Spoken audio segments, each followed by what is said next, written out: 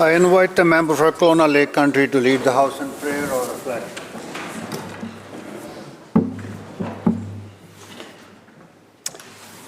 Mr. Speaker, it's 14 years, and when I usually say the prayer, I usually open this book and read something out, but I sat here today as I looked at the book and looked at what was in there, and I thought I'd take a different approach, so apologize ahead of time if I say a word incorrectly, and if people have an issue, let me know, but things that are okay and not okay. And I was thinking things not okay was the attack on Ukraine over a year ago. What's going on in Israel right now happened over the last couple of weeks. Definitely not okay. Things that are around our world where human beings are awful to other human beings. Not okay. And I pray that God finds a way of making all those things be okay again in the future. On the other side, things that are okay. And one thing came to mind. Last year, some of you know, I walked the Camino de Santiago, 800 kilometers in 30 days. I did it as an adventure, not as a spiritual thing. But halfway through, after walking day after day after day in your own thoughts, because that's really what happens, you have no choice but to start having conversations with God. And I came to a conclusion after my conversations, and that I'm not perfect, but that's okay. Thank you, Mr. Speaker.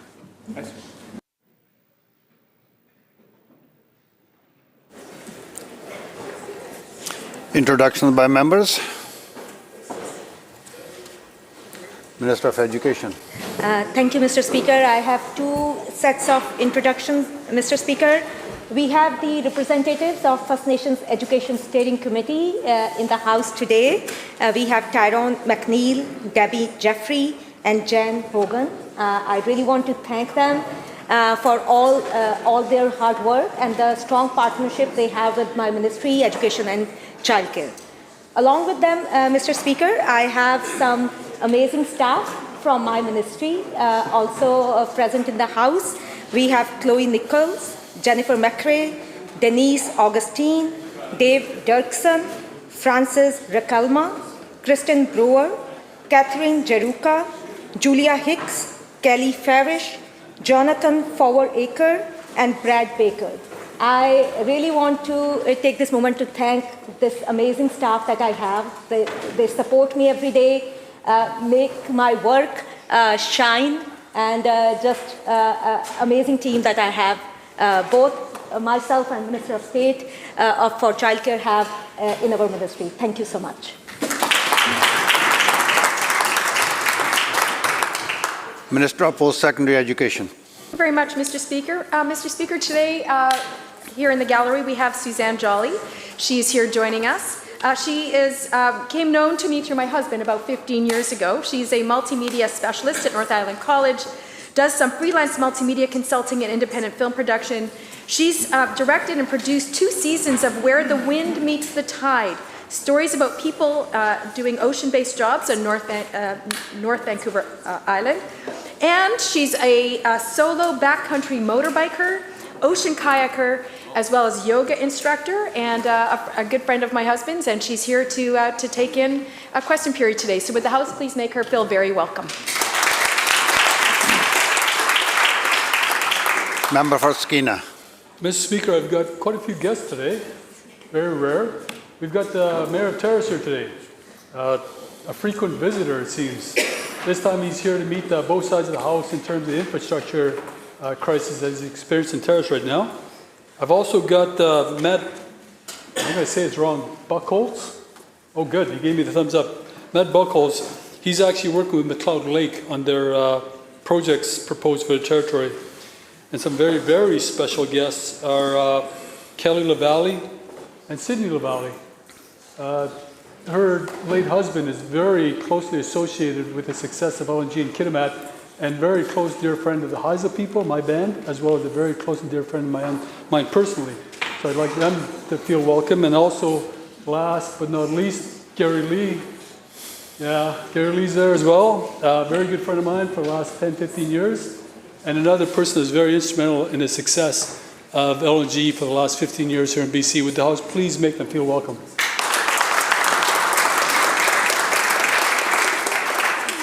Official Opposition House Leader.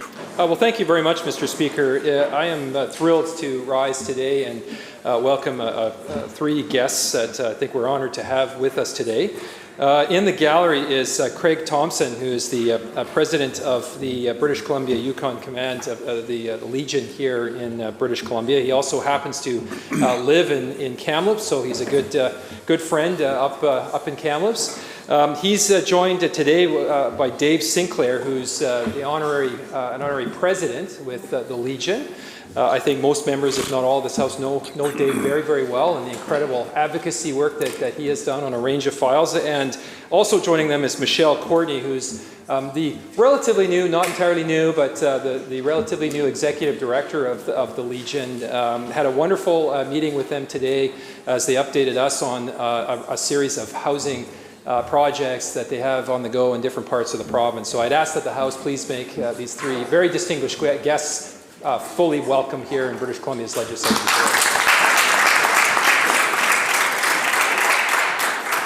Minister of Transportation. Thank you very much, Mr. Speaker. I want to make an introduction of a different sort with the indulgence of the House this afternoon, and it's really to introduce who many members of the House will know, individuals employed at Helijet Airways, but the company, and in particular the two pilots yesterday who helped avoid us talking about a transportation tragedy that was narrowly avoided. Those employees will remain nameless for now, but to call them heroes under that situation would be no overstatement. And that's in fact what they are. They saved 12 lives yesterday and had to respond to a situation that they had no idea what had hit the aircraft. It turned out it was a lightning strike that damaged the aircraft significantly. The fact that it was able to fly is a miracle. And the two pilots, one of whom has 23 years experience flying around British Columbia, had the skill, the composure, and the ability to rescue that situation and save all who were aboard. So I would like the House to recognize that and to thank everybody who works at that company who went through a very harrowing experience. I knew one of the passengers who actually was coming to meet me, and that individual, who's a dear friend, was very badly shaken up, as you would understand.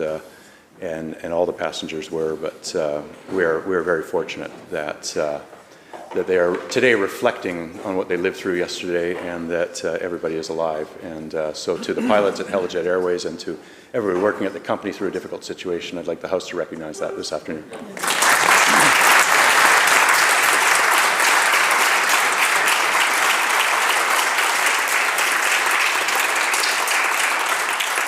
Member for North Vancouver Seymour. Thank you, Mr. Speaker.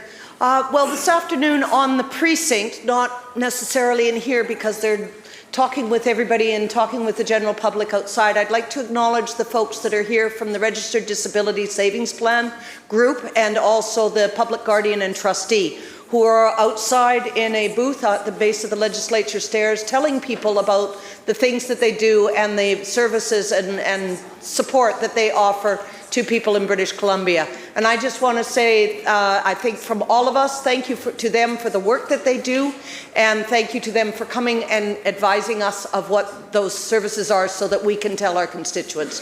Thank you, Mr. Speaker.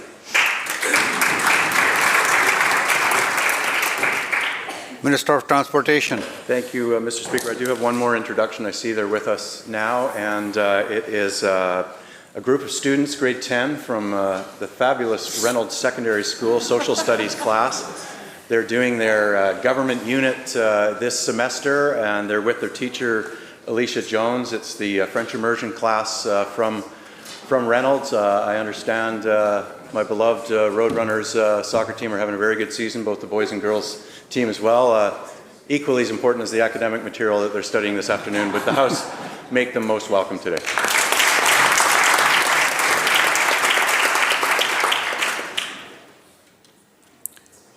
Madam Clerk. Introduction of bills. Minister of Education. Mr. Speaker, I have the honor to present a message from from Her Honor, the Lieutenant Governor. Her Honor, Lieutenant Governor transfers here with Bill number 40, Intituled School Amendment Act 2023, and recommends the same to the Legislative Assembly. Minister. Mr. Speaker, I move that the bill be introduced and read for the first time now.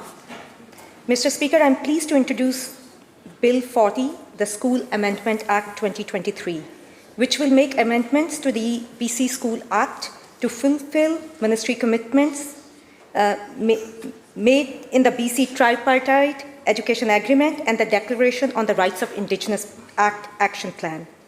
These changes, requested by First Nations, have been co-developed with the First Nations Education Steering Committee and in direct consultation with BC First Nations, including Treaty First Nations.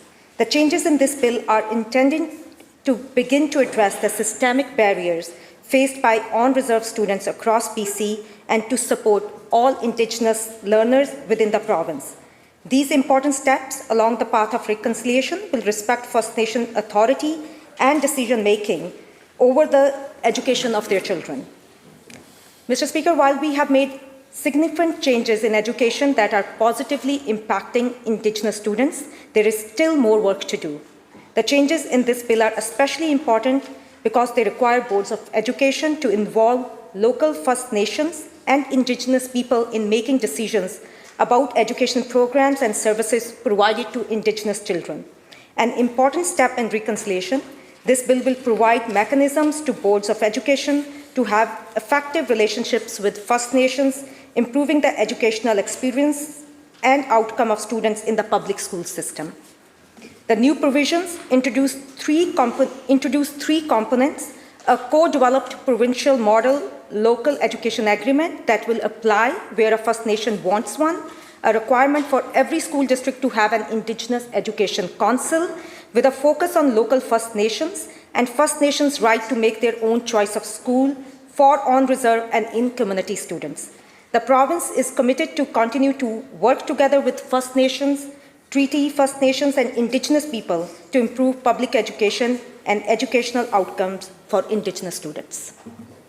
Members, the question is first reading of the bill. All those in favor indicate aye. Aye. Opposed? Motion carried. Minister.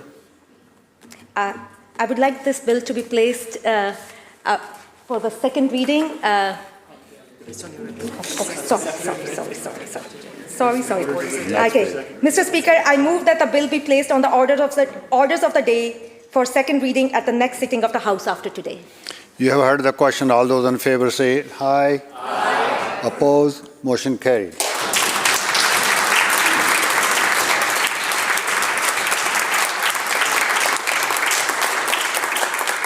Madam Clerk.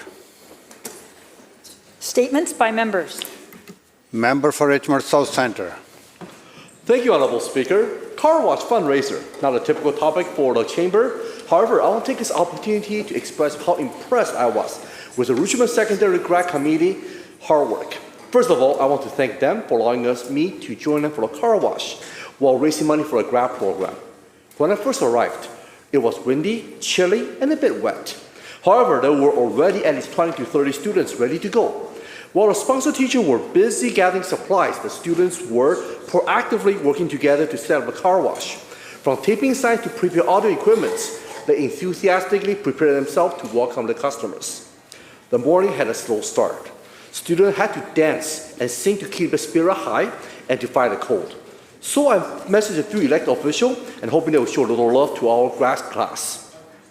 I'll take this moment to express my gratitude to Councillor Carol Day, Councillor Chakao, School Trustee Debbie Tobrani, MP Wilson Mel, and MP Parm Banks. Of course, as the day went on, more parents, teachers, neighbors, even students arrived to show support. I want to thank everyone for them to show love to our Richmond Secondary School's grad committee for their support of the successful fundraiser. While washing cars, it was hard not to get wet and dirty. I remember vividly while I accidentally splashed some dirty and soapy water on a student and quickly tried to apologize. Instead of responding with frustration, the student said no apologies were necessary. They are all there to work hard and expected to get dirty. His response were both exceptionally mature and thoughtful. Little details like this show me the students truly demonstrate leadership potential as they diligently washed cars while embracing the love and the gratitude from the community. I was truly honored to watch cars alongside with them, and I want to take this opportunity to say congratulations to the Richmond Secondary Grad Committee. Member for Skeena.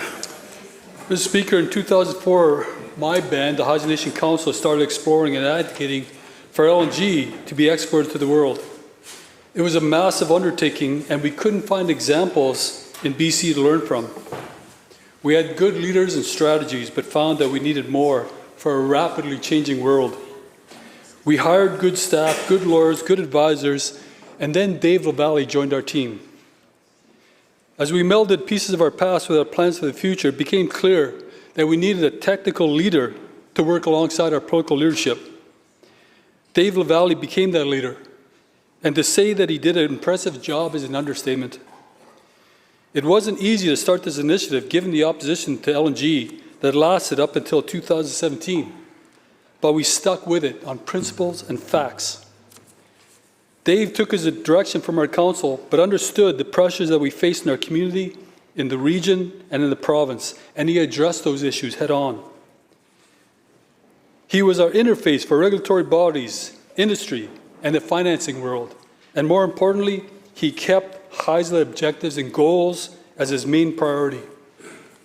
I've said many times in this House how my band successfully turned the corner in terms of independence and addressing our own issues on our own terms, and we succeeded beyond our wildest dreams.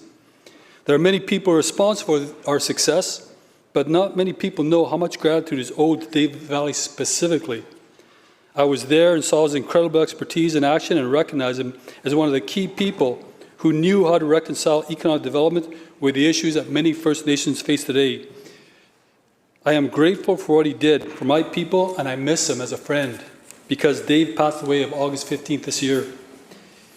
He is lovingly remembered and sorely missed by his wife Kelly, his children Megan, Samantha, Dawson, Jessica, and Sydney, and his brand new granddaughter Scarlett, his brother Daryl, his nephew Ben, and his niece Sadie. Rest in peace, Dave LaValle. Member for Surrey Cloverdale. Thank you, Honourable Speaker. The Surrey Firefighters Charitable Society was founded in 1994 with the mission to provide charitable programs that benefits to the citizens of our community and to assist other charities within the community that have similar goals and objectives. And Honourable Speaker, if you want to know 1994, it also happens to be the birth year of the member from Langford, Wanda Fuca, if we didn't feel old enough today. I'm proud to stand in this House as one of the founding directors of the program the Charitable Society. The program I'm going to talk about is Ignited Dream. As background, 11 years ago, 3 firefighters responded to a call involving a young person, which resulted in a tragic ending. Witnessing the potential of young minds go unrealized due to life circumstances, the Ignited Dream event was born with the primary goal of raising funds to support the education of Surrey's youth, creating opportunities for high school graduates who have overcome significant challenges to pursue their post-secondary education. In 2016, this event, in collaboration with Kwantlen Polytechnic University, it transforms the modern Cloverdale campus into an elegant space featuring an evening of wine, craft tasting, culinary delights, live music, and a silent auction. This year's event had some of the Surrey MLAs in attendance. That took place on September 23rd. This year's Ignited Dream events saw the proceeds donated to KPU to enable the creation of 10 $4,500 Ignited Dream Awards to be distributed to deserving KPU students in the fall of 2024. Ignited Dream is more than an event. It is a promise of brighter futures, a commitment to breaking down barriers to education, and the celebration of the potential that resides within all of our youth. Next year's Ignited Dream event will see another group of students begin their journeys to a rewarding career of their choice, and I hope to see some of those familiar faces there again next year.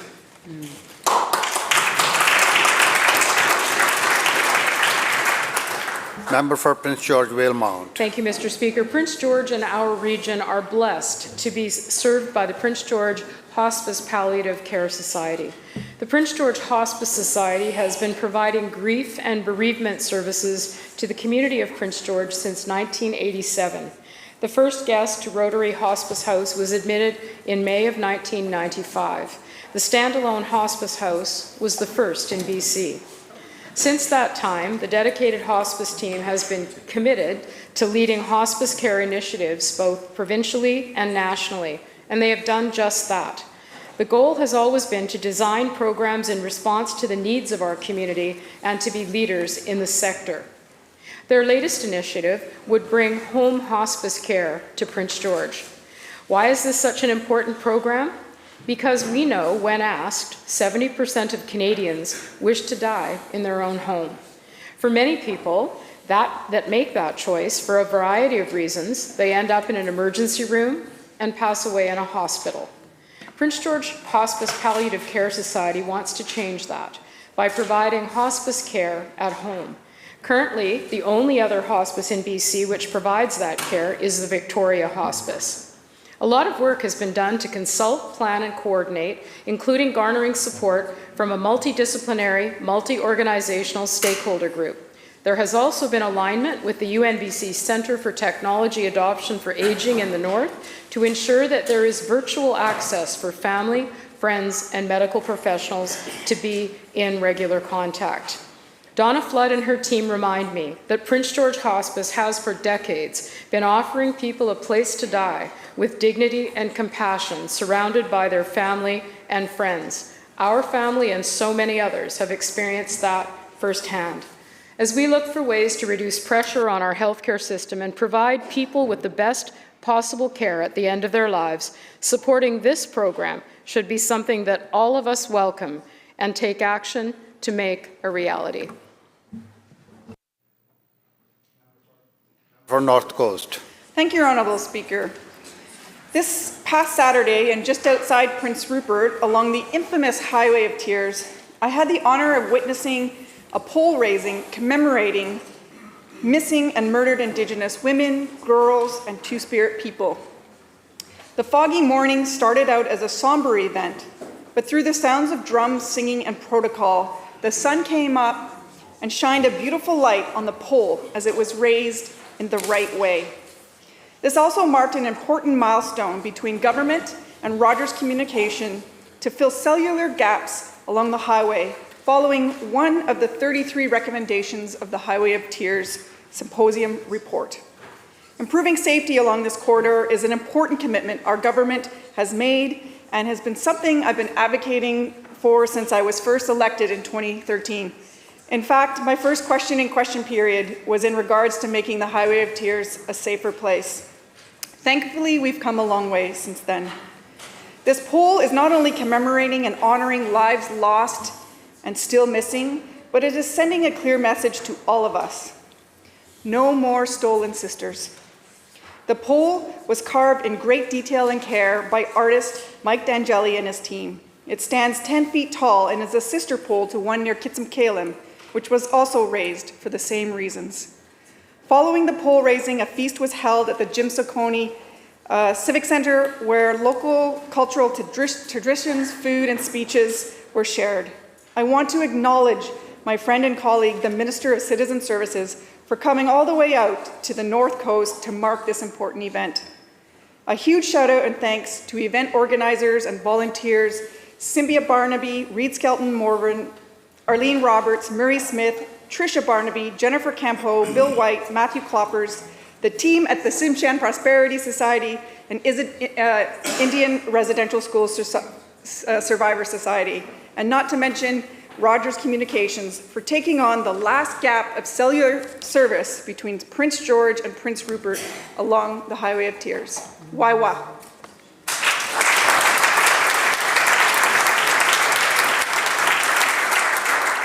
Member for Richmond North Centre. Thank you, Honourable Speaker. Addiction is a complex issue that affects people from all walks of life. It's not limited by age, gender, or social status. It's something that touches our community, our neighbors, and sometimes our own families. Today, I write to celebrate an organization that is making a significant impact in the midst of these challenging times in British Columbia, the Richmond Addiction Services Society. On October 18th, I have the privilege of attending the RASS annual general meeting in my capacity as an MLA for Richmond North Centre. What I witnessed was nothing short of inspiring. The Richmond Addiction Services Society is dedicated to providing vital support, resources, and programs to individuals and families who are grappling with addiction. Honourable Speaker, what struck me most was the unwavering dedication and passion shown by every member of the organization. They are working so hard to realize their goal of preventing substance and behavioral addictions while ensuring the delivery of programs and services to support individuals and communities to achieve optimal health in all areas of life. This is truly commendable. However, we must recognize the vital work they do would not be possible without the involvement of our dedicated community members. I would like to take a moment to express my heartfelt gratitude to the volunteers within RASS and similar organizations across British Columbia. These individuals work tirelessly to ensure their community's safety and prosperity. For that, we are deeply grateful. Thank you, Honourable Speaker.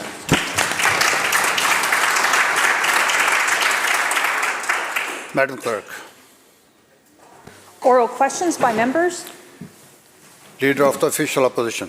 Thank you, Mr. Speaker. Mr. Speaker, after 7 years, the NDP's middle-class squeeze has made BC now the most unaffordable province in the entire country, and it's getting worse every day. Housing starts are now plummeting. Major housing starts and projects are grinding to a halt. And future homes are vanishing, Mr. Speaker, as sales of undeveloped residential land have dropped off a cliff by 85% over the last 15 months. Now, to add to the failure of this Premier's housing flood, most recently, we've seen the loss of over 400 potential affordable housing units promised at the 104 Plaza in Surrey. So, to recap, we've got a 36% increase in provincial bureaucracy, we've doubled our provincial debt, we're facing the highest projected deficit in the history of the province of British Columbia, all helping to drive inflationary construction costs while decimating housing supply. Is this how the Premier defines success in housing? Here, here. Minister of Housing. Thank you so much, Honourable Speaker, and certainly I would agree with the member that there's challenges that we're facing here in British Columbia.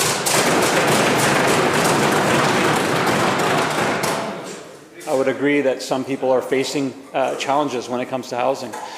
2 decades of underinvestment in housing, welcoming 240,000 people to British Columbia. We simply have not been building enough housing to meet that demand. The member mentions a specific project in Surrey, which we were providing financing to. And of course, I'm sure the member knows that the rising interest rates, the actions taken by the Bank of Canada are having real impacts on projects, not-for-profit projects, private sector projects, and folks are having to make decisions.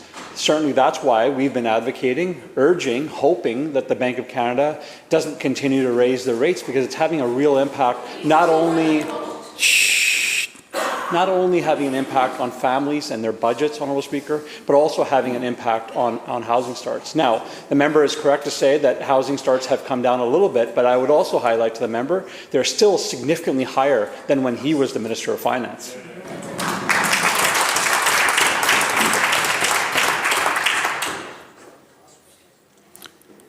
Leader of the Official Opposition, supplemental.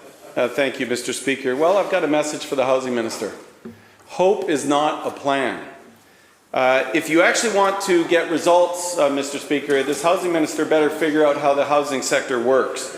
Because after 7 years of this Premier and this Housing Minister's leadership, we've ended up with the most unaffordable housing in North America, the highest average rents in the entire country, and to make it worse, a growing maze of NDP red tape that continues to add to the housing costs. I just want to refer the member to their Community Housing Fund application, which is supposed to be about affordable housing. This monstrosity comes in at almost 400 pages that will add about 30% to the cost of a typical affordable home. Now, it's no surprise, given this kind of nonsense, Mr. Speaker, that we've got only 15% of the 114,000 promised affordable homes that they were going to build that are actually open today. An undeniable housing flub. And as the size of the NDP bureaucracy explodes, they continue to deliver worse results right across the board. So, my question to the Minister, making housing affordable means making it less expensive. So why would this Premier continue to add unnecessary red tape and costs to so-called affordable housing?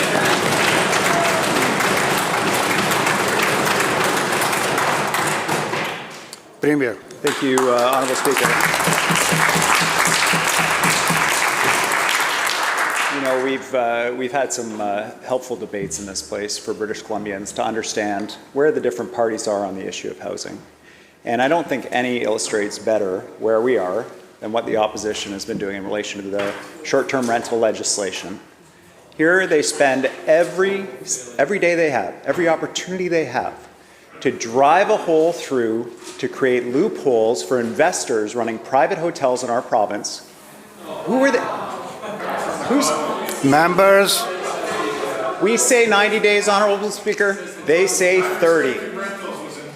They say, well, what about big events? We should do something about big events. Premier, hold it. Please. You know, I would love to see the other side stand up at one point. I heard the Leader of the Opposition say the problem in this province is that tenants have too many rights, Honourable Speaker. I would love to hear the other side. They're quiet now, because I would love to hear them say something at some point to support real people looking for a place to live, which our short-term rental legislation is going to do, which the speculation vacancy tax did in getting rid of vacant homes, and which are literally billions of dollars of investment in affordable housing that they voted against every chance they had, is building for real people. And we're going to keep doing it, Honourable Speaker.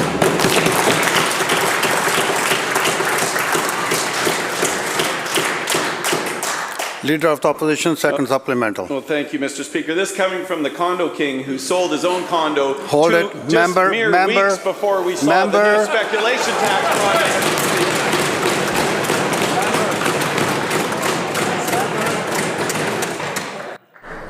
Let's be respectful.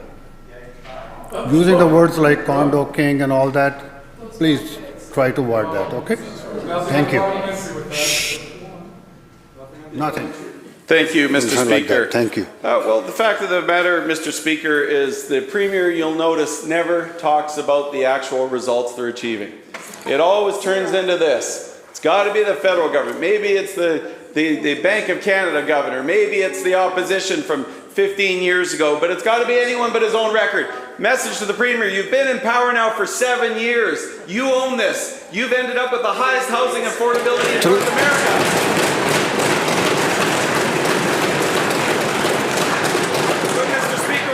Is quote the actual housing minister himself, who admitted, and I quote, every single project is going over budget, putting us further behind where we want to be by 2030 for all the targets that CMHC has set for us, end of quote. That's what happened. That's what happens, my friend, when your housing plan is built on hope, not reality. The highest rents, the worst housing affordability in North America, and now we've got Metro Vancouver saying let's triple the development cost charges so that we'll hammer families with up to $24,000 in new taxes for every new home built. As a Premier, I can tell you this, I would block those outrageous tax hikes. 3 weeks ago, I asked the Premier to make the same commitment. He dodged the question. So let's try this again. Will the Premier block the $24,000 fee hike that will crush families who just want the opportunity to get into affordable housing in British Columbia?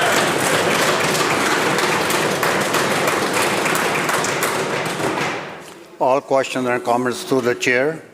Premier. Thanks, Honourable Speaker. You know, that member sat on this side of the House for a long time, and he was well aware of the lengthy and maze-like processes at local governments. He didn't take any action. We're taking action on these things. We're setting housing targets for local government. We've got legislation coming, stay tuned, to smooth and ease the process at the municipal level. Provincial level, we've cut permit process times by 33% around housing. Honourable Speaker, we have 15 times more affordable housing underway today than when that member sat on this side of the House. We're opening affordable housing at 3 times the rate of their government when they sat on this side of the House. It would have taken them 28 years to do what we've done in just 6 years. Purpose-built rental construction is up 650%, Honourable Speaker. Housing starts are up 70%, Honourable Speaker. Housing completions are up 50%, Honourable Speaker. Student housing in 16 years. They built 130 student beds. We built nearly 8,000 units, Honourable Speaker. Members. I tell you what, the member wants to talk about results they got. He wants to talk about results they got when they were on this side of the House. Well, their finance minister managed to buy not 1, not 2, but 3 condos in the same building and flip them for almost $1 million, Honourable Speaker. That's results.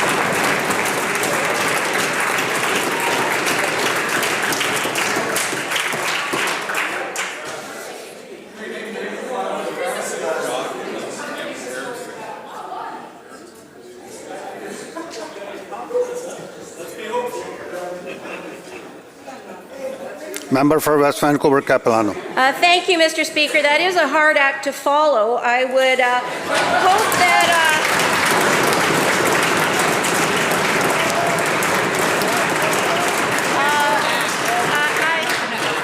I'm not going to act, Mr. Speaker. This is not an act on this side. We're asking hard questions that the other side does not answer.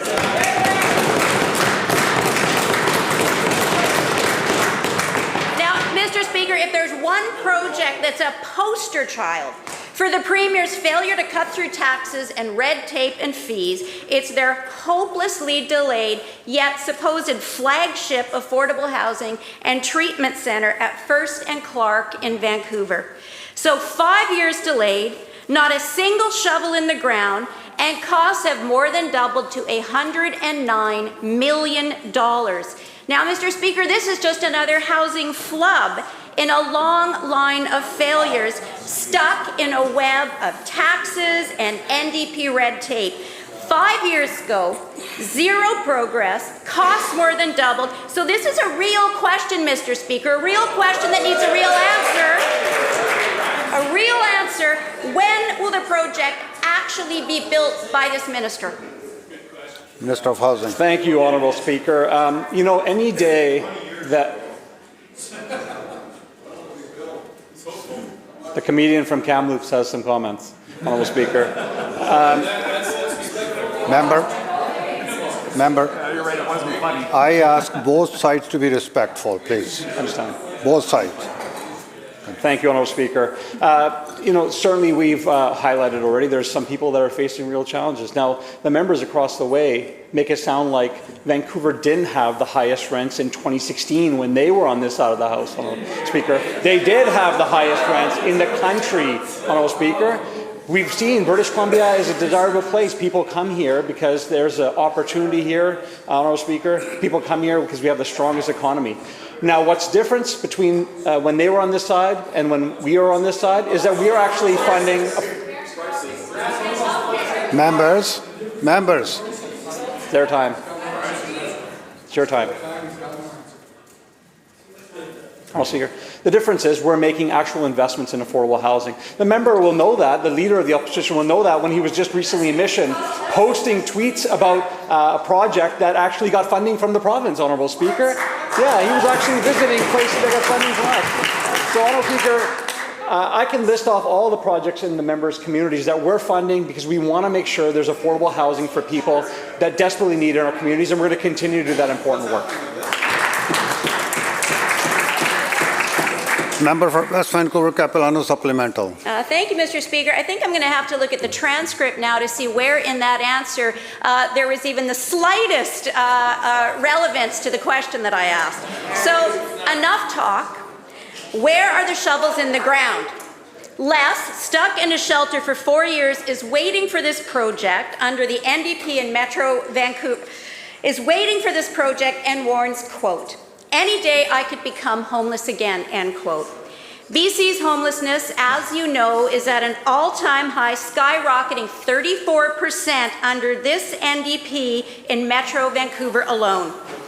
With record-breaking deficits, the NDP delivers nothing but record-low results. So this is a question.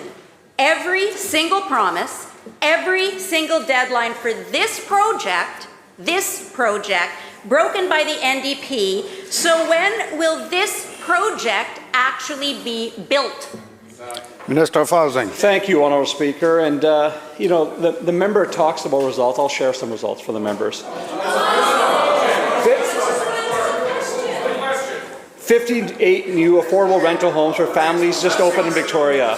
24 just opened up in Powell River. 20 new affordable homes in Burnaby. 55 Campbell River. 58 affordable rental units right now just opened in Vancouver last month. 43 opened up last month in Burnaby. 62 opened up in August in Nanaimo. 36 in Prince George last month. Kamloops had another 14 open up in August. Vernon had 48. Honourable Speaker, Vancouver had another 60 open up in July. Honourable Speaker, I've got pages and pages of how many openings we're seeing throughout the province. Honourable Speaker. So, Honourable Speaker, you know, if they had a record of actually building affordable housing, I would take their questions more seriously, Honourable Speaker. For too long, Members. They've got a short memory, Honourable Speaker. They've forgotten when their housing minister on that side said to people who couldn't find affordable housing in their community, if you can't afford it, simply move. We are taking a different approach, Honourable Speaker. We're going to continue to do that important work. House Leader of Third Party.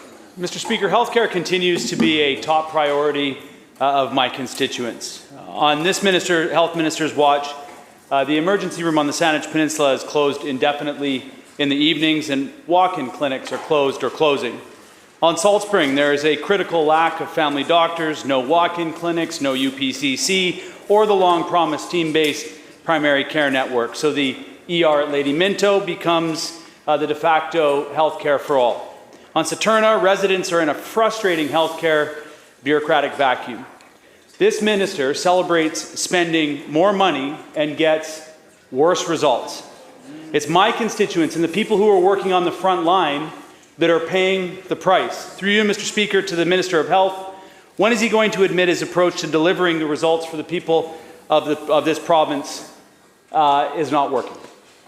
Minister of Health. Well, thank you, Honourable Speaker. Last year we put in place a Health Human Resources plan, one that is delivering for British Columbians.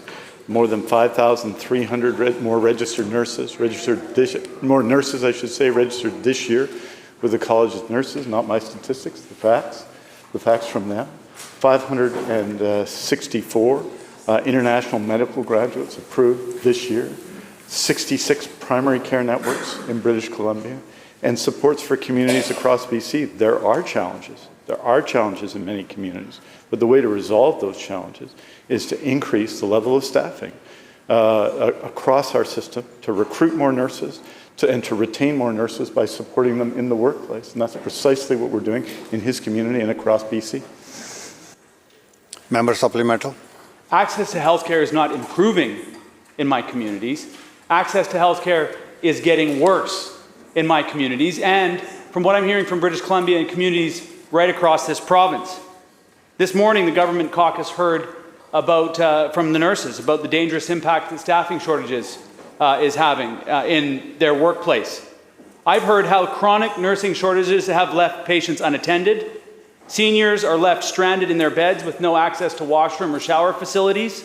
Families are hiring private care aides for their loved ones in hospital. My office is managing way more files than we should be, that should be dealt with by the patient quality care offices, but yet no results there. Patients are unnecessarily filling hospital beds because doctors are reluctant to release them back into the community because there's no care for them there.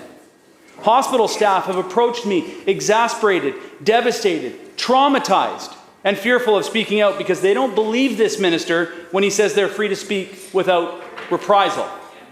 In 2016, The ministry spent $17.95 billion on healthcare. In 2022, same ministry, different minister, $26.38 billion. Yet somehow we have worse results. My question through you, Honourable Speaker, is to the Premier. The Health Minister spends more money for worse results. It isn't working. At what point will this Premier say enough is enough? Minister of Health. Well, thank you, Honourable Speaker. And I did meet with nurses this morning.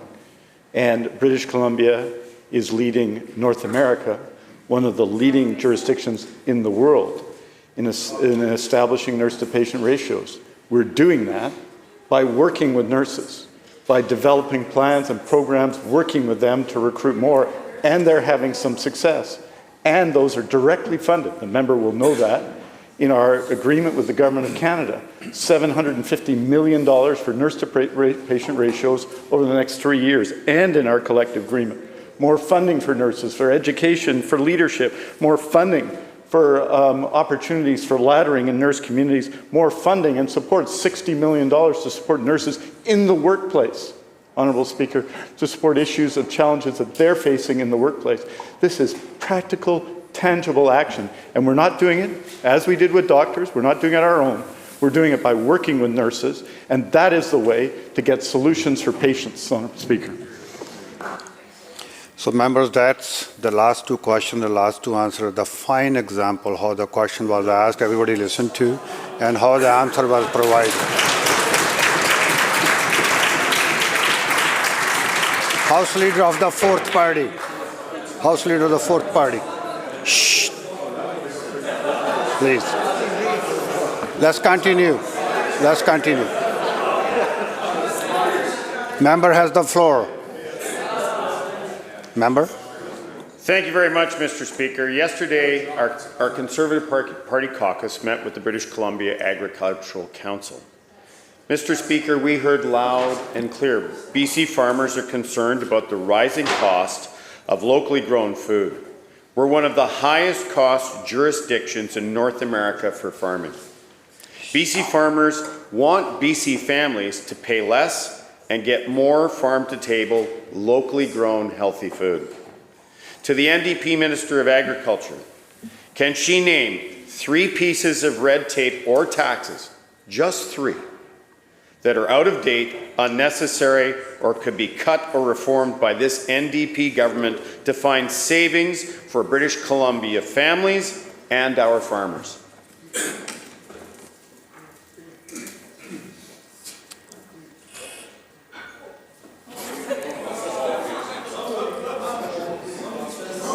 Minister of Agriculture. Thank you, Mr. Speaker. Thank you, member, for the question. Mr. Speaker, farmers in BC have faced rising business costs, and we know this is also happening across Canada and beyond in multiple sectors. And this is precisely why I spent much of the past several months traveling around the province, speaking with farmers and ranchers so I could understand how my ministry could best support them. We've made an historic $200 million investment into programs designed to support producers based on their unique needs. Programs that are working. This past summer, we have provided 186 farmers with over $7 million in targeted advance payments through our Agri-Stability Program. We have also now secured an agri-recovery package, working with the federal government that provides financial assistance to farmers who faced extraordinary expenses due to this summer's drought and wildfires. And many times yesterday we were thanked for that. Thank you, Minister. In July, we requested the federal government to allow ranchers in flood or drought-impacted areas to defer a portion of their sale proceeds to the following tax year. Thank you, Minister. Thank you.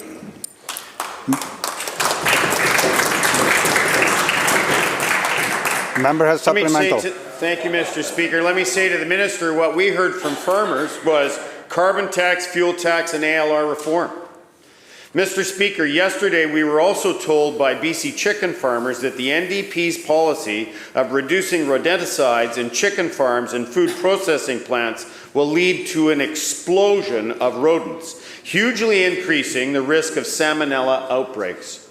To the NDP Minister of Agriculture, why is this government putting British Columbians at risk by allowing the rodent population to boom? Premier. Thank you, Honourable Speaker. I wanted a chance to respond to this because I met with a number of farmers in Boundary Country, and yesterday got to meet with the leaders from the industry, and they're being hit really hard by climate change, Honourable Speaker. And I know that the member standing to ask that question and his party are struggling really hard with whether or not climate change is real. I'll read a quote from the leader of the Conservative Party. This is from an article, CBC. Asked directly if he believes climate change is real, caused by humans, the leader of the Conservative Party declined to answer, quote, "I know you asked a very specific question, but at this point I'm not prepared to answer that question," unquote. Now, if we want to support our farmers, I would start by recognizing that climate change is real.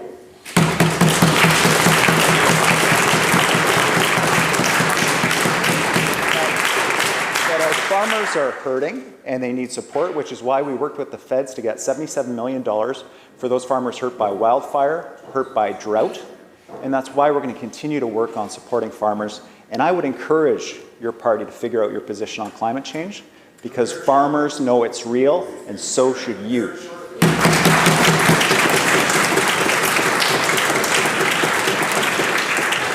Opposition House Leader.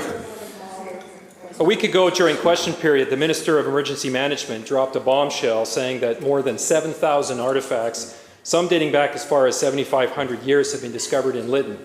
This revelation came as a complete surprise to Indigenous and non-Indigenous people alike, including to the Mayor of Lytton, who only learned of it through a YouTube video from the BC Legislature.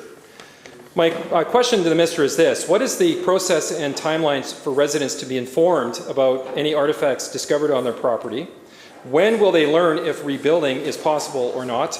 And can the Minister confirm that the province will fully compensate those impacted by fees related to the discovery of these artifacts?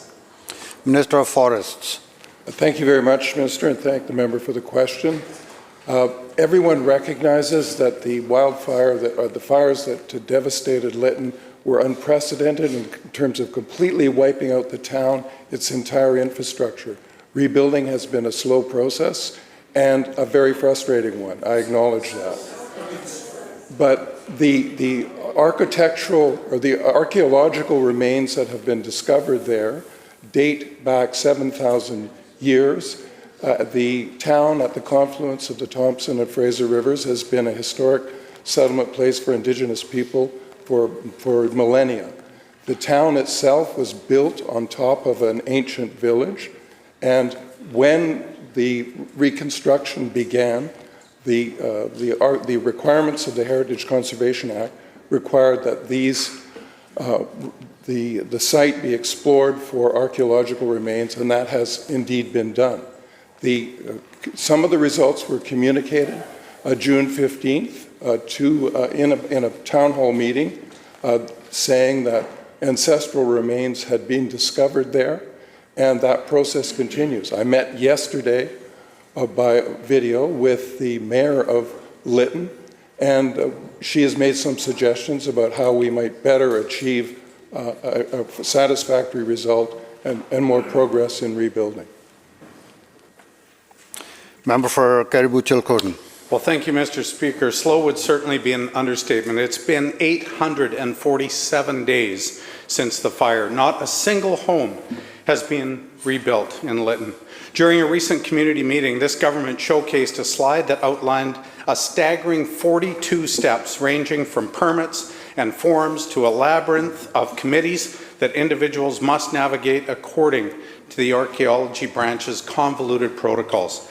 Given last year's 11,000 permit backlog and a staggering 255-day average wait time for archaeological permit processing, what concrete timelines can residents of Lytton expect for their archaeological assessments?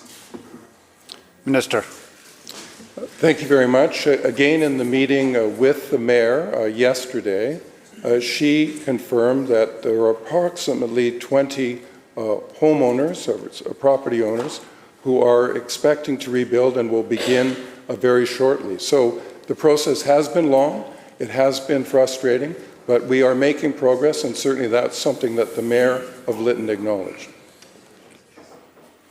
Member for Kamloops South, North Thompson. Well, thank you, Mr. Speaker. Let's be clear. Indigenous and non-Indigenous communities across this province want to know what is next if something is found. Be it in Lytton, be it in Oak Bay, where there is tons of historical Lekwungen sites. What happens if somebody has a fire and has to rebuild an individual home? Will they be subject in Oak Bay, where the Indigenous Relations Minister lives, to the same conditions? And then what happens if an artifact is actually found? No one is disputing that archaeological work has to happen. But what has happened under this government is an incredible delay and backlog on the processing of the findings and whether or not people, A, will be allowed to build on a site where something has been found. What happens next once something is found? Indigenous communities can't say, municipalities can't say, and this province refuses to say. So the question to this government is, with 11,000 permits backlogged at the archaeological branch, with an average of 255 days of processing time right now, that's the average, which means most are over 255 days, homeowners, Indigenous and non-Indigenous in this province, simply want to know what is the next step by this provincial government when an artifact is found on somebody's property. Minister. Thank you very much, Mr. Speaker. The Heritage Conservation Act mandates a certain process when disasters occur, and rebuilding is required. So the process that is in place it takes time. That's acknowledged, but the findings at Lytton were unanticipated. I don't think people understood the richness of the archaeological findings there. One commentator called it one of the richest archaeological deposits in North America. So that process has been protracted, but progress is being made, and the mayor of Lytton clearly acknowledged that yesterday in our conversation. The bell ends the question period. Madam Clerk. Leader of the fourth party. Thank you, Mr. Speaker, and I rise to present a petition to the House from over 2,000 residents, business owners, and short-term rental operators in British Columbia regarding Bill 35, Short-Term Rental Accommodation Act. These petitioners respectfully request that the House consider specific stipulations within the bill and maintain an open dialogue with all stakeholders involving particularly the small-time investors and compliant property owners to explore balanced solutions that address the housing challenges while also respecting the rights and contributions of compliant short-term rental operators. Madam Clerk. Orders of the day. Government House Leader. Thank you, Honourable Speaker. I call third reading on Bill 36. Please act. Committee chairs. Oh, sorry, third reading. Yes, of course. Is it the bid amendment?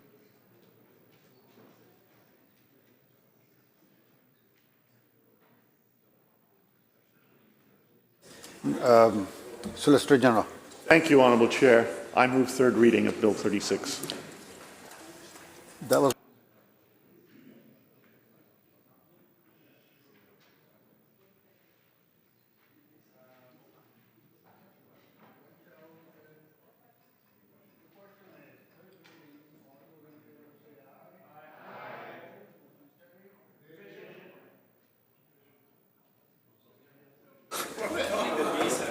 Did you catch it?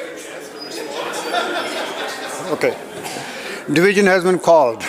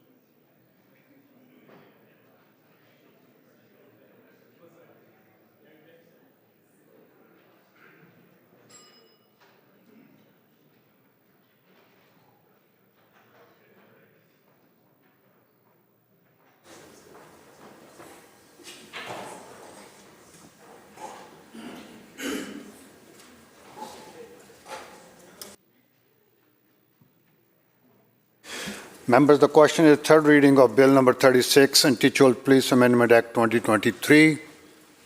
We will first take the vote inside the chamber, and those who are participating remotely, please, Mr. Clerk will contact you right after that. So those in favor, please rise.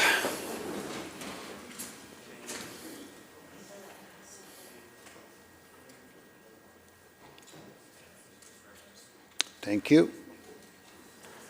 Those who oppose, please rise.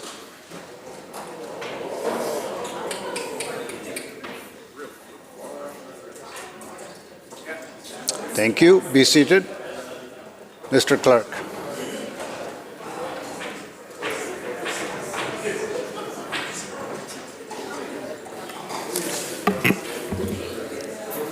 Mr. Ashton.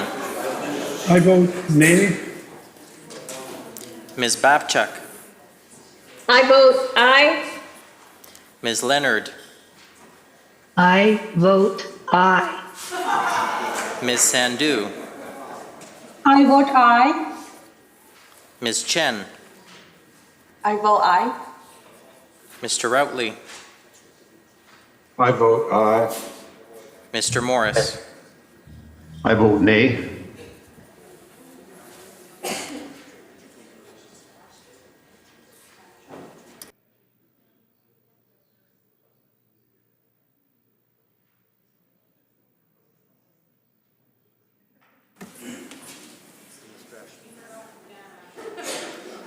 We started with them.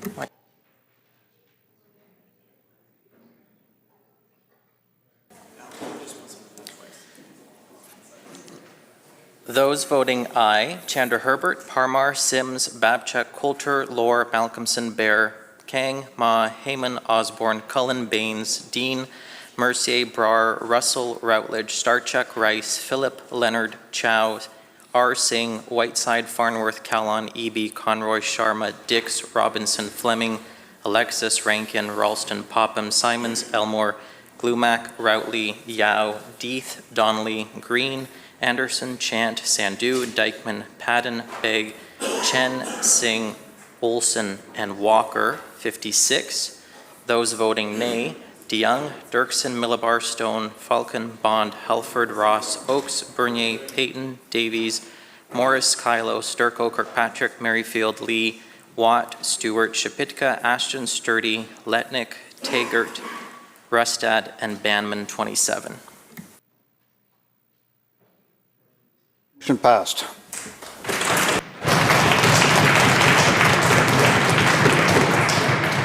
Bill 36, Police Amendment Act 2023 has been read third time and has passed. Government House Leader.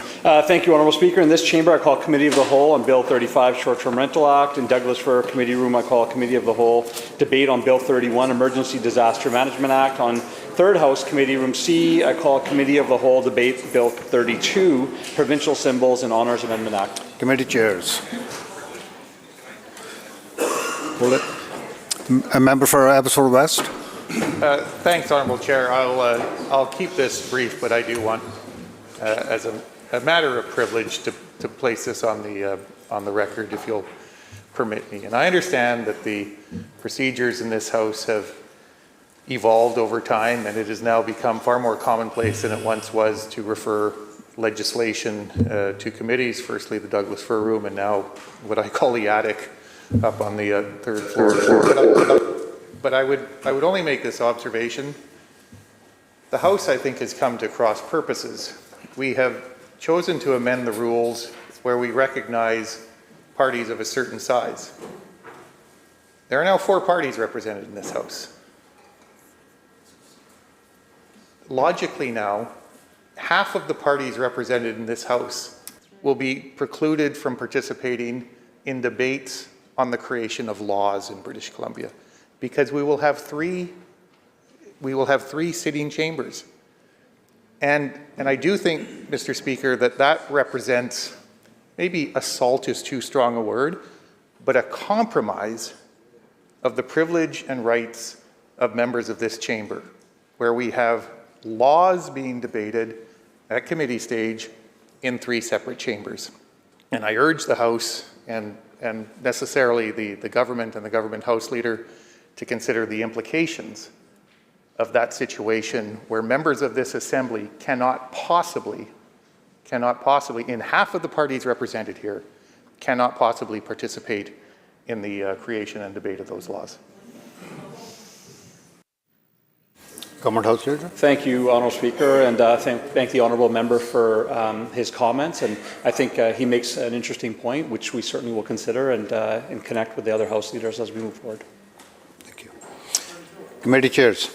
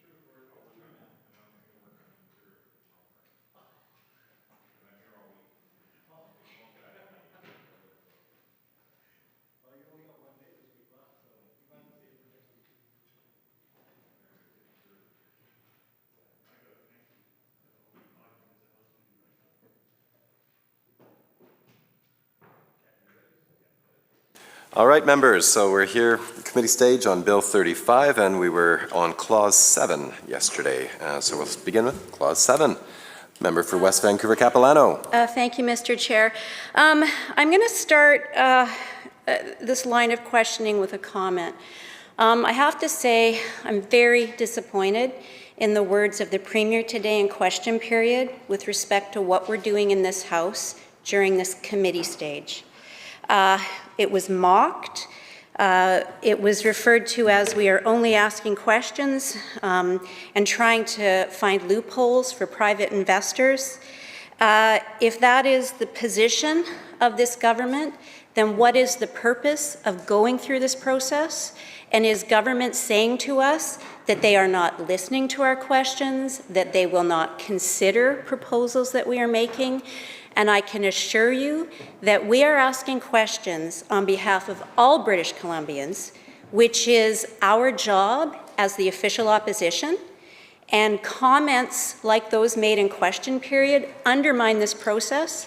There are people watching us today who are nurses, doctors, people in the film industry, people who make their living in this sector. And to joke and dismiss it, I found very troubling. So I am starting with that, and I'm certainly hoping that the minister and this government will consider what we are saying here as being helpful and constructive so that we can create a better market for people in British Columbia and more homes for them to live in. Minister. Thank you, Chair. I'll start by saying nobody was laughing or joking. I think that's, I don't agree with that, the assertion made by the member. This is a serious issue. We have people that are watching that are also struggling to get housing. And when they see people buy 3, 4, 5, 6 homes, and they have the means to it, and just put them on short-term rentals and not make them available for people who are desperately looking for places to rent, they also find it very frustrating. And so I did share with the member yesterday, right off the bat, that we believe that the recommendations or the amendments that were being suggested are loopholes, which will make it more challenging to ensure we get housing back for people. I shared that with the member yesterday, and the position still remains the same. And so we have always had a good exchange, the member and I, on all the bills, all the issues we have. I certainly hope that remains the tone for us. But I did want to clarify that there was no joking, there was no laughing. Housing is a serious issue. We take it very seriously. We know it's a challenge, not only in British Columbia, but across the country. And that's why we think this legislation is so vitally important. Shall Clause member on Clause 7. Thank you. I appreciate the response, Minister. My blood pressure is still up, but I will continue to be polite and we can have a cordial conversation here. If I can clarify now after that, Mr. Chair, we are on Clause 7. Okay. When we finished yesterday, we were talking about what platforms would be required to register. I would like the minister to please list all of the platforms that government has identified. Presumably, as you were drafting this, government was anticipating and researching all of those various platforms that would be impacted by this.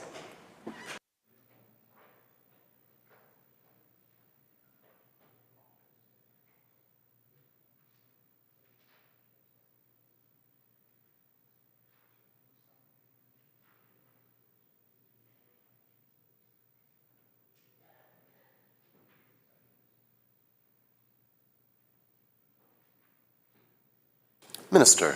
Thank you, Chair. Well, my answer, with all respect to the member, will be the same as I gave yesterday, which is there are some platforms that are more in the media. Perhaps the name has become more connected to the type of platforms that are in this space. But we are not limiting it to specific platforms. We know from our local government partners that they know on the ground which platforms are operating in their communities. And so our intention with this legislation is to say that anyone that operates in this, not just the few that get named in the media, but anyone operating in the space has to follow the law of British Columbia, and that's why this legislation is important. Member. Thank you to the Minister. I appreciate what you were saying. I find that the answer is vague, and I would just like to explore a little bit more in terms of specifics. I have to believe that when this legislation was being contemplated and drafted, that there was more specific identification of those platforms that need to be overseen and monitored. So is there a specific list of those that government was aware of that wanted to ensure that they were covered? Minister. Thank you, Chair. Again, the legislation wasn't designed to target one company or two companies.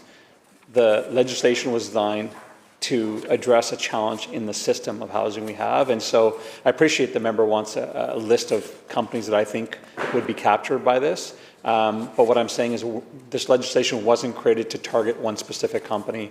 It was meant to capture many platforms. It doesn't matter the name of the platform. It doesn't matter which platform it is. All of them are captured by this legislation, and all of them have to follow the rules of British Columbia.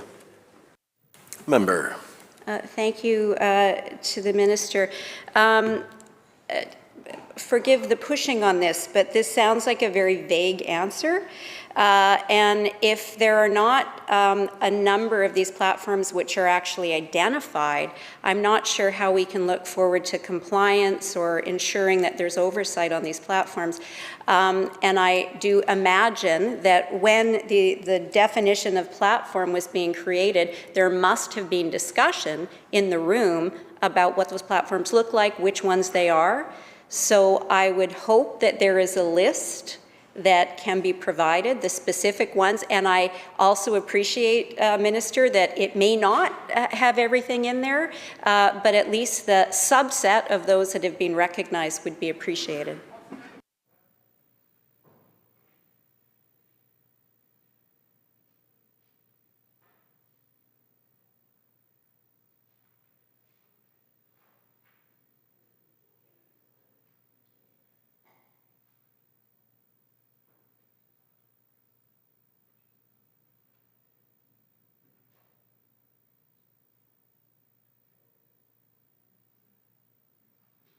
Minister. Thank you so much, Chair. Again, I want to emphasize this point. This legislation wasn't targeting a specific company. I think that's, it just needs to be reemphasized.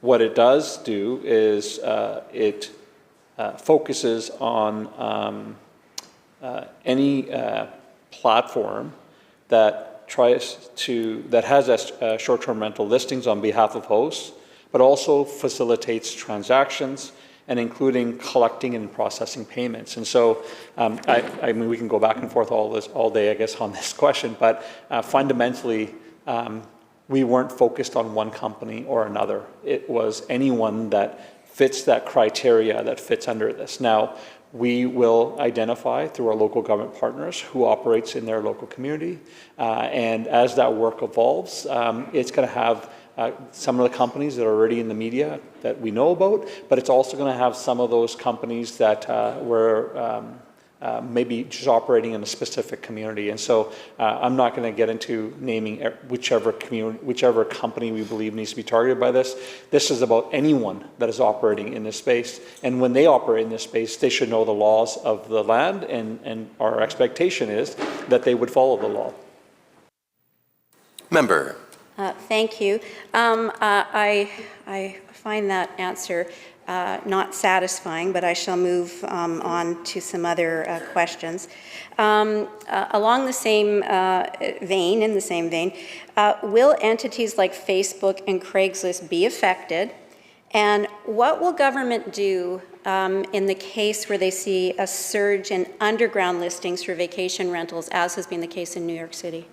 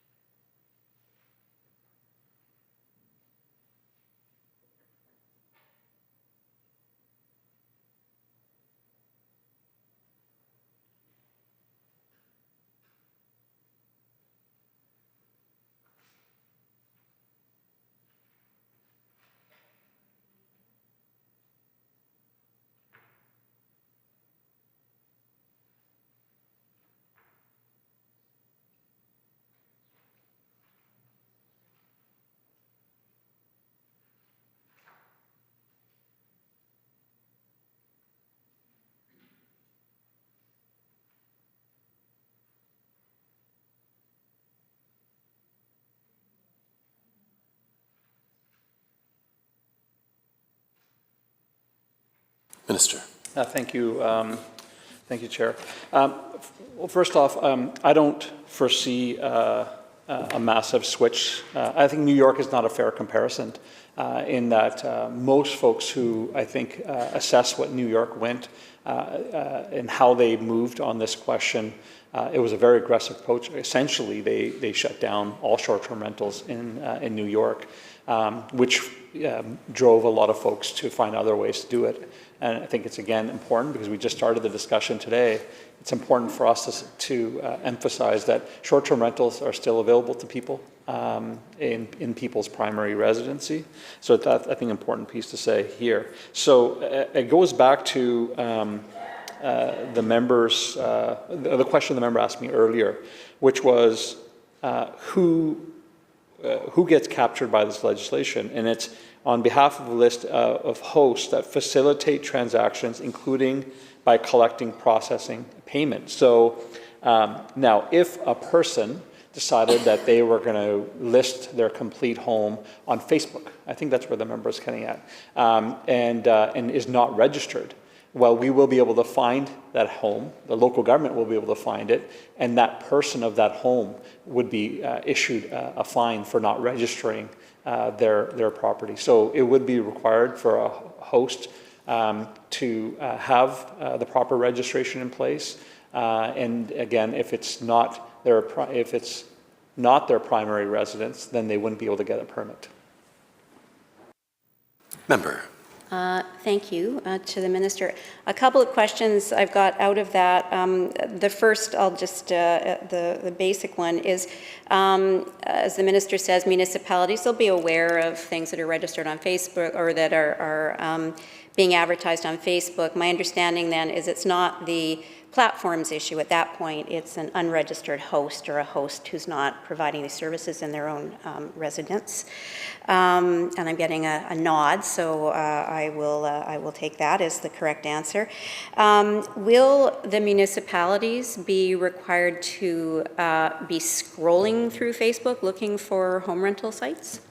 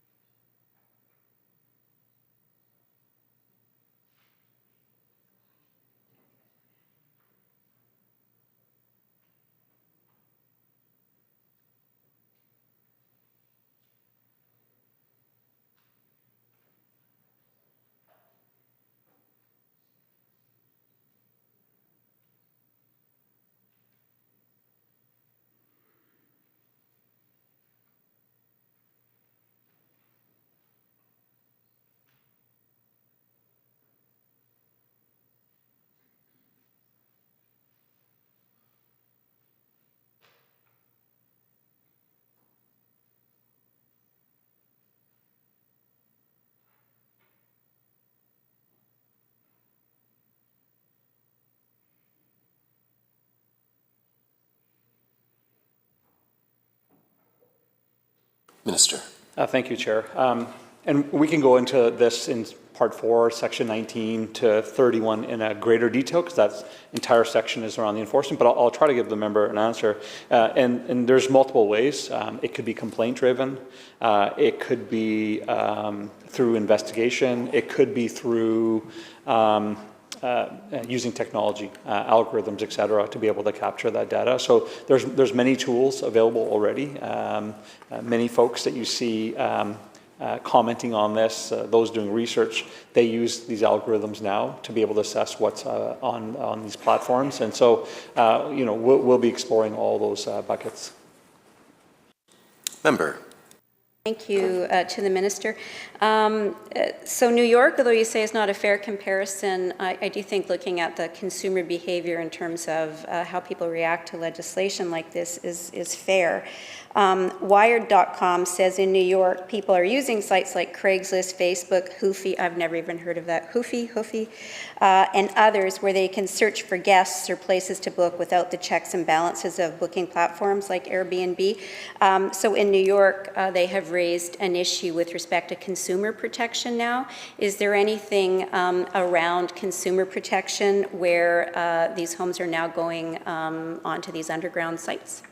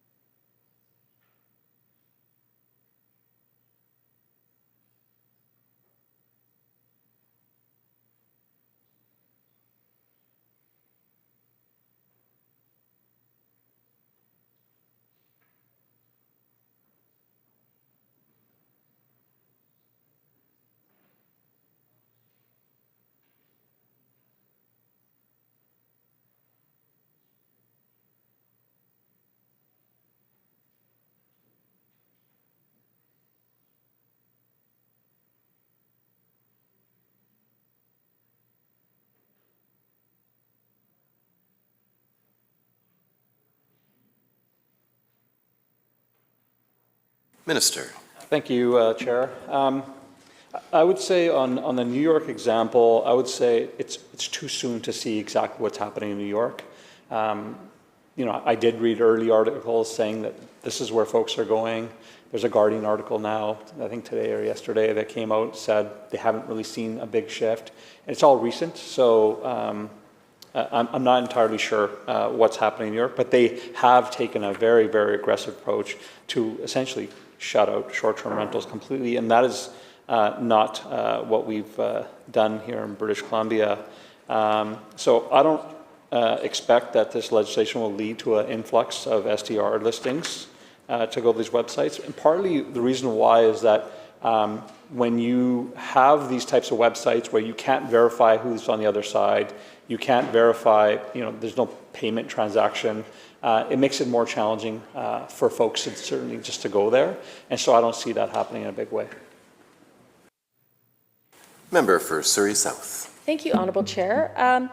So in listening to this conversation and certainly having some concerns with analysis that either has or hasn't been done, potentially looking at risks associated with potentially people starting to list off of these type of Airbnb websites and going more towards like Craigslist or on Facebook, these other types of things. Recently, there was a news article that I saw, very concerning, related to someone who was looking for a roommate, free of charge. They were looking for a woman in exchange for some type of friends with benefits arrangement. This person could receive housing in Whistler. Disgusting, unacceptable. Something that I actually witnessed a lot as a police officer is as housing becomes more scarce and opportunities for individuals become scarce, they do often look for housing in more, I would say, either on the black market or vulnerable women, for example, putting themselves in situations so that they can have housing. And that's a frightening thing to think about. So what type of analysis, if any, has been done by this government with respect to the potential for people who currently are operating, let's say, an Airbnb platform, who, because they're worried they're going to lose money, they're not going to put their house on the market or rent it for a long-term rental, but they will potentially go over to different platforms that are harder for the government to trace. What type of analysis has been done in terms of public safety to make sure that we aren't actually putting people in British Columbia at risk of exploitation when they're trying to look for accommodations for short terms? Minister. I appreciate the member raising this concern. I too found it disgusting, that story that came out, and as the member highlighted, this one became public, but there are stories like this that happen in communities. So I too share the concern with the member. I would say that this is another reason why this is important legislation. That happened regardless of this legislation. It happens in communities. But we know when there's lack of housing for people who live here in British Columbia, that people become more vulnerable. In particular, women, children become more vulnerable. And so getting more housing back into our housing market, I think, will help families that are struggling. Many people that are looking for accommodation will have access to housing that they don't have access to right now. You know, I think that what we've seen anyways is that and the reason why I don't see an influx happening in that direction is because most homeowners, I think, understand that they would like to know who's coming into their home if they are going to rent it, even if they're going to do it illegally. There's a big risk already with short-term rentals. We see house parties and things happening with hosts, and now you have you don't know who's coming in because it's a random person on Facebook. I think those kind of things will deter people from going down in that direction. Member. Thank you, Honourable Chair, and through you to the Minister of Housing. It's funny to hear that reference to people want to know who's going into their house and they won't necessarily want to rent to someone that they don't know. Some of these things we hear from people in terms of long-term rentals and the problems that they have with the Rental Tenancies Act, and that they don't want to necessarily get into a long-term rental situation because, you know what, when we do run into trouble, it's very difficult to have someone removed who might be destroying property, or when they get behind on payments. And it can put homeowners and people who are then renting long-term their properties into some really dire financial straits when it comes to having to make up for mortgage payments potentially on a rental suite that they can't make because of missed rental payments, or when we're dealing with someone who might be causing tens of thousands of dollars in damage. And that's not something that just people are worried about when they're dealing with an Airbnb. This is something that people are facing dealing with long-term rentals in British Columbia. And I appreciate the minister's answer, but it wasn't the answer to the question that I was asking. The question that I'm really wondering, and with my background in public safety, one of the things that I am concerned about, though, is the potential, and people do make choices when they're faced with financial stress, if they're worried that now being forced by this government to sell another unit that they have that they've been using for short-term rentals, instead of losing $100,000 on their investment, they might turn to an alternate method of trying to rent that short-term. What analysis has this minister and the ministry done to ensure that these types of sort of, I'm going to say the more clandestine route that people may take can be avoided, and that the public safety is taken into account in this legislation? Minister. Thank you, Chair. Again, with this legislation, we're not forcing people to rent their suites. If a person doesn't want to, they don't have to. There's no requirement to anyone. Now, of course, we hear stories in the media. I, as Minister of Housing, hear stories about some renters who are problematic. I hear stories about some landlords that are problematic. But the majority of the people are in between, have good relationships with their tenants, and there's no concerns. But I think it's important to highlight that. It's also important to highlight that by bringing more housing back onto the market for people to have long-term rentals available, it helps more people who would be vulnerable in an environment where there's not enough housing available to them. That's why in part 4, in section 19 to 32, when we talk about enforcement, you'll see the measures we're taking to be able to enforce the rules to ensure that anyone that tries to do this illegally through Facebook, etc., we're working to build mechanisms to capture who they are and ensure that they have proper regulations in place, that they follow the local regulations. That is a fundamental challenge we have right now. We have people renting and not following local government bylaws. Again, part 4, section 19 to 32 is where we talk about enforcement. Happy to talk about that in greater detail in that section. Now, I see, Chair, that you would like me to move that the committee rise, report progress, and ask leave to sit again. We're receiving a report from section C, so we will be coming back, but members have heard the question. All those in favor? Opposed? Carried. This committee is adjourned.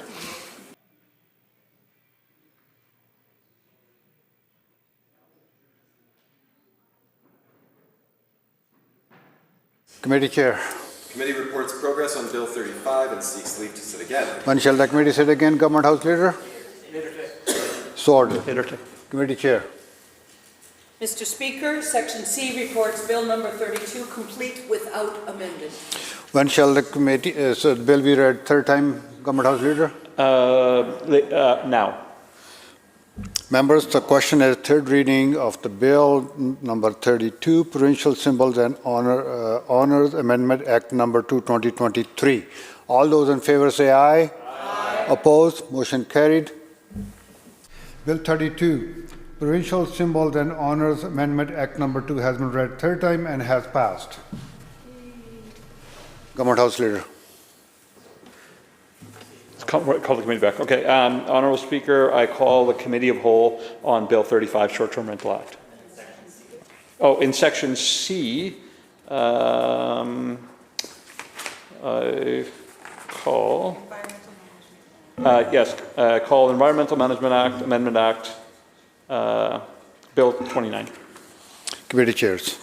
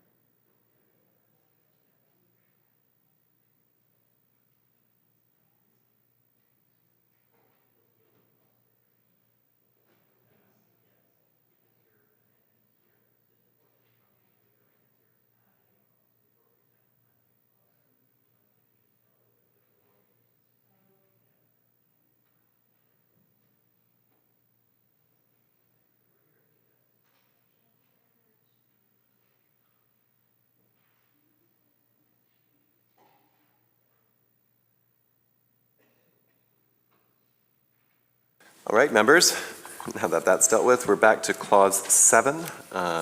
Shall Clause 7 pass? Aye. So ordered.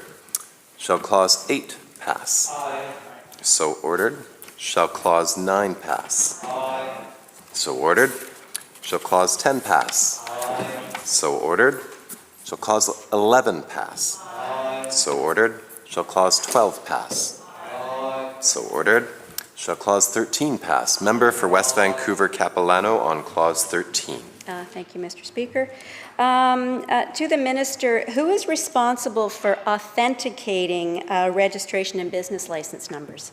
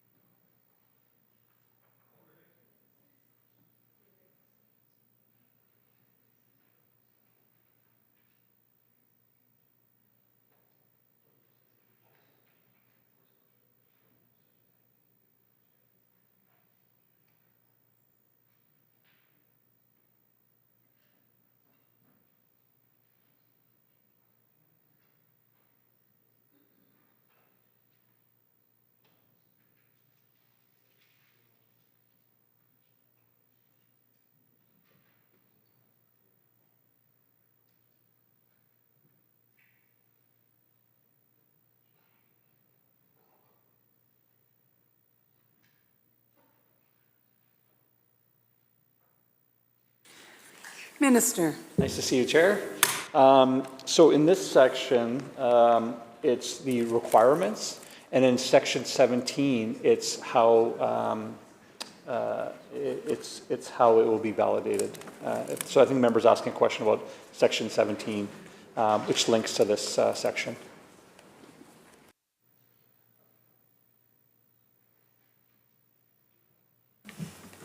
Shall Member? The Chair, to the Minister, I think this is relevant in either of those places, as this one is talking about the requirement of actually being registered and having the business license. If the Minister would prefer that I defer this question until, okay, thank you.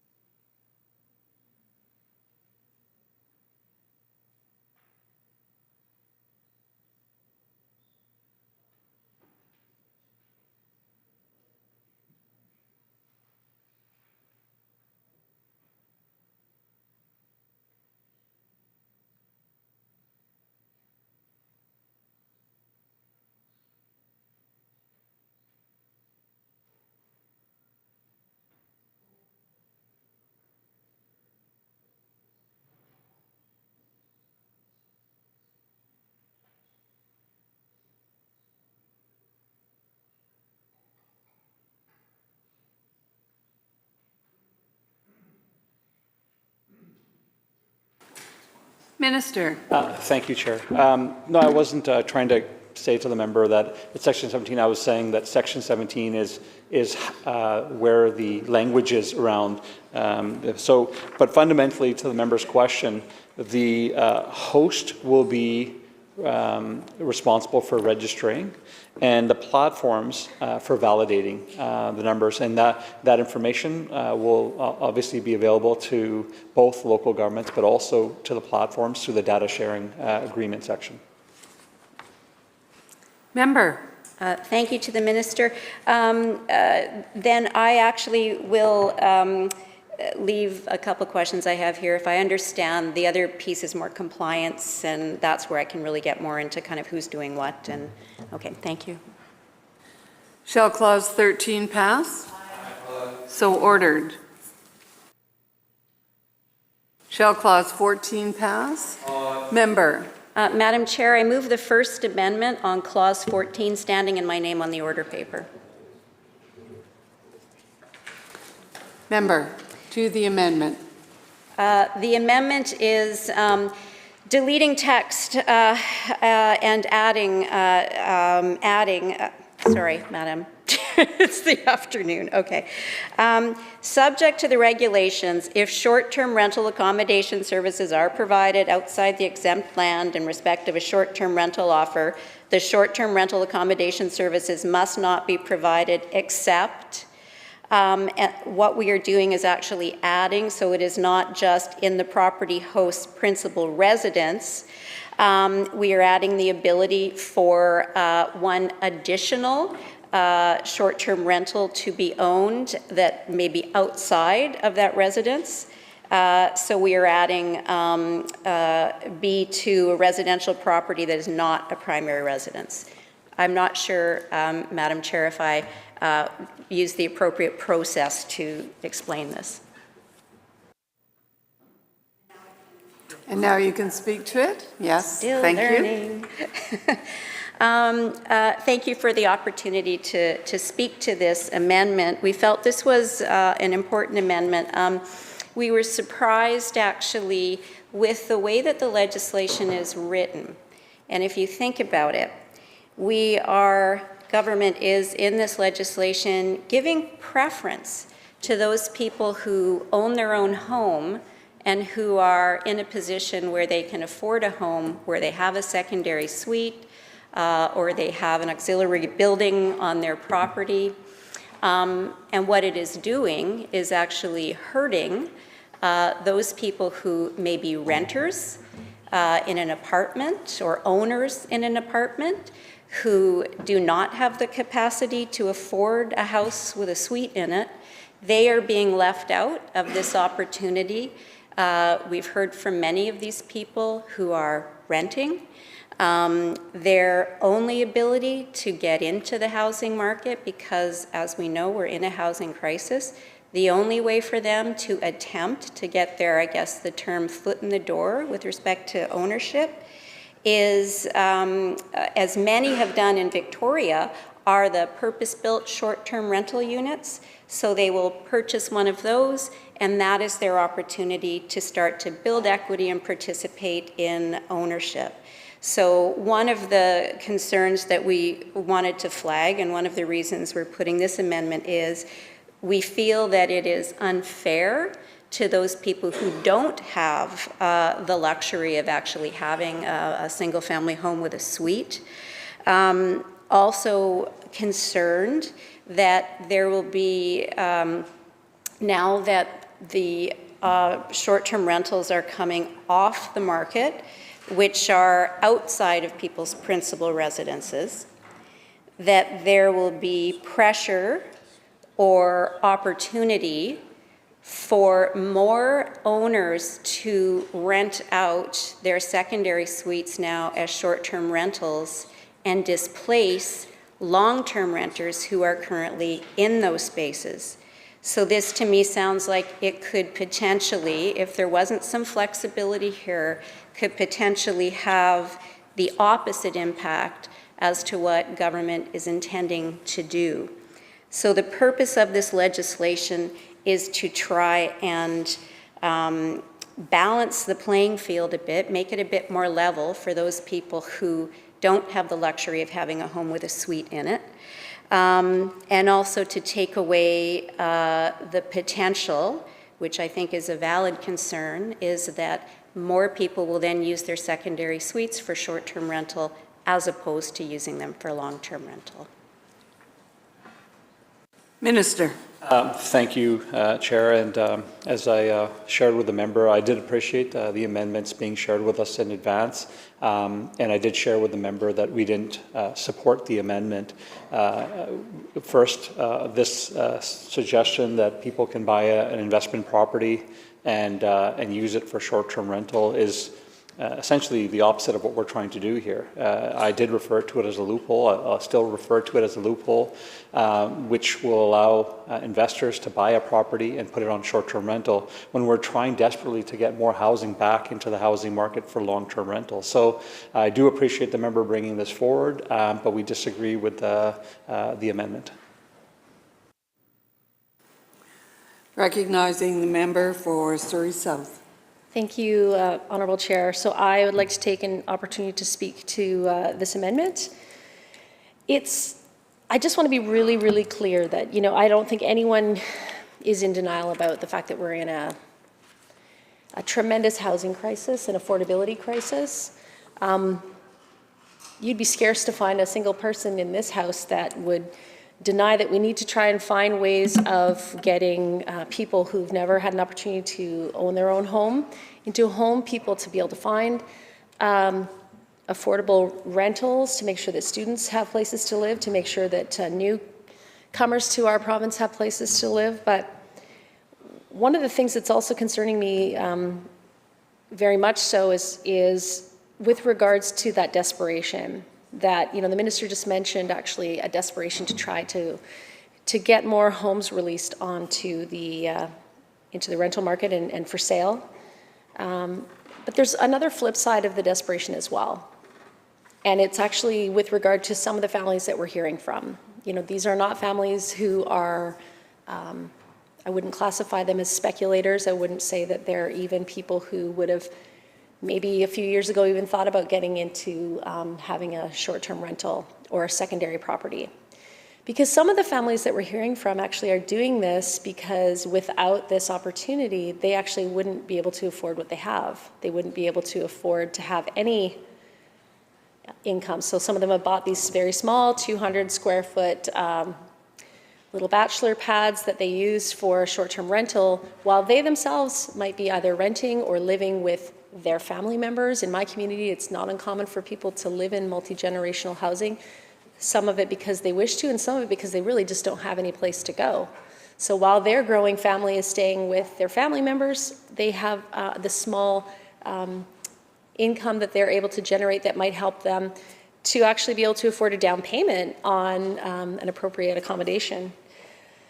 But what's actually really disturbing to me is when we hear from families that are using the money that they might be generating from short-term rentals and from renting out things like their cottages, is because they needed to pay for services that are currently not being covered by the government. I myself am a parent of a child with autism, and not all the services that my own child needs are covered by this government, and it's a struggle. It's a struggle, to get things like diagnoses. And so the reality is that many families who will be impacted, and so we're talking about families. We are not talking about people who, of course, I think it's sick. I think a lot of people would agree that it's sick that you would have someone who would take, buy out an entire apartment and use it as a hotel. But I think that that's not what we're even discussing here. I don't think there's been any argument on behalf of the official opposition to say that we're not for curtailing abuses of these type of systems. But what we're talking about is supporting families, particularly because the worry that myself and some of my other members that I serve with here on this side have discussed and received multiple communiques from people in our constituencies is that it's going to have a detrimental impact on families who are without these incomes are really not scraping by very well. They're not able to make ends meet. and I also have some significant concerns too about the government's ability actually to enforce, and I understand that some more details on enforcement are coming, but I just wanted to, I'm sad that the amendments that my colleague, the member from West Vancouver Capilano has brought forward, because I think they're reasonable amendments. And this is where, people can make performative speeches or, when you're dealing with a government that is a majority, even voting may not make the difference. But where we can actually make a difference to make legislation, even contentious legislation, where at the root of it we all agree that we want to make sure that people can find a place to live, but that we need to be able to find those balanced approaches to make sure that people who are being benefited to be able to survive in Canada's most expensive cities are not being harmed, that there's no unintentional consequences. And the best way to do that is by being in this place and bringing forward amendments that are in good faith, ones that are meant to serve the interests of our constituents and your constituents. Because I'm sure that even in the government side, there are people who may be harmed by the unintended consequences of this legislation. So in terms of the ability for this government to track down those that would abuse this system even after the legislation comes in, I want to remind people of what happened in 2020. There was a woman, North Vancouver, she was operating a 5-story condominium, a townhouse. She had like 15 rooms. She was operating this Oasis hotel. To get this individual to stop doing what she was doing, her illegal short-term rentals, her flop house that she was doing, it took literally years in court. Years in court, tens of thousands of dollars in fees to try to stop this individual from running this illegal short-term rental hotel. It took dozens of hours of court time. The individual dragged this court proceeding out for years. People will probably remember it from the media. And I believe that this is still a case where it's before the courts because they're going to try to now seize this individual's home to try to get compliance. This is just one individual. When we're talking about looking after an entire province of individuals who, and not necessarily even because they're evil or, bad people, but because desperation breeds sometimes desperate actions by individuals. And, we can see examples of that all the time. Like I said, people who wouldn't necessarily enter into this type of business arrangement. They wouldn't necessarily have considered having a short-term rental, but their ability to save up, for example, a down payment for a family home that has the appropriate amount of bedrooms, it's bigger than a 200 square foot with a hot plate type deal. People who are looking to have to supplement healthcare for family members because of our healthcare crisis. People who may be trying to afford things like, getting treatment and recovery through private providers because it's not provided free by this government for some reason. But, I digress. However, there are multiple reasons why people in this province might need that supplemental income. I think that this amendment that, the member from West Vancouver Capilano has put forward is not outrageous. I don't consider it a loophole. Loopholes are things that are to be taken advantage of. That's the whole idea behind the concept of a loophole. It's a little tiny sliver that, the evildoer can slide through and take advantage of a system. But what my colleague is proposing is that this government take a more balanced approach to looking at individuals who may, for example, dwell in apartment complexes, townhome complexes, where they may not have the same opportunity as people that live in a house with a coach house out back. And that doesn't create an even playing field, and it actually disproportionately is impacting people who may be in lower income brackets. Because, in my community right now, the townhouse complex that I live in, and honestly, a family of 5 is squeezed into this sucker, it's $1 million. I do not know, and I'm not disagreeing with this government in terms of our need to be able to find housing, but there's been every opportunity over the last near 7 years now for things to be done, for opportunities to move housing forward, to make housing less expensive, that did not also come at the rights of property owners who were law-abiding, who followed the rules.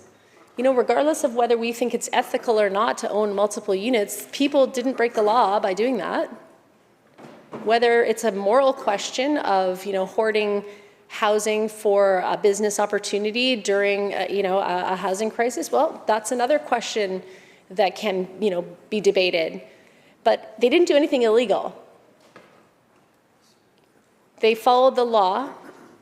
They purchased and legally acquired property that would have to be compliant with zoning and have to be compliant with its intended use, obtain licenses, go through processes that would require them to, meet certain specifications. And then now, as a result of this government's inaction on housing for the last 7 years, now people are going to be hurt because there are people for whom, now that the bottom will fall out, essentially, of the short-term rental market, their properties may not be worth what they owe.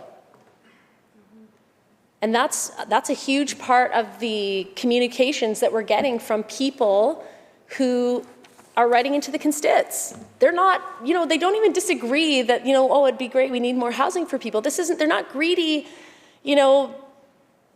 people. They're people that are just like, now they're freaking out, they're worried, and I share their concern. What if, because now they have to sell a condo because, without that short-term rental, they cannot afford it, even though they're living with their parents, and this short-term rental was helping them save for their down payment for their own place.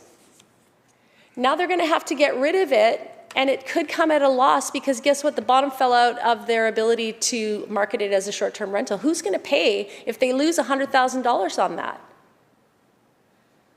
Is it going to come out of the pockets of people that work in the Ministry of Housing? No.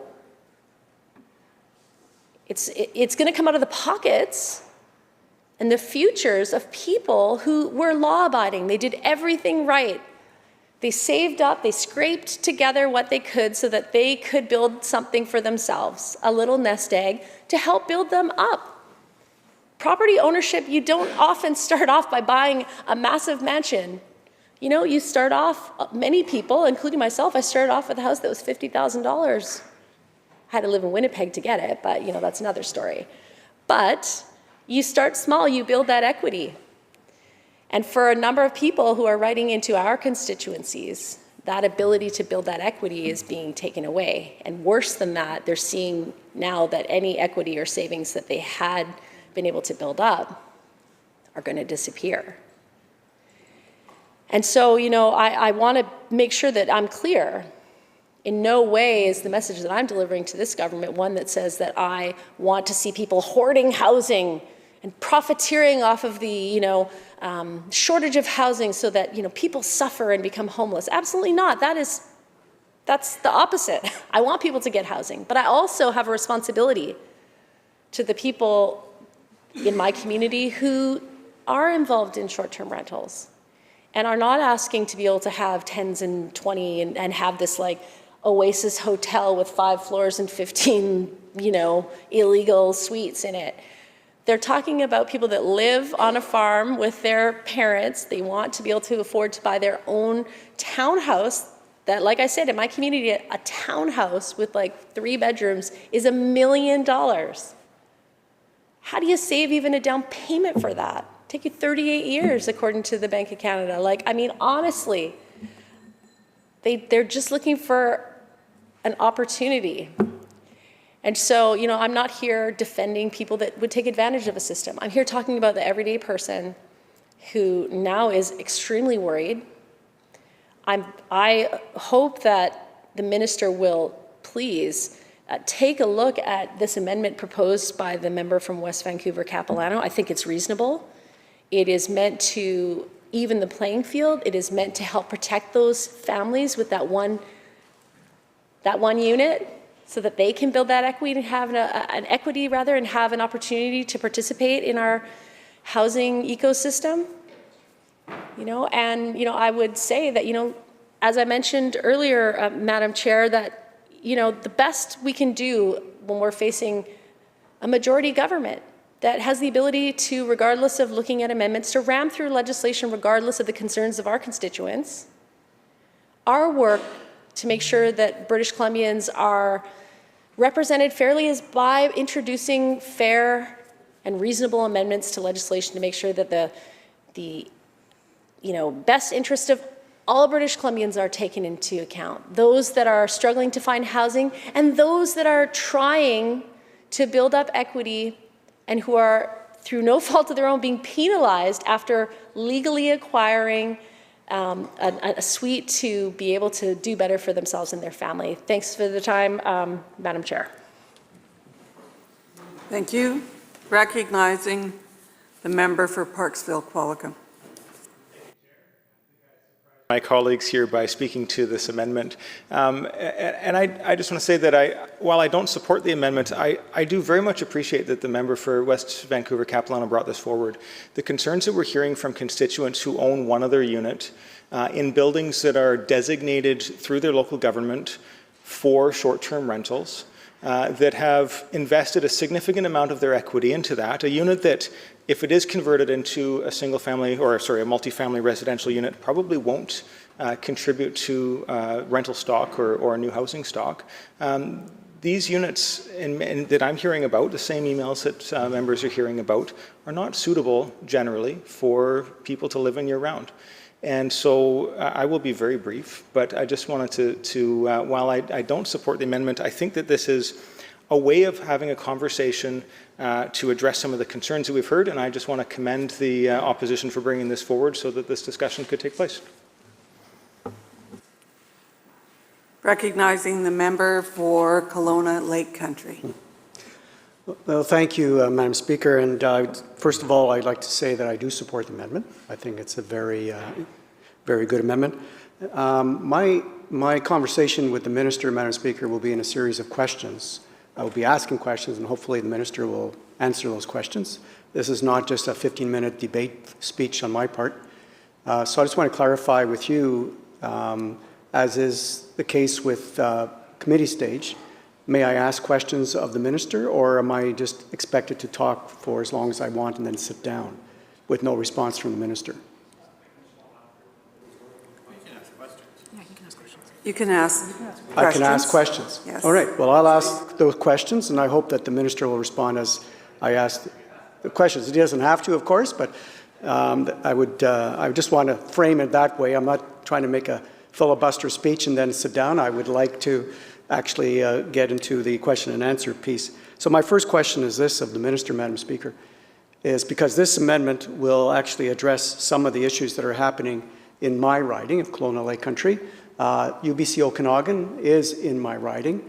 I've received a lot of letters, both for the proposed legislation that the government has brought in and opposed, and also some offering some suggestions.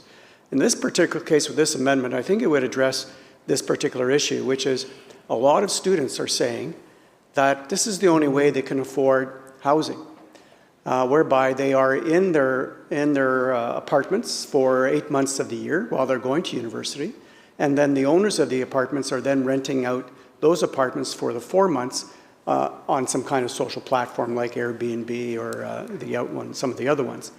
And by doing so, they're able to keep the rents for the students as low as possible. Clearly, if a unit became available to the full-time rental market year-round, those landlords would not be able to encourage the tenants to leave in time for the students to come in the unit. Basically, they would be removed from the marketplace for those students, and those students would have nowhere to go. So my first question to the Minister is, what do we do about this unintended consequence? And this is a real consequence because a lot of the buildings around UBC Okanagan were built specifically with this model in mind, that the students would occupy them during the school year, And then for the rest of those summer months, they'd be occupied by short-term rentals. What do we do? What do we tell those students? That's my first question.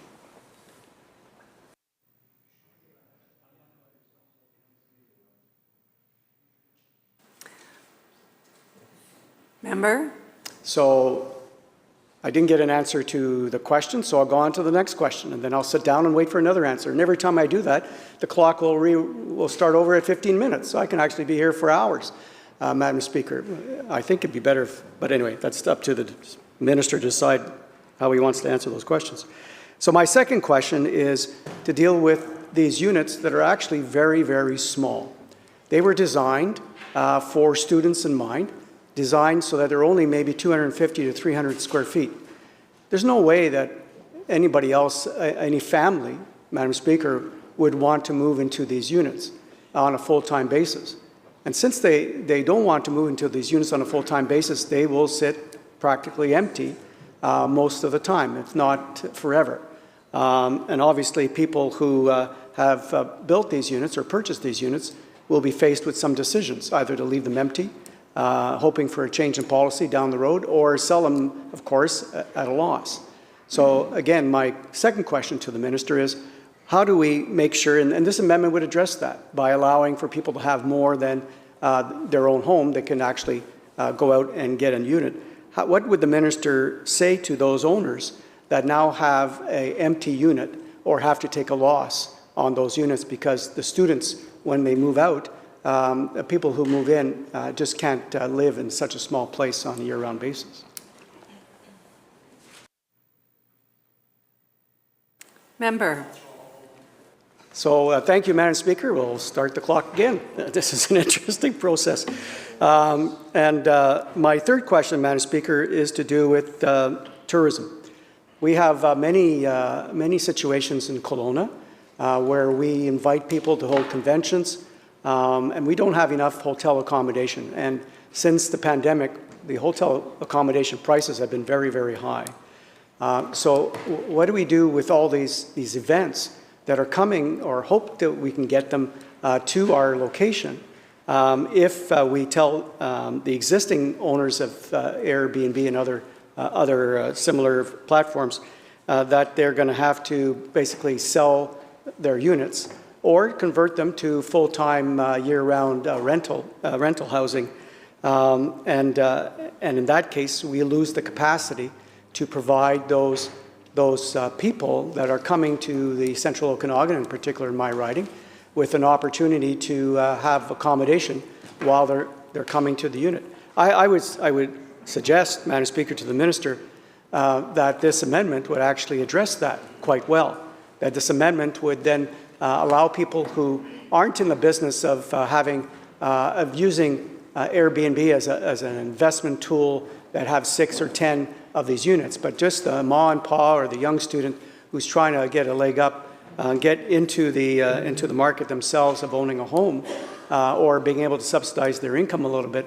This would also address not only their needs, Madam Speaker, but also address the needs of the community at large and the tourism community at large, because you don't usually get a big announcement in the newspaper that says, this exhibition has decided not to go to a place because they can't find accommodation. Usually they just quietly go somewhere else. And that somewhere else, I'm afraid, will be Alberta or any other jurisdiction that does provide with adequate inventory of short-term rentals.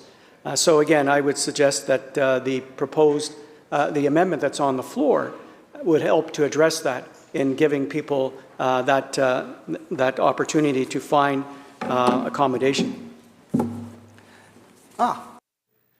Minister. Thank you. I'm going to try to answer some of the questions the member raised. First, the question was, what do we do for students? And the answer is you build student housing. I mean, we haven't been building enough student housing in British Columbia. We have communities throughout the province where there's a real shortage. We funded 220 beds at that campus the member's talking about, and we need obviously more opportunities there in communities throughout the province. Now, I said that this was a loophole, and I'll mention again why it's a loophole. Now, we have a building a few blocks from here that has 121 units. 90 units of that are estimated to be short-term rentals. So if 90 of these units are short-term rentals, all 90 people could make the argument that this is their one investment property. Our goal is to try to bring more housing back to the long-term market. And so the reason why this is a loophole is that everyone will have one investment property that they want for short-term rentals, and it doesn't get us the amount of housing we need back that we desperately need in our community. So that's why I was referring to this as a loophole, and that's why we can't support it. But for students, we need to build housing. And for those, and the member also made a comment about tourism. I'll share with the member that the mayor of Kelowna said the need is great. As an example, we regularly hear from our tourism industry of the challenge their staff in finding housing, and this will go a long way to change that situation and many similar housing challenges in our community. So, you know, it's responsive to the mayor and the concerns that he's been hearing from the tourism industry. And again, short-term rentals will still be available for people, which I know is important for the tourism industry in Kelowna. Member. Thank you, Honourable Chair, and thank you to the Minister for his answers through this process. I don't obviously agree with the answers, but that's the nature of the game. The Minister is the Minister, and I won't spend a lot of time to rebut what the Minister has said, other than just to focus his attention again on the issue of the existing housing that's been built around UBC Okanagan. A lot of it is too small for long-term renters. And yes, they can go and build more student housing, but that is not going to solve the issue of these particular units that are owned by other people, unless, of course, the Minister is proposing to purchase these units from the people that built them. If that's the Minister's proposal, then we should hear about this grandfathering clause or this quasi-expropriation clause that the Minister is referring to. And I don't want to put words in the Minister's mouth. I have too much respect for every member of this House to do that. But again, we are talking about a number of units that have been specifically built for students in mind and for short-term rentals when those students are not in those units. They will not go on the long-term rental market for many reasons, one of which is the Landlord Tenancy Act will not allow the landlord to evict a tenant in the case of saying, well, now we need him for the fall and the winter session for our students. That's not going to work. And I'm not suggesting we should give the Landlord Tenancy Act that ability. I'm just saying that it's the way the law is right now. It is definitely not available to landlords who want to remove a tenant in many, many cases, and in this case as well, unless, of course, the Minister is proposing to look at that part of the Landlord Tenancy Act, but then that wouldn't be fair to the people who buy these units and move into them, right? So here we are in a situation where we have buildings that are specifically built with small units in mind, following all the rules of the day, paying all the proper fees, getting all the right zoning, was even encouraged by the City of Kelowna to build in this way. And now we come in and we say, well, too bad, so sad. You know, you're not going to have students in there anymore because you won't be able to have Airbnb during the summer, and therefore you won't be able to afford to have the lower rates for the students in the rest of the year. So if the Minister can specifically deal with this issue coming from some of my constituents, I would appreciate that. And then after that, I do have a few more questions for the Minister. Minister. Thank you. And again, I've got a great deal of respect for the member. And so I'll stress a couple of points. One, the vacancy rate in Kelowna is 0.9%, which is ridiculous. It's a real challenge. West Kelowna and Kelowna have a principal residence requirement already. So anyone that is renting a property in Kelowna or West Kelowna that is not their principal residence wouldn't be following the law, because the law there is principal residence. And I appreciate the members been getting correspondence. I've been tagged on a lot of the correspondence. In fact, I've got a correspondence here from a person who said it was addressed to us both. I won't say the name, but you'll know once I read it to you. It says, we are so grateful for your support for this bill. We realize you'll hear from many angry investors and just wanted to provide with you an account of how this has impacted our family. We don't need more Airbnbs. We need more housing for families like ours who work hard and just want a place to call home. And so, that's what we're fundamentally trying to do. We're trying to get more housing for people in our communities, and I respect that we're not going to agree on this, but I hope we can agree that getting more housing back on the market for people in our communities is a good thing. Member. Oh, thank you, Honourable Chair. Again, thank you to the Minister for his answer. And since he did bring in a letter that was sent to both of us, and I know we all have received letters, usually addressed to every member of the House. I'd like to read part of a letter that I and everybody else received, but it's not in the record, just to bring home the point of how this legislation, if the amendment isn't accepted, will impact real people in our province. Good morning. My name is, and my journey to acquire my first condo was long and a challenging one.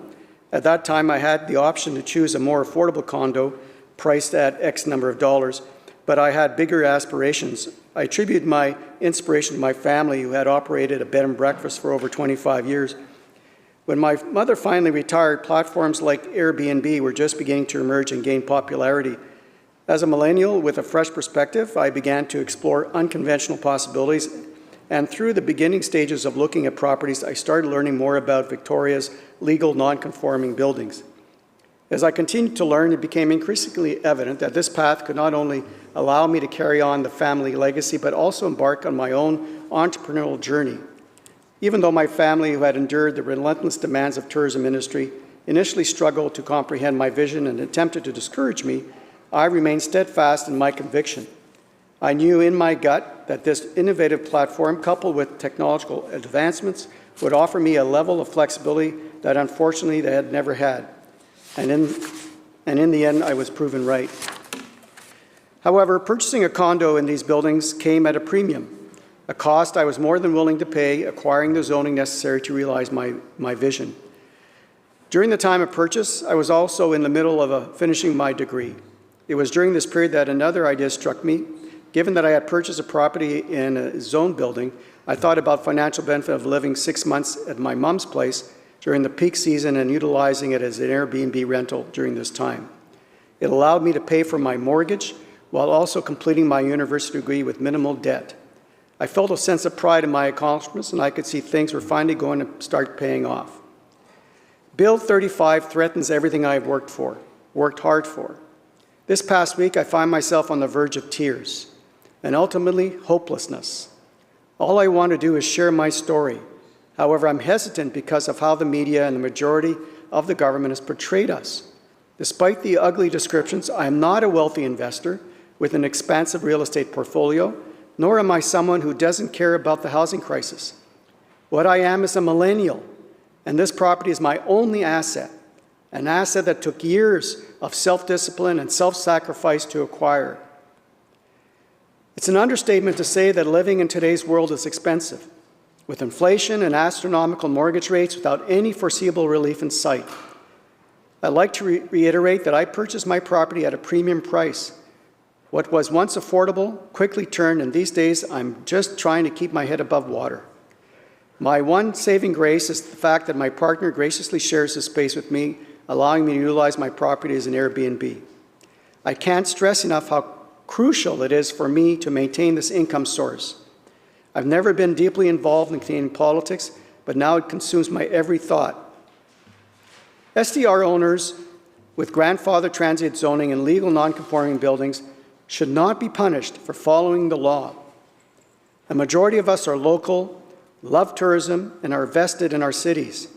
If I had known that my property rights would be taken away, I would have chosen a much more affordable condo to begin with, saving many tireless years, and avoided this predicament entirely. As you know, punishing those who follow the law and revoking the rights of those who have acted within the legal framework sets a dangerous precedent. She goes on to say other things that may disclose who she is, so I won't read those out. But, and there's other letters, Mr. Speaker, Madam Speaker, there's other letters, many other letters. And this amendment, of all the other amendments that we've proposed, this amendment would help to address the issues that are a lot being created through this legislation, unintended issues. And, you know, I've seen many, many laws come through this place over the years, and everybody tries to do the same thing, reduce the unintended consequences, reduce the unintended consequences. Because it's so easy in this place to think about a law and think about how it's going to help people and not think about the ways it's going to hurt. And there's a lot of hurt in this bill. And this proposal, this amendment, would address most of that hurt. And therefore, I would urge the minister and all of my colleagues in this House, on both sides of the House, to support the amendment and reduce the unintended consequences. Thank you, Madam Speaker.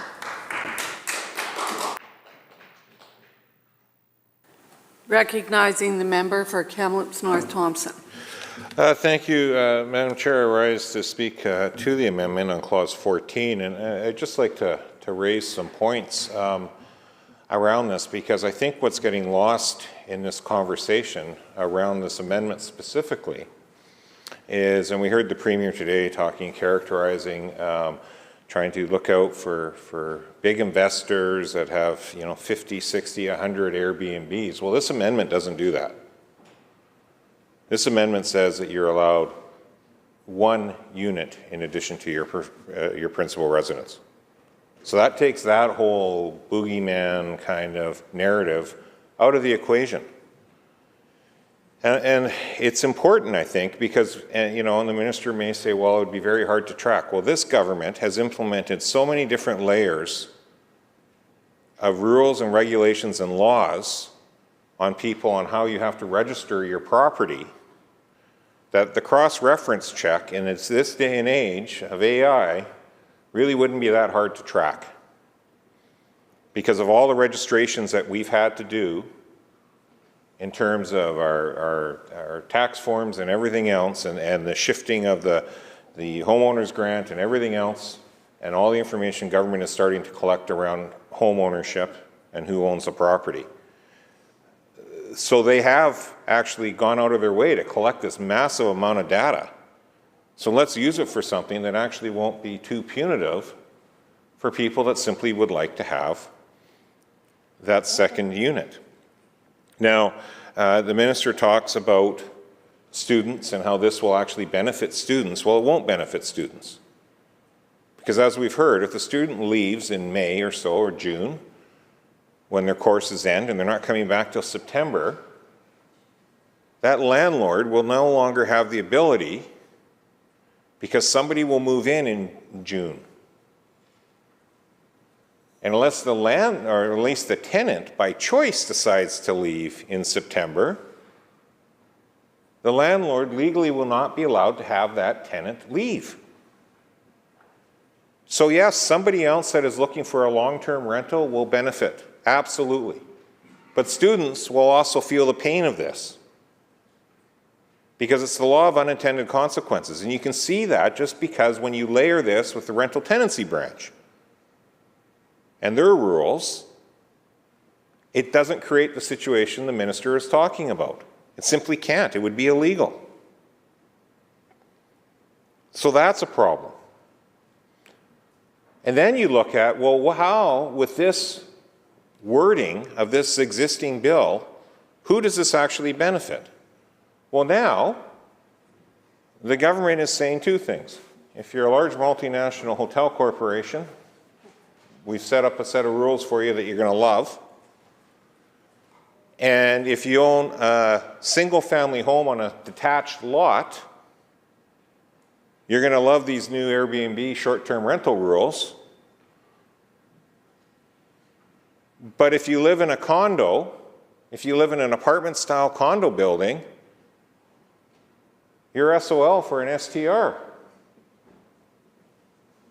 Even if you want to buy the unit right next door to you, it will have two separate deeds, two separate titles. You won't be allowed if you live in an apartment-style condo building, to buy the condo right next door to you, even if the building was willing to allow unlimited rentals and have an Airbnb concierge, kind of like the Juliet in Victoria, the building the Premier used to own a building in and marketed as such when he sold it in 2019.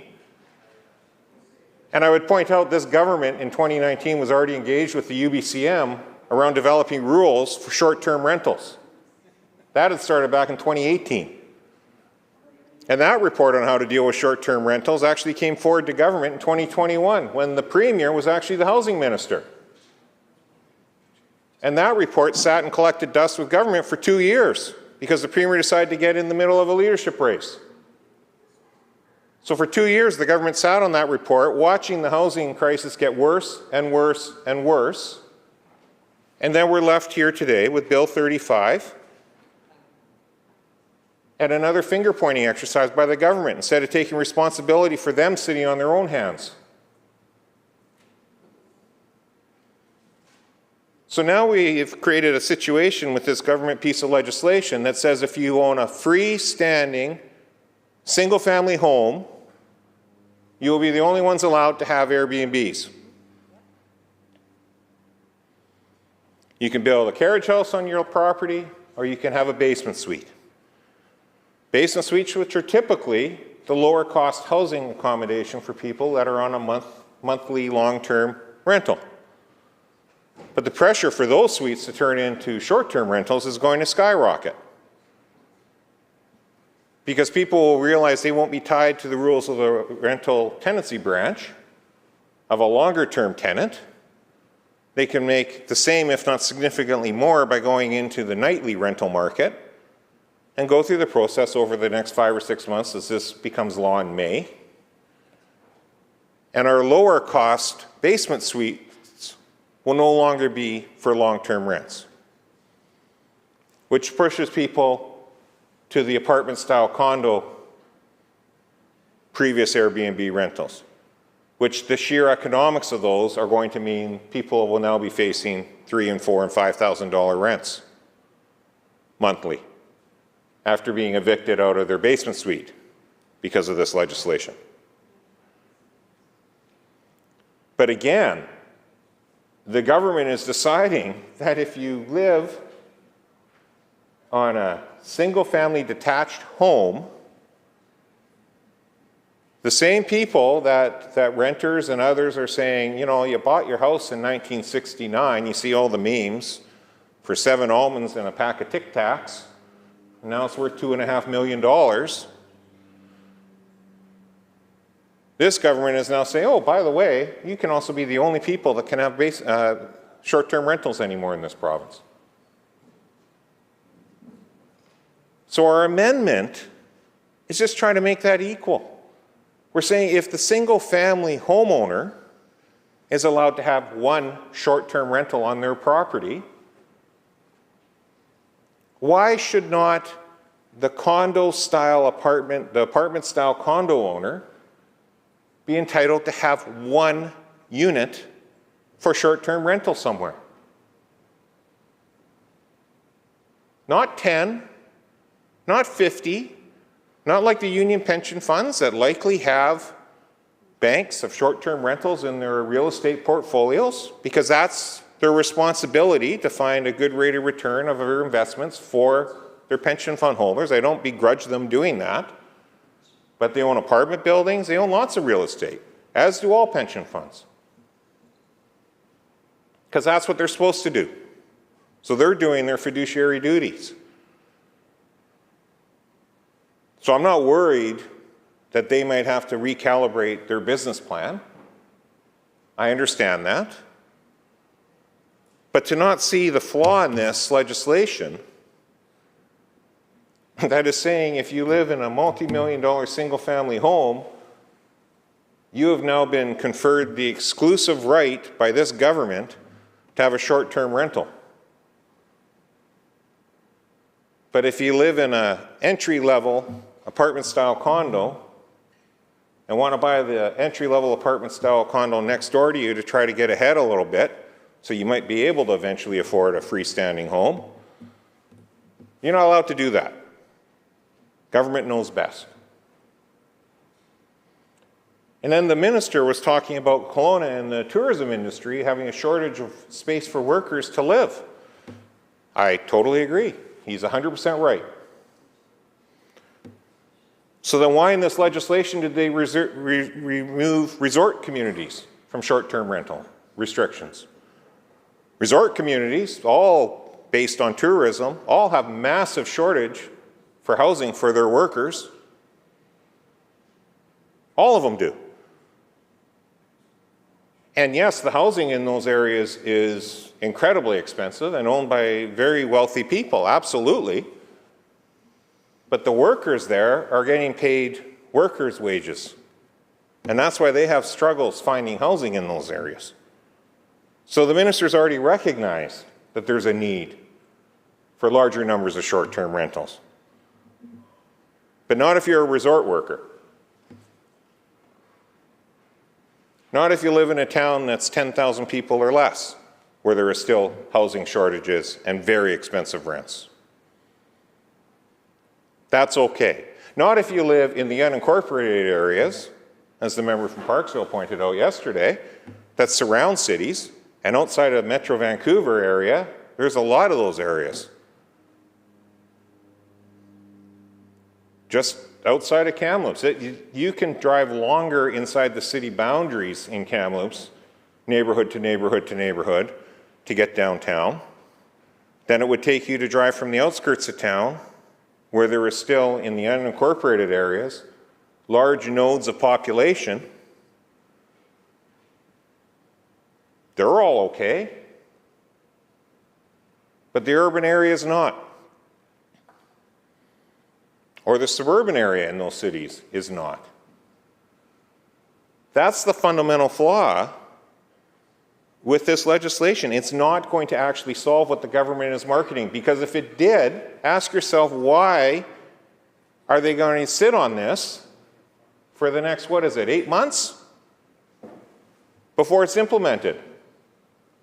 So they started doing a report in 2018, got finalized in 2021 when the now Premier was the housing minister with UBCM. No action taken for 2 years. Now comes forward 2 years later.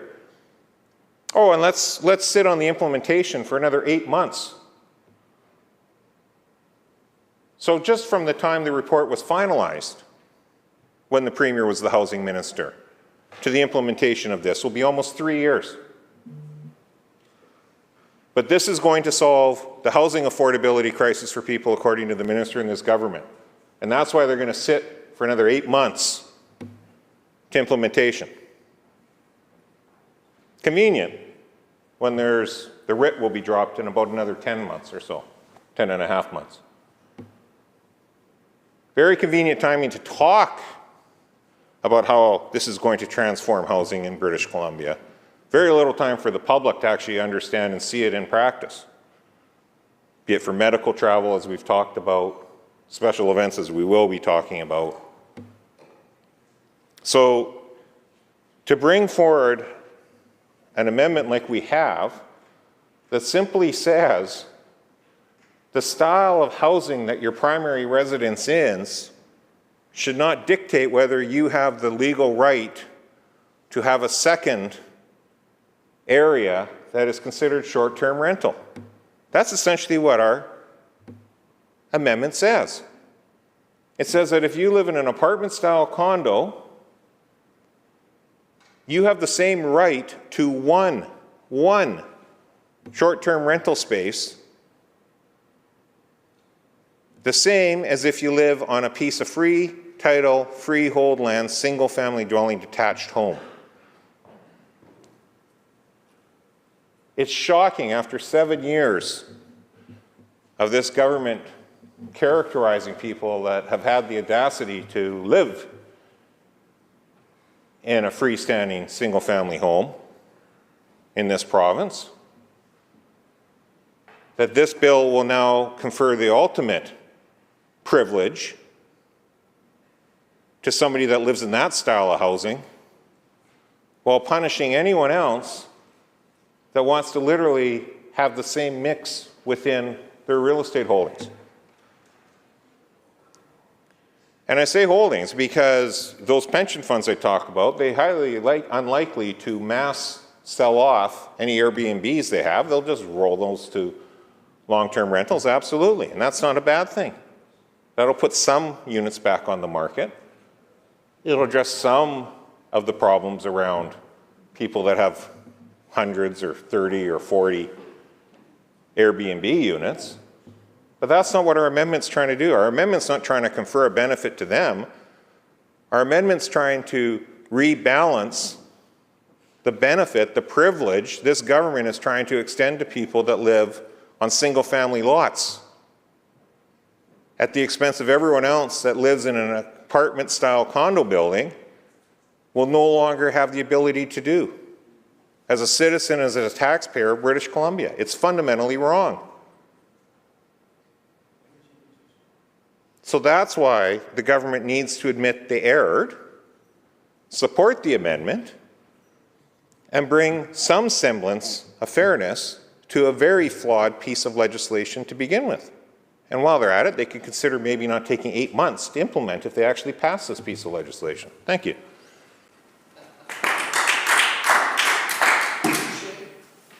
Recognizing the member for Skeena on the amendment. Thank you, Madam Chair. And I've been watching the debate on Bill 35, the Short-Term Rental Accommodations Act. But I've been watching the debate for the last 6 years in terms of the housing crisis that have been experienced here in BC. And it's not quite sure in terms of the progress that we've made across the board in terms of addressing the housing issue here in BC. We keep hearing the terms of the highest rental rates in Canada and the highest housing costs in North America. And I do understand, like what this side of the House has been saying for the last 6 years, that you have to address supply. You have to address it. But I think what we're talking about on this side of the House is that you've got to build that supply. Whereas really a lot of the speeches I've heard in this House is actually not talking about building per se, but talking about trying to change the nature of existing structures to provide more housing, which I can understand that as well. But it's actually put a lot of pressure, undue pressure for that matter, on citizens that have been following the rules and following the laws of BC and Canada up to now. And it was a freedom of homeowners and property owners to do what they would with the properties that they invested in. Now, I understand the nature of Bill 35 is to achieve more accommodations, but there's a difference of opinion whether or not Bill 35 will accomplish that. And the one thing that I'll point out is that we will not know what type of an impact Bill 35 will have on the housing crisis in BC, because like other bills, it's a delayed impact. This won't be implemented till May. Am I correct? May? Yeah. May. So if it's a crisis, we still have to wait till 2024 for implementation, and then maybe we'll need another 6 months to maybe a year to see the effects. Right around election, yes. Good timing. But in the meantime, there's a lot of questions that are being asked by people that were not trying to find loopholes. They were not trying to skirt the system. They were basically just regular property owners that, by the way, were fulfilling a need in BC. I was watching the very impassioned speeches by the member from, somebody help me here, the member from Vancouver, North Capilano. West Vancouver, Capilano. Thank you. the urban ridings, right? The big smoke. And you know, there are certain regions of the province that have more to lose with Bill 35 in terms of this legislation that will basically restrict the ability of people to operate bread and breakfasts. There are certain areas, for example, in the urban setting, but there's also places in rural BC that use it as part of their strategy for tourism, for example. But I do agree with the member of Capilano, as well as the previous speaker, talking about the hardship that it puts on rural people. And coming from Skeena,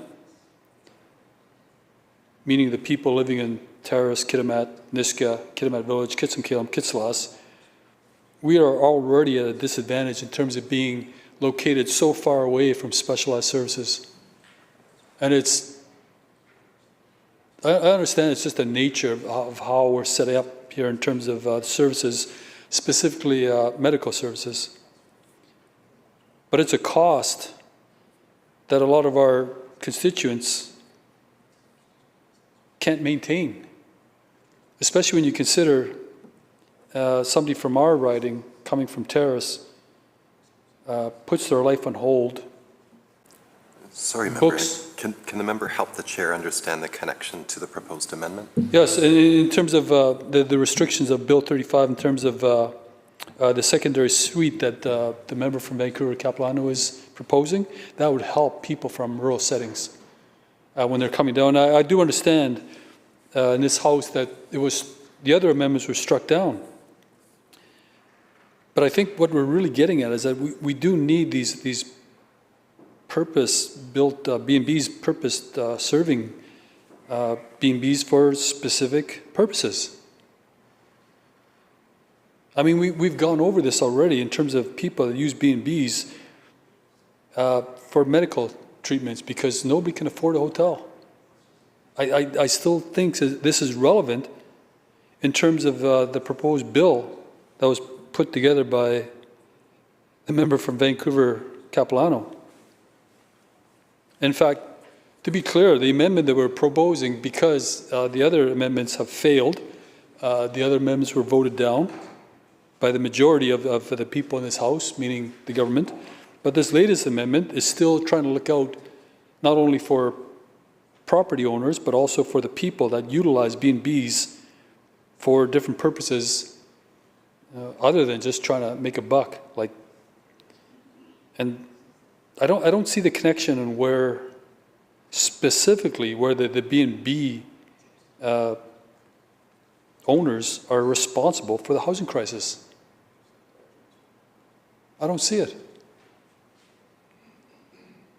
But the proposed amendment to Bill 35 is specific to Clause 14.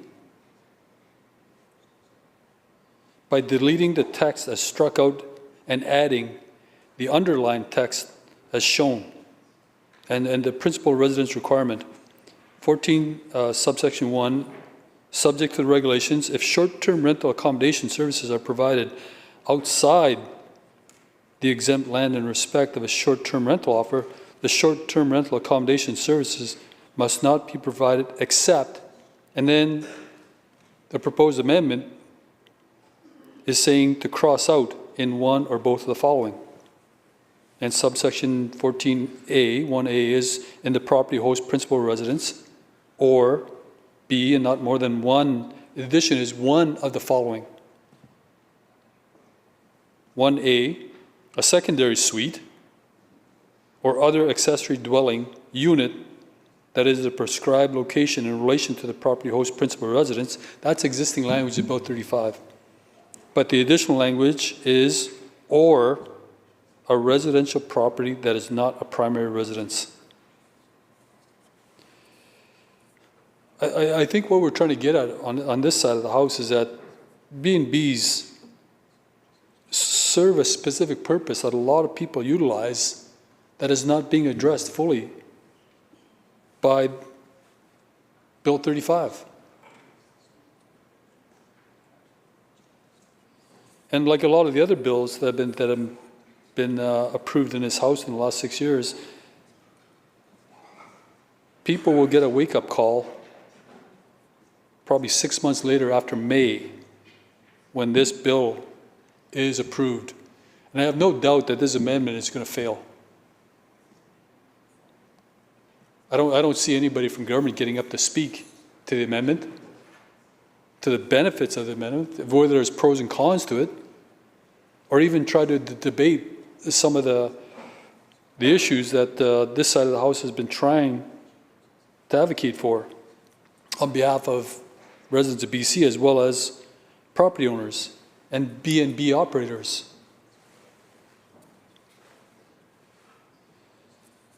So I do believe that the intention is good in terms of Bill 35. The intention, whether or not it'll achieve the objectives that the government's talking about, we won't know for another year, a year and a half. But in saying that, the amendments that have been put forward already by the member from Vancouver Capilano, they're well-intentioned as well. We're trying to achieve a balance. We're trying to achieve some fairness.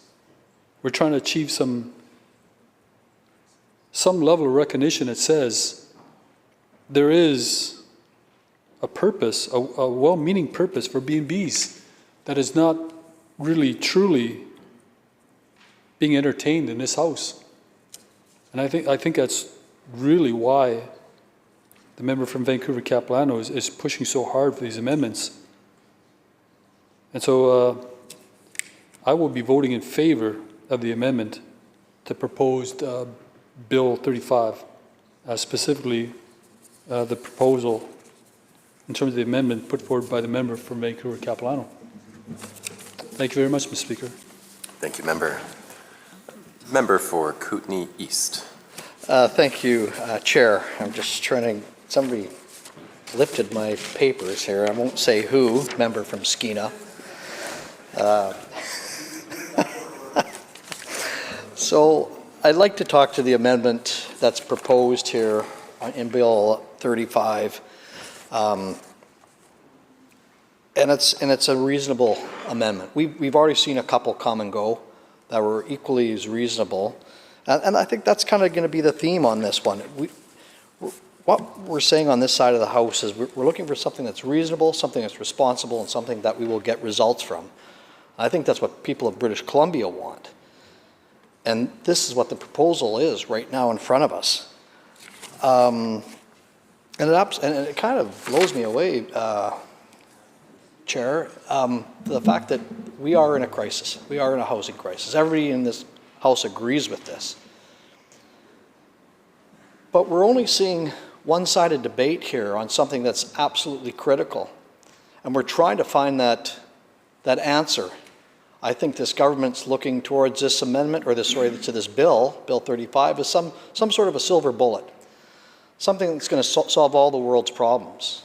And we on this side contest that. We say no. This is a very complex issue. It's not just a one-size-fits-all kind of solution here, and it's going to solve all the world's problems. And I'll give government credit. I don't think they believe in that either. So with that understanding that we both have, we have to put something forward that's reasonable, that addresses this complex issue. I don't think any government in the world gets it right when they put legislation like this through, because there's so many moving parts to this. And we'll speak to some of those moving parts, but with this bill, what it does, it gives homeowners an option. It gives them an option to capture a niche in what is a complex issue in housing, and that's short-term rentals versus long-term units. On the short-term rental side, there is a need. There's an absolute need. And the minister said, we're not stopping, you know, there are exemptions. We're offering another tool here with this amendment. That's all this is. It's a reasonable, responsible amendment that will give property owners rights to have an additional unit, and also to those people that don't actually have the land, perhaps, such as an apartment. Gives them, people that own apartments or condos, gives them an option as well. I don't think this government has anything to grind against people that own apartments or condos, but it comes off that way because they will not be able to participate with the bill that's in front of us, Bill 35. So the niches that I look at, and I look at them firsthand because I happen to live next to a hospital in Cranbrook, which will be affected by this bill. It's over 10,000 people. And the house that's next to mine is a short-term rental for doctors and locums and nurses. It's a really good location. It's attractive for doctors to come, and that's half the battle right now with our doctor crisis, is attracting, retaining, and it's attractive for them. It provides accommodations, it provides kitchen, food, other than staying in a hotel. And who wouldn't want that? And at a reasonable rate, I might add. It's cost effective. So this amendment speaks to that reasonable option that we have. And I don't know what the pushback is, quite honestly. Is government so indignant that they're just going to cross their arms and say, no, we've done this, we've done our homework, we've done all the checking that we need to do, and we're not going to hear from anybody. We're trying to have some kind of collaboration here in this House to say, hey, we've got a couple good ideas too, you know, and here's a good one. And quite honestly, the two amendments before this were equally as good. You know, reducing from 90 days to 30 days. Of course, member, we're speaking to the current amendment. Yeah, I know. I'm tying in what this amendment does to this legislation and the effort that this side of the House is trying to put forward to this committee to say, hey, let's bring it all together. We're all in this together. We hear that all the time. But when we're in the House, it doesn't seem that way half the time. And you know, the minister has spoke briefly on why he doesn't support this, but it's very unclear. It's mixed messaging in my opinion.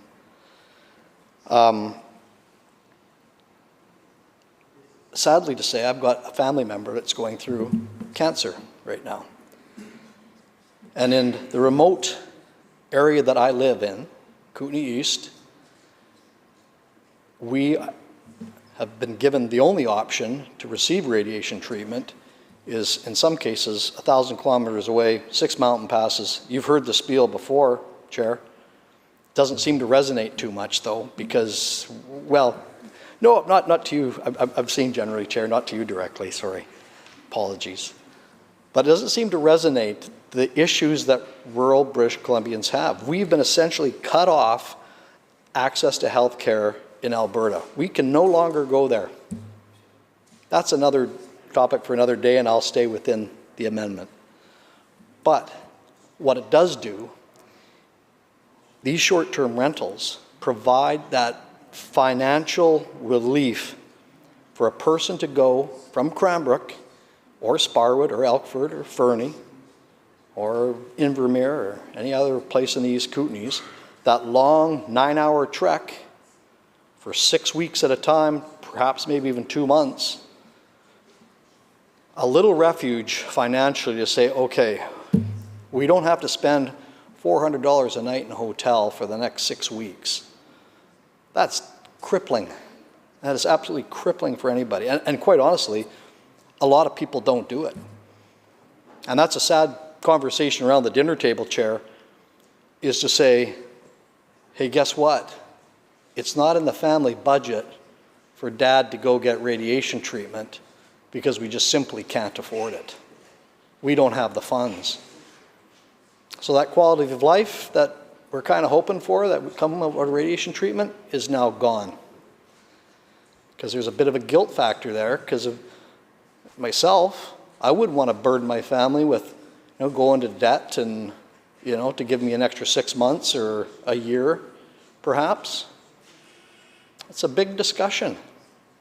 These short-term rentals identify that.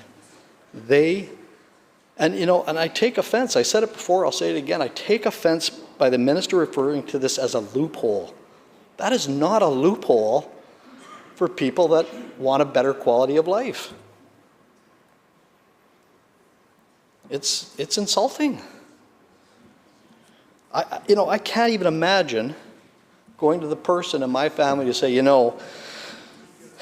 I understand you need a short-term rental up in Kelowna to look after, your cancer treatment, but it's, you're kind of exposing a loophole here. I mean, it's not really something, it's kind of frowned on.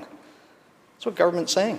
They're frowning on folks that have this type of situation. Industry workers. We had industry workers that came in Cranbrook over the summer months, putting in a lifeline, a gas line, keeping people warm, keeping businesses open. It's absolutely critical that we had that in. We had people come in over the summertime. These single units that owners could have, that's identified by this amendment, would provide relief for those workers and would bring costs down on projects such as that. Because if you can imagine, the contractor has to bid this out and says, well, we have to spend, X millions of dollars on accommodations because everybody's going in hotels, or there is actually an option if we went short-term rentals, it probably cost us half the price or a quarter of the price. That goes onto the taxpayer. So these are reasonable. And why doesn't government support them? That's the thing. This is 7 years in. This housing crisis just didn't start today. It's been ramping up for the last 4 or 5 years. This could have come in at any time. And it doesn't come into effect until May. So even if this passes tomorrow, we're not going to see this come in. So why? Why this delay? This is desperation legislation, in my opinion. This is panic time. This is panic time on a government that knows their housing plan has failed. They're looking to find anything or anyone to bring in to bump their numbers up. And I'm going to guarantee you, I'm not a betting man so much, but I'm going to guess, well, so much, but I'm going to guess that once this legislation passes, that every short-term rental that's registered in this province will now be credited to the government for housing. I'm almost going to guarantee it. At least we'll find out the number, right? That's disingenuous. I hope I'm wrong, but we'll find out, I guess, on royal assent.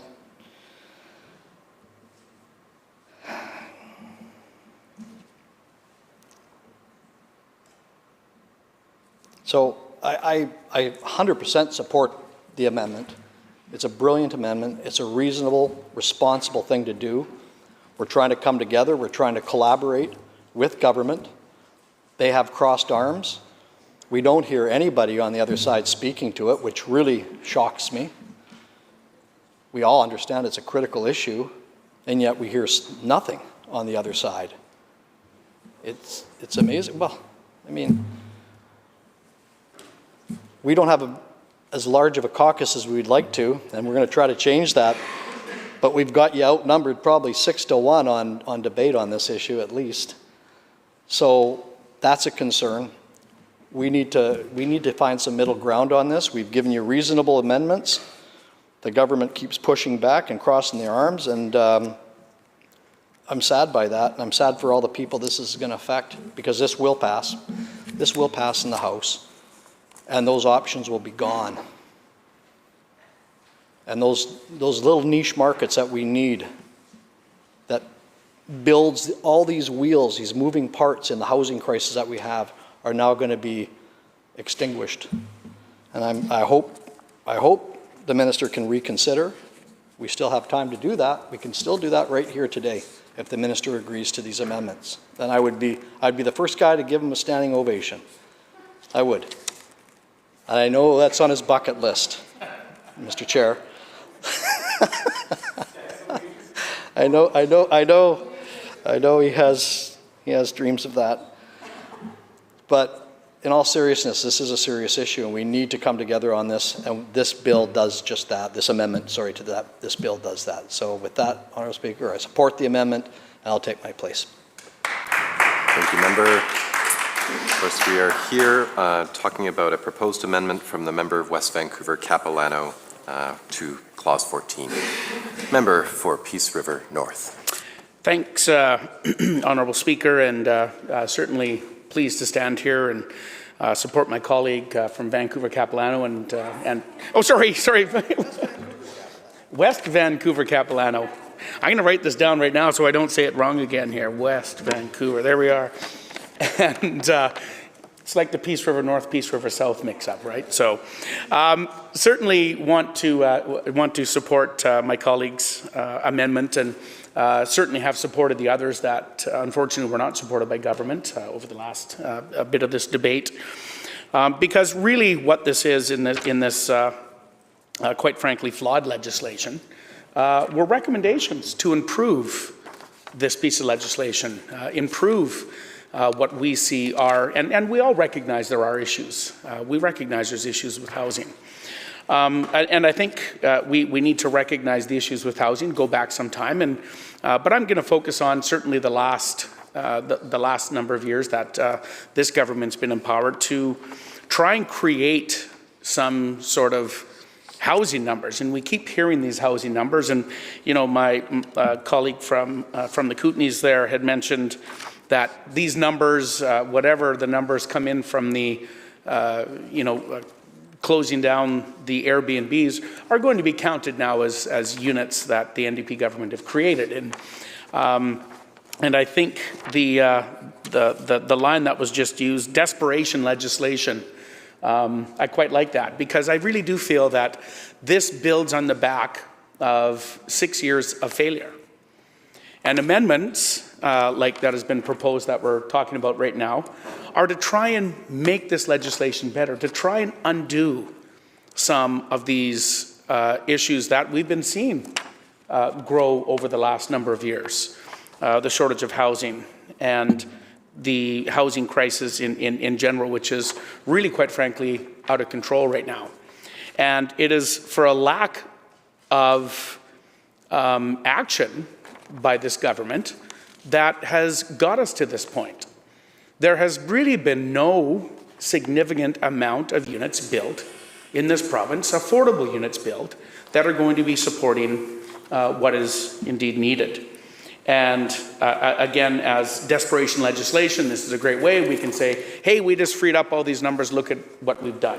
If I might remind the member, it is to the proposed amendment. It's not a second reading speech. Thanks, Honourable Speaker. And to the proposed amendment, I think this amendment allows homeowners to actually have a second property that they can fulfill a need that is absolutely missing. And, I'm going to talk a little bit about that need that this amendment provides for. And that need is, in many cases, constituents that live in my riding, constituents that come down for cancer treatment into the larger centres across the province, certainly into the Lower Mainland. Cardiac care. We don't have a cardiac unit in Fort St. John. And many people have to come down and, seek treatment. Many times the treatment they're down for is weeks. And, the Airbnb or these, and I shouldn't use the word Airbnb, but the short-term rentals offers a viable alternative. And especially when you're talking people that have already had a significant impact to their financials on, fighting this medical concern. This amendment is just one piece that will help to ensure that that this need is in fact being filled. And I think of the folks from Fort Nelson, for instance. There has not been a baby born in Fort Nelson for 10 years. Anybody that is pregnant has to go to another city that provides maternity services. And many of them are going to the larger centers. They're recommended to go 30 days prior to their due date. Well, 30 days, if you can imagine, in a hotel would be, well, it wouldn't be great. Not only the environment of it, but the sheer cost that you would be downloading on a person who is just trying to grow their family, have their first child, have their second child, become a family. And this amendment, at least keeps some of that alive, at least keeps some of these units in these larger centers where there are medical facilities that people then can access. And this proposed legislation isn't favoring that, isn't doing that. So I only have to think just back to the residents that live in my riding or smaller ridings where they have to travel to seek medical assistance, whether it be even just go for a specialist, a knee or hip, or eye, nose, and throat doctor. We don't have those services in our community. So almost anybody that seeks any kind of specialist in a smaller rural area has to travel to a larger center to seek these services. And if that's in the summer, I don't know if you've ever tried getting a hotel in Vancouver in the summer, you can't. In fact, it's even hard to get a short-term rental. But it is something that is required. And I think this is going to be one of those unintended consequences. Certainly by not looking at the other amendments that happened, but this amendment that we're talking to right now, by not allowing it to happen, really does create a significant issue for allowing people to have access to these, and that is going to be one of the unintended consequences that were in there. And again, I go back to we're only in this position because of the failures of this government. The failures to actually create more housing, building more. And that has not happened. And, I have a handful of emails here, and I know we were all on the distribution list for many of these emails that have come in. The government has somehow vilified people that have a secondary residence, that are trying to, in many cases, and again, I know the members across have received the exact same emails. These are people trying to get into their their first time home, where they, are utilizing the short-term rentals to help offset the costs, so that they can have that, something that they can provide for their future or provide for their family. And I'm just going to read one email, and I'm going to read it because it is a short one. And I'll talk about it after here. I'm writing you to consider the impact of the new legislation regarding non-legal conforming short-term rentals. I know of young people who are trying to get ahead in these tough times. With rising interest rates and costs of living going up, how can they get ahead? I fear that they will lose their investment. They are investing for their retirement. Will these changes help solve that problem? They are paying their license fees. They're paying their taxes for short-term rentals in zones that the government has approved at the time of their purchase. I fear that their property rights are being stripped away from them. Am I next? Please listen to their stories. And that's Debbie, who has again sent this email out to all of us. And she brings up a couple really interesting points. Am I next? What is next? We've seen a whittling down of property rights already under this government, whether we're talking, changes that have happened in the ALR.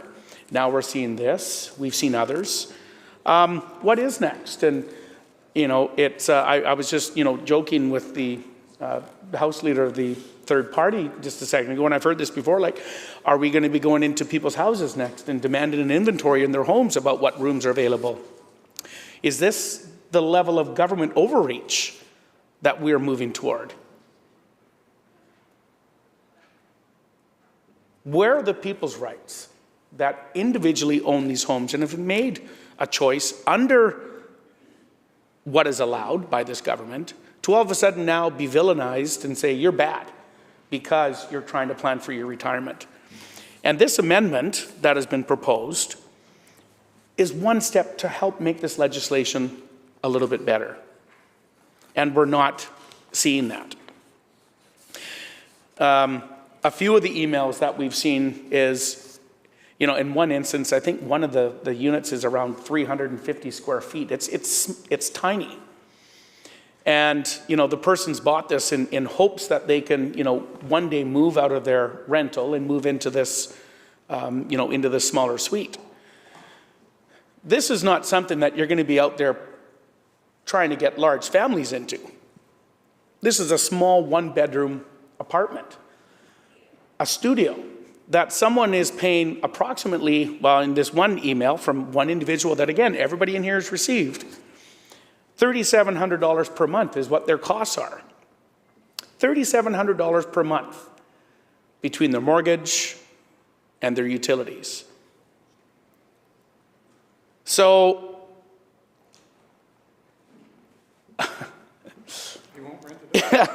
I mean, I can't imagine putting that on the market for a long-term rental. Hey, I can just imagine the advertisement right now. Got an apartment for rent. It's not much bigger than a big giant doghouse. $3,700. Views, well, no view. Well, it might have a view. So this is absolutely does not make sense, this legislation. The level of overreach that it's going to have on people just trying to get ahead. And even just by allowing this amendment will make a significant change that will help some of these people get ahead and possibly have a future for themselves. And again, this, you know, and that first email I read, she was actually not even an owner. She was just concerned for young people in our province, as I am, as we are in this side, people trying to get ahead right now in the world of, let's say, unaffordability. This is some people's only way that they're going to be seeing themselves get into, you know, into the market. We've even seen, you know, NDP folks on the other side have said that, you know, ownership for young people is just not going to happen. It's out of reach. We've heard that from members on that side. Well, we don't believe in that. And little things like this is something that is bringing home ownership into reality. But if you're going to take that away, I have grave concerns for our young people and where they're going to go. And again, this has only been caused by inaction, poor action, bad action by the NDP government over the last 7 years. Investor confidence. Who's going to build anything right now in British Columbia? You know, and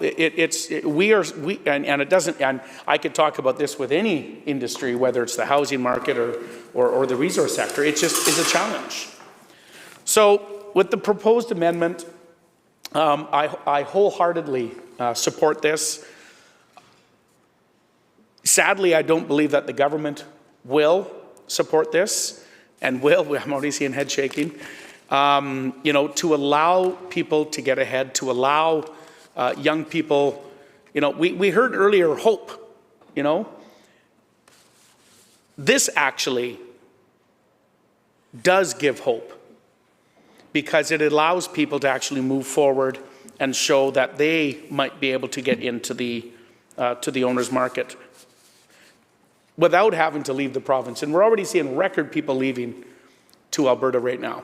Record numbers of people moving because opportunities are better there. And it's sad that this is just one more piece that is going to turn that around. And I really encourage everybody in the House to support our amendment to this flawed piece of legislation to ensure that we are filling those needs for rural British Columbia, filling those needs for urban British Columbia. That is an absolute Well, we've already seen it. It's a hole that needs to be filled right now, and this is one way that'll help doing that. So with that, I'll take my place. Thanks, Honourable Speaker. Thank you, member. Seeing no further, member for Peace River South. Got my notes? Thanks to my colleague from Peace River North for his comments, and to the chair for allowing me the opportunity to speak to the amendment that's on the floor here today. Look, I think what's really important, first of all, is when we look at not only this amendment, but the piece of legislation in front of us. And I want to thank our Shadow Minister for Housing for her diligence and her thoughtfulness on bringing forward these amendments. Because we're doing this because, unlike what the minister says, that looking for loopholes, in fact, we're trying to help this government make the legislation stronger, make it better. It's actually unfortunate when we look at the legislative program and system that we have here in front of us, that before we even have a chance to really state our case, that members opposite are already shaking their heads saying they're not going to support it. It's unfortunate because the way this system works is when you have an opposition, and I get it, government doesn't necessarily want to listen to opposition, fair enough, but we have constituents, we have people that we're speaking on behalf of, stories that we're bringing forward that are actually very applicable to what we're talking about in this House, which is why we're bringing forward these amendments, like this amendment right here, which is about trying to strengthen this piece of legislation. It's very thoughtful. I would say it's a reasonable amendment that has been brought forward.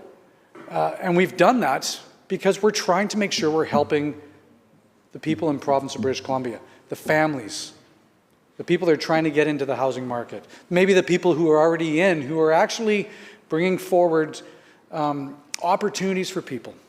Now, let me say why I'm in support of this amendment to this bill. It's because we're trying again to look at opportunities to make sure we're bridging that gap to help people. And I'll give an example. I've got somebody many people, but I've got somebody in my riding that shared with me just this morning an example that they are fortunate enough to live in a house in Dawson Creek.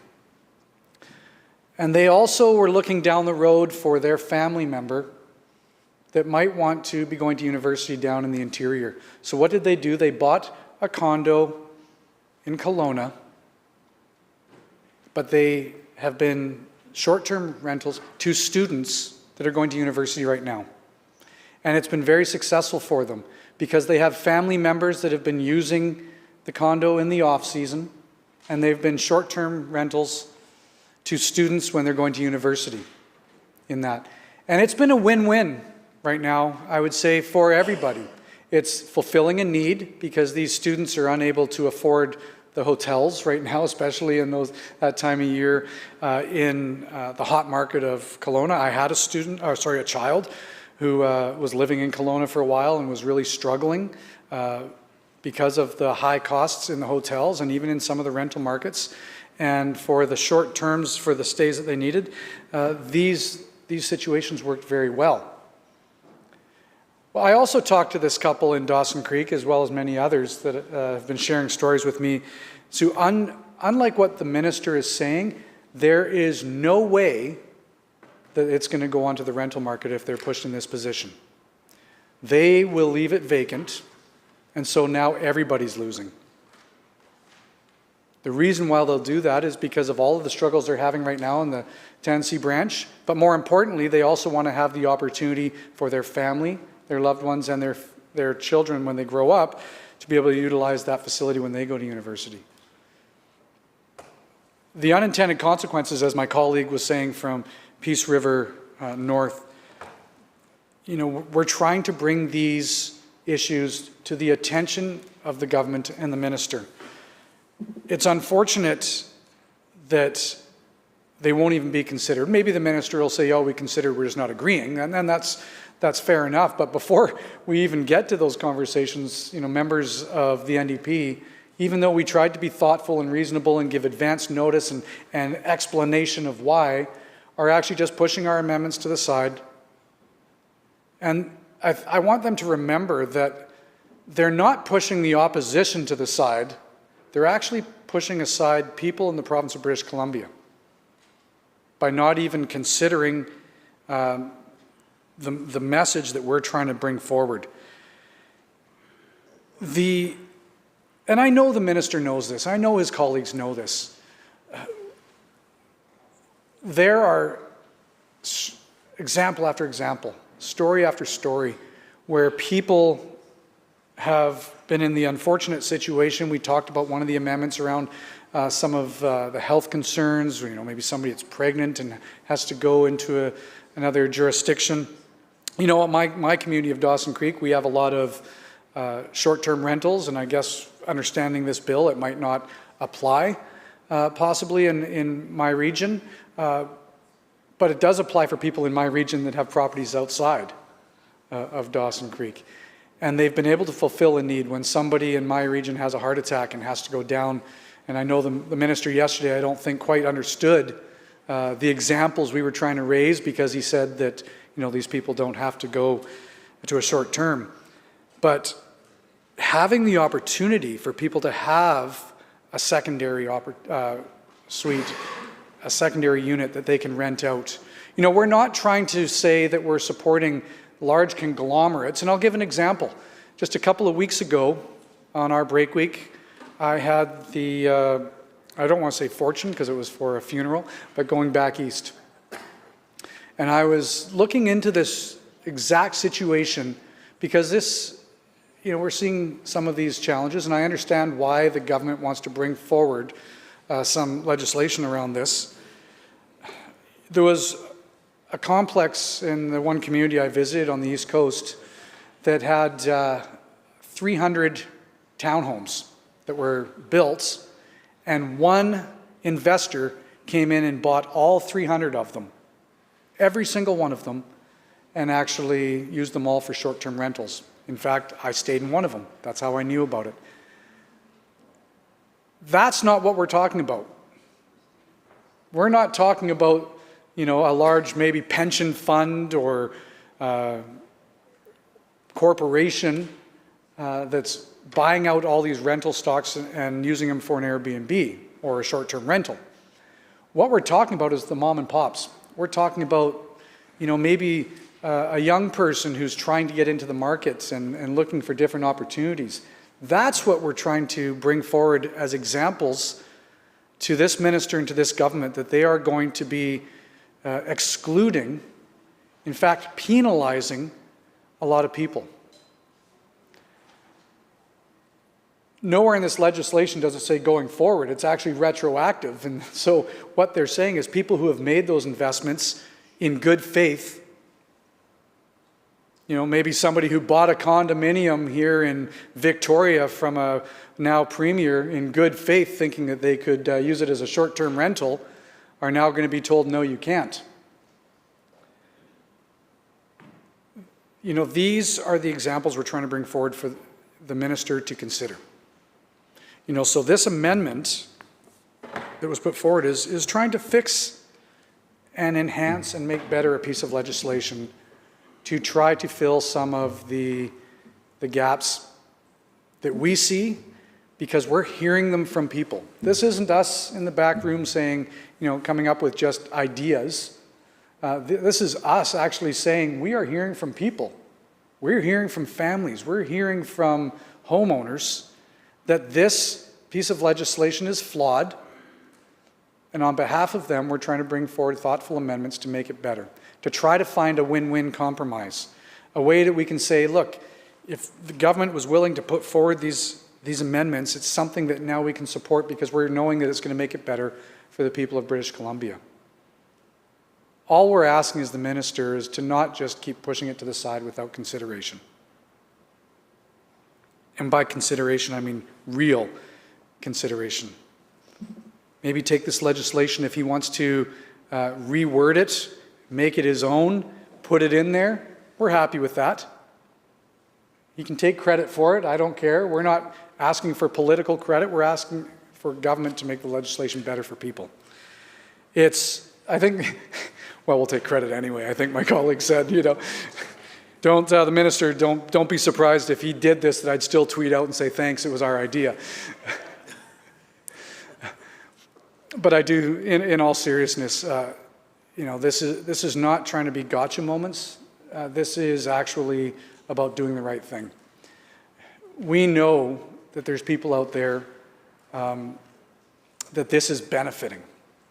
We know with these changes that government is trying to put forward is actually not going to be the silver bullet. And I sure hope that there's another piece of legislation coming forward for housing this session. I'm not sure if we're going to see that because, the minister's giving me the thumbs up. So hopefully it's a heck of a lot better than this one, because this here is not going to be doing much. Well, the minister says the next one's better, but I know that what we know is the devil's always in the details. And with this government, they always try to say leave everything to regulation and we'll see it later on. And this legislation is a lot like that. And it's unfortunate that they put forward this piece of legislation, which, Chair is looking at me, which is why we're making these amendments. I always have to bring it back to that. I just want to end by saying again to the minister, I think it's important that we be looking at these in all seriousness. We've had 2 amendments brought forward right now so far that the government has voted against. We're going to keep trying because it's the right thing to do. Normally in opposition, you would just critique it and vote against everything. We're actually trying to make this piece of legislation better because we know we're in a housing crisis right now in the province of British Columbia. I won't get into the full political commentary of who caused that because we know for the last 7 years I've got lots of ammunition against the minister of what this government hasn't done. But that's for a later date. So on this amendment, I just want to say it's something I support. I think it's reasonable, it's thoughtful, and I want to again thank our shadow minister for the due diligence work she's done on behalf of the people of British Columbia to bring this forward to try to help families. Thank you very much. Member for Kelowna West. Thanks very much. Oh, sorry. So I don't know if that indicates that this amendment has maybe got some traction. No. Well, I wanted to, first of all, Mr. Speaker, just address the House in terms of, I know that this conundrum that the province finds itself in dealing with short-term rentals in terms of the law that is being proposed here to deal with residential tenants, etc., or people that are renting on a short-term basis. And I think that the thing that, I look at my community and I know that there's been examples cited by other members in this House, but I do have to say that there is specifically issues and pressures. We had the good fortune in 2005 having UBC Okanagan developed and brought to the Okanagan.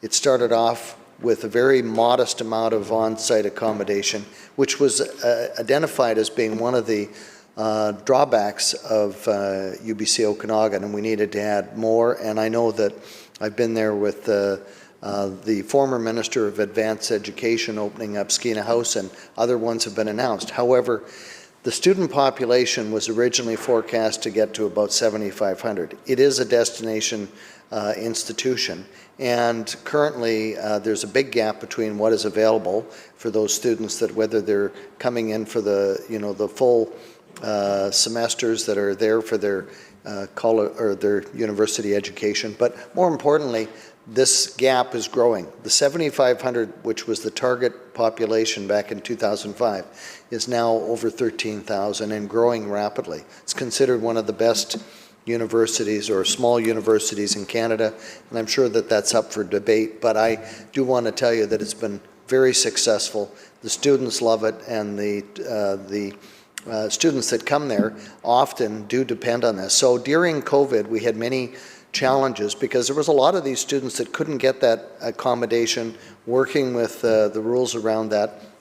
And what I would say is that bus rapid transit came to the Okanagan early in my tenure as an elected MLA. And bus rapid transit goes from West Kelowna all the way to UBC. And this is taking literally hundreds of students back and forth to UBC. It's not the only place, but bus rapid transit, which I know we've talked about the whole idea about, having densification around that. But what I do want to speak to is the amendment in terms of the fact that we're talking about whether secondary or short-term rentals is something that actually works in a community. So just to kind of put it in a perspective, in that period of time from 2005 until today, Okanagan College, which was downsized to about 3,000 or 3,500 students after the split of the university programs in UBC Okanagan, it's now also at around 13,000. So the two institutions are massively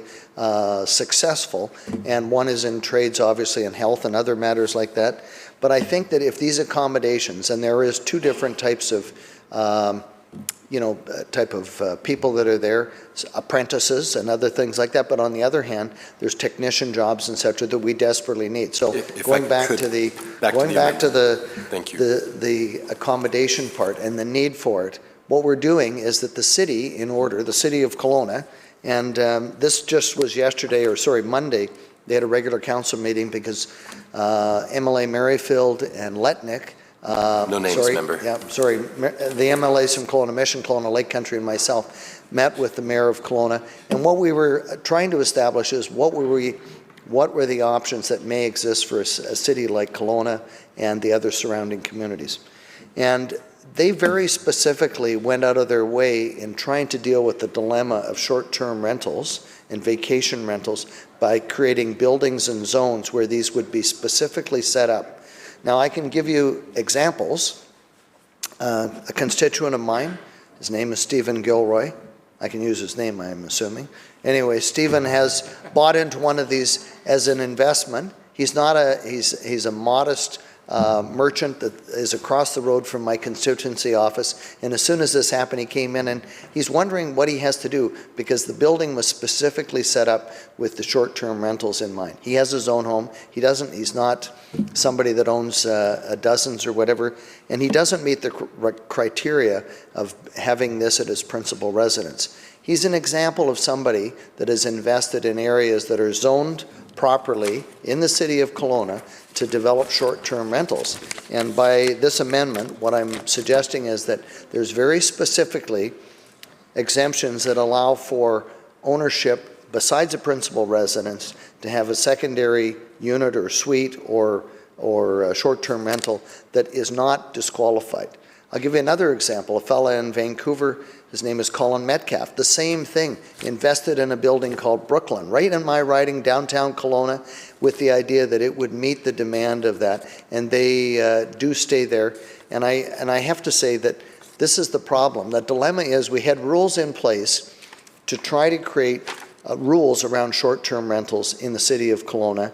And now what is happening is that there's no allowance for that. And this amendment for Bill 35 addresses the whole idea that there should be exemptions or an ability for these people to being able to have this type of investment and not being, as the former speaker from Peace River South described, 300 units in one building. That's a lot different than one having an individual.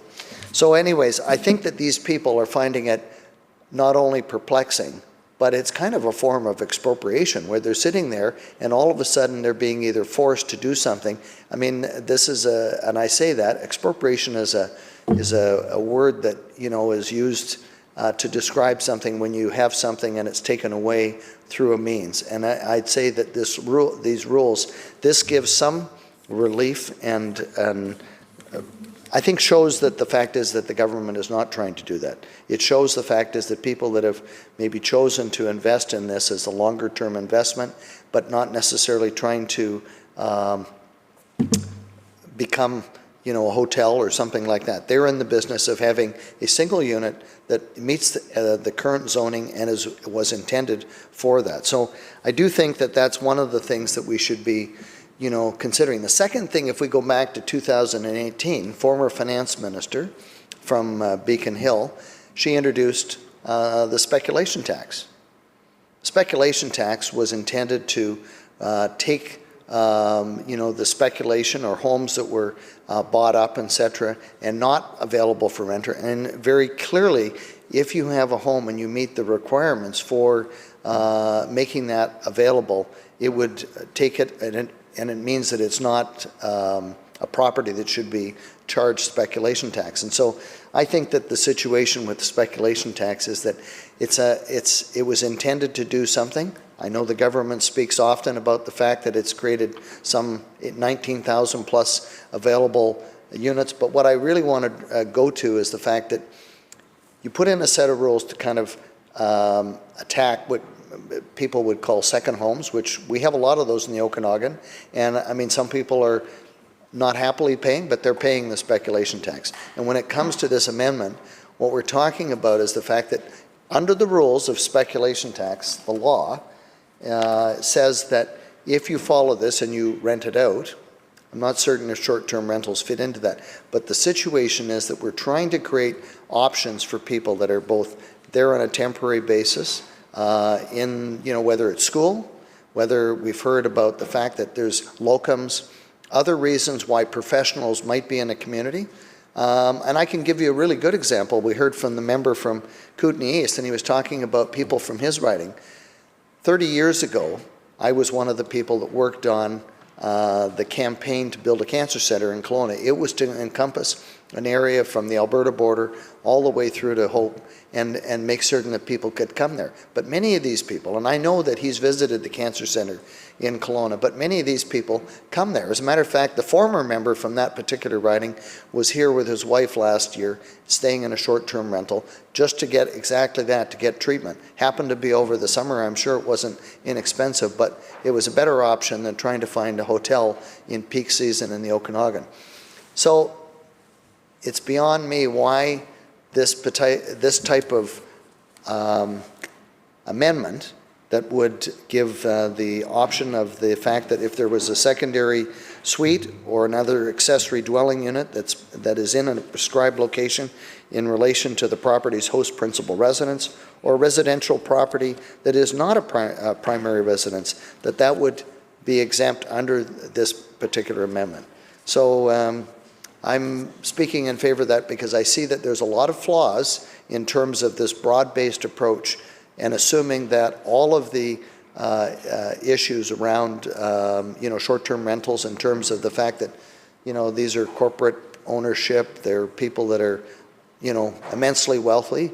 I know that Stephen and his wife have a good business, but I don't see Stephen as being somebody that could afford to all of a sudden be forced out of a secondary unit that was intended for this purpose.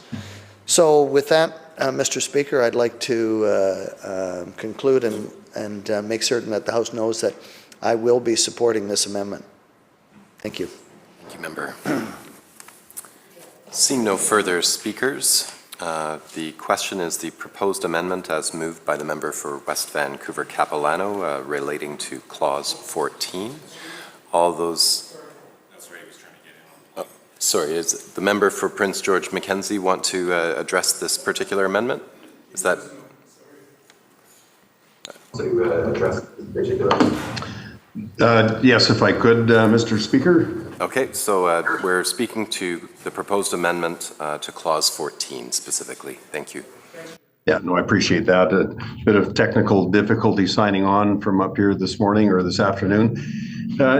Speaking in support of this amendment, Prince George is not unique from many other communities across British Columbia, but we are the only health authority in British Columbia that doesn't have cardiac services here in Prince George. And a lot of people have to travel to Kelowna or to the Lower Mainland for the cardiac services. And, when families are involved, it's an expensive proposition to look at something like this. And Airbnbs have filled the void and have assisted significantly in helping these families meet that need when they have to travel for cardiac services. My family was involved with that a couple of years ago. And so, the services that Airbnb provide in many of these communities is invaluable.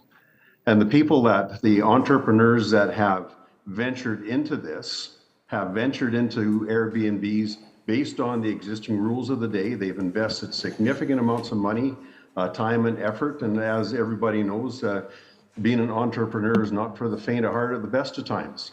But when government changes the rules so quickly after significant investments have gone into these kinds of things, I think it places a burden on them that a lot of them probably won't be able to survive if this goes through.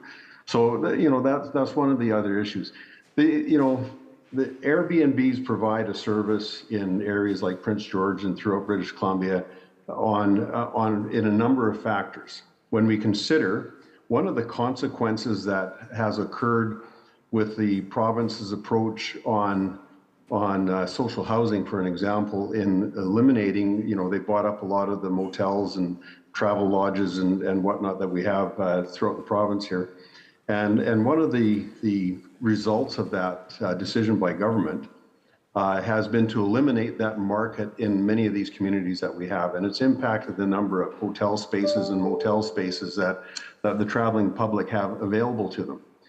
And, it doesn't take long in a small community and medium-sized communities like Prince George where, you eliminate 2, 3, 4, or 5 of those types of facilities in a community, somebody has to take up the slack.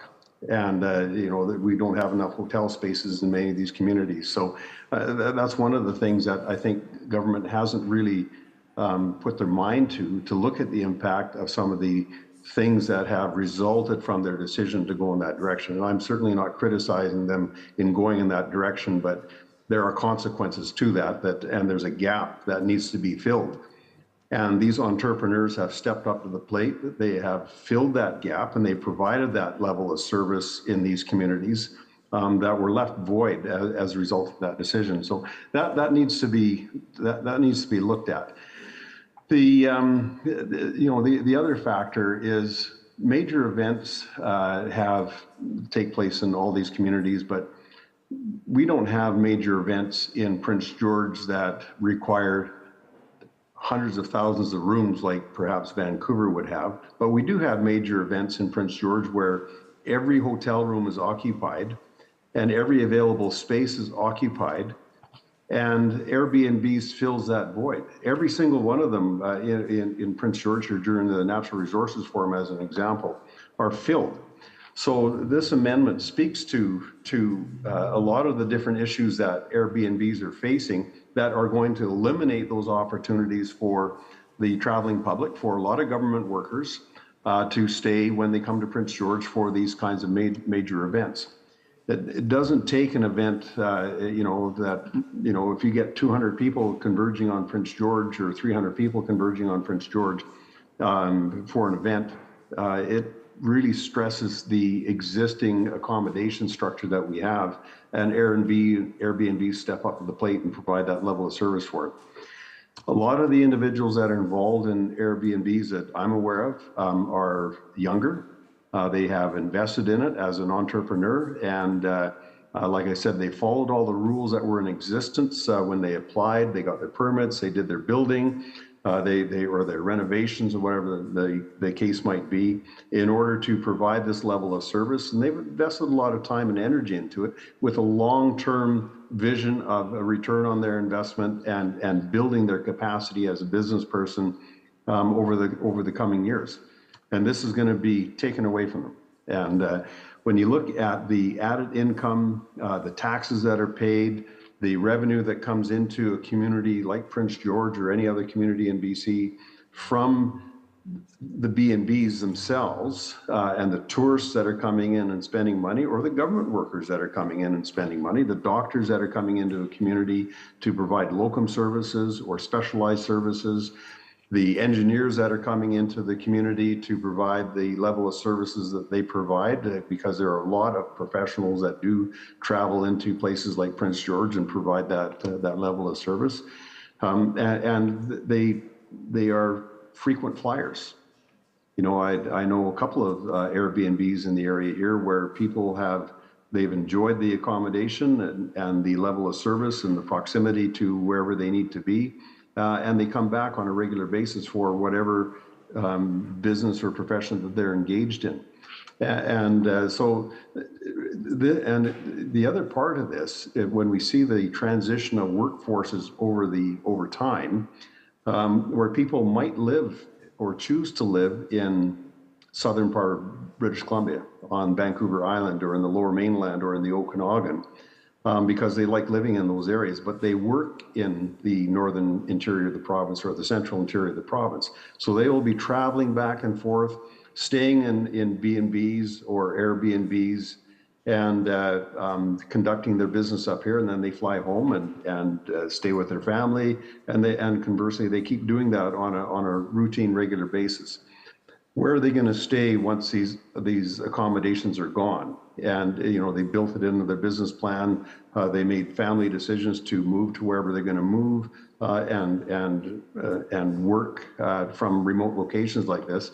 So there's a number of factors I don't think that government has really considered in implementing this particular bill, and hopefully they'll consider this amendment moving forward here, because we do have to provide, we have to provide the flexibility for people, for professionals to do what they want to do, to live where they want to live, but provide that services for communities like Prince George and the northern interior, where we would love to have engineers move to Prince George and live here on a permanent basis. We would love to have the health professionals move here on a permanent basis and provide that level of service for the community, but they have opted not to. And Airbnbs are one of the solutions that they use for accommodating their interests when they come up here. Some of them may have purchased these Airbnbs on their own, and they will stay in that Airbnb when they come here to do their work, and when they leave, it's rented out for short-term rentals. So this is going to be a fly in the ointment for a lot of these individuals that have gone into this with their eyes wide open, knowing full well what the rules were, the rules of engagement. They invested heavily into whatever structures or facilities that they have here in order to do this, and all of a sudden the dial is turned and they no longer have these options available for them, and they're going to be scrambling to figure out how they're going to be working through this down the road here. So, Mr. Speaker, this is an amendment that I fully support along with my colleagues, and I hope that government reconsiders their position on this. I'm not down there to look at the faces across the way here and see what kind of reaction that we've been getting, but I do hope that government reconsiders the direction they're going on this particular bill. We have a lot of people, we have a lot of families that have invested in this, and I would hate to see them not only face the financial losses, but the added stress that this is going to cause hundreds and thousands of families across the province here as they adjust to this this drastic measure that government is trying to impose with Bill 35. So I will be supporting the amendment moving forward. Thanks very much, Mr. Speaker. Thank you, member. I see the member for West Vancouver Capilano. And thank you, Mr. Chair. So just to wrap up our conversation about this, something I think is really important here. What we're talking about is there are unintended consequences, and people who they're not the bad guys. Those people who are who purchase these, particularly the purpose-built short-term rentals, and they have one of them.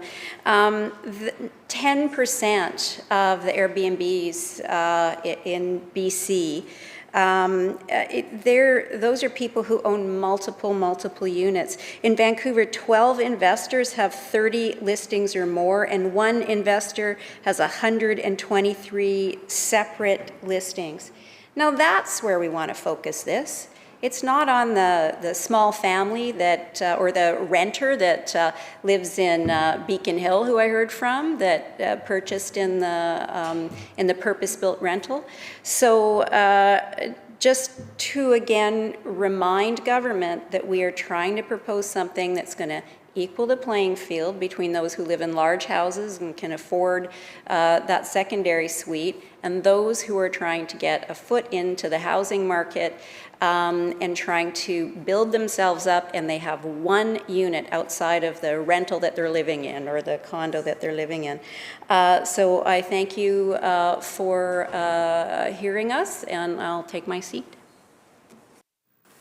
Seeing no further speakers, we will be holding the vote now on Clause 14, proposed amendment to Clause 14. Sorry, to be clear, it's a proposed amendment. So all those in favor? Aye. All those opposed? Nay. And on the screen, I didn't, you can indicate, yeah, I guess that's an important one. I'm going to say that the amendment did not pass, but its division has been called. Thank you.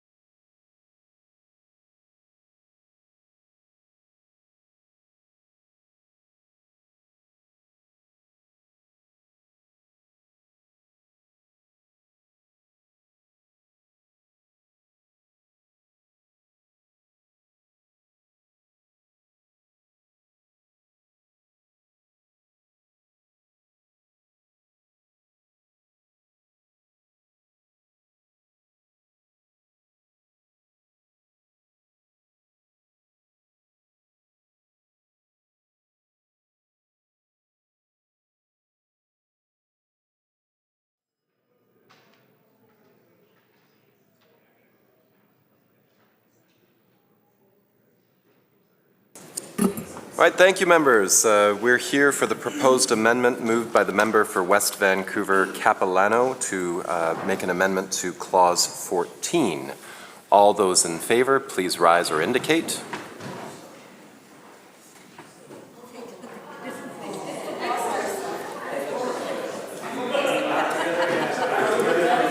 Thank you. Thank you. You can take your seats. All those opposed, please rise or indicate.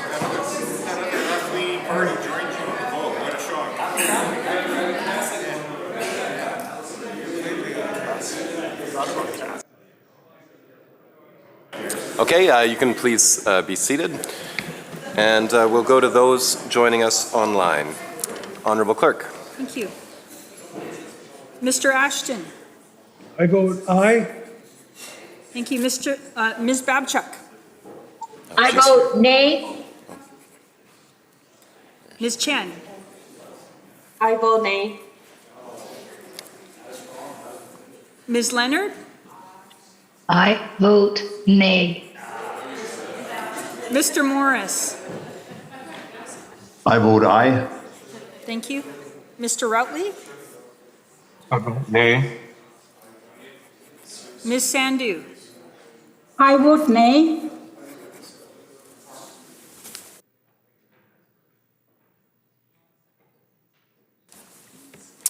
The proposed amendment is... Oh. Honorable Clerk. Those voting aye. DeYoung, Dirksen, Miller, Falcon, Bond, Halford, Oakes, Bernier, Payton, Davies, Morris, Kylo, Sturco, Kirkpatrick, Merrifield, Lee, Watts, Stewart, Shapitka, Ashton, Sturdy, Letnick, Taggart, Rustad, and Banman 26. Those voting nay. Parmar, Sims, Babchuk, Coulter, Lohr, Malcolmson, Bear, Kang, Ma, Heyman, Cullen, Baines, Dean, Mercier, Brar, Russell, Rutledge, Starchuk, Rice, Philip, Leonard, Chow, Arsing, Whiteside, Farnworth, Callon, Eby, Conroy, Sharma, Dix, Robinson, Fleming, Rankin, Ralston, Popham, Simons, Elmore, Glumac, Routley, Yao, Deeth, Donnelly, Green, Anderson, Chant, Sandhu, Padden, Begg, Chen, Singh, Olson, and Walker. 52. The amendment is defeated. Honorable Minister of Housing? Short break, Chair. We will take a short recess. Thank you, members.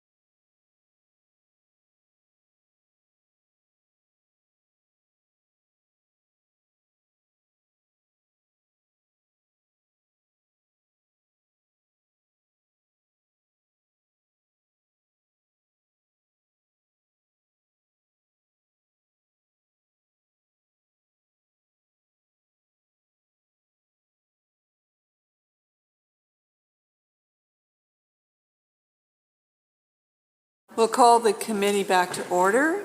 We're on Bill 35. Shall Clause 14 pass? Recognizing the member for Kamloops, North Thompson. Thank you, Madam Chair. I just want to get a couple of clarification questions on 14 with the Minister. So as I read this is the principal residency requirement. So if somebody owns a freestanding home on a single-family lot, say in Delta or in Surrey or in Langley, it could be a 6,000 square foot home. They're empty nesters. Their kids have all moved out. They decide, you know what, I would like to have a short-term rental based on this principal residency requirement. They're able to, if they can afford it, or if they want to go to the bank and get a mortgage, renovate their 3-car garage, put a carriage house above the garage, assuming all local government permits are pulled, use the bank financing, and then use the revenue from a short-term rental on the new suite built above their 3-car garage while they still live in their 6,000 square foot home on their single-family lot. And that is what is actually being enabled by Clause 14.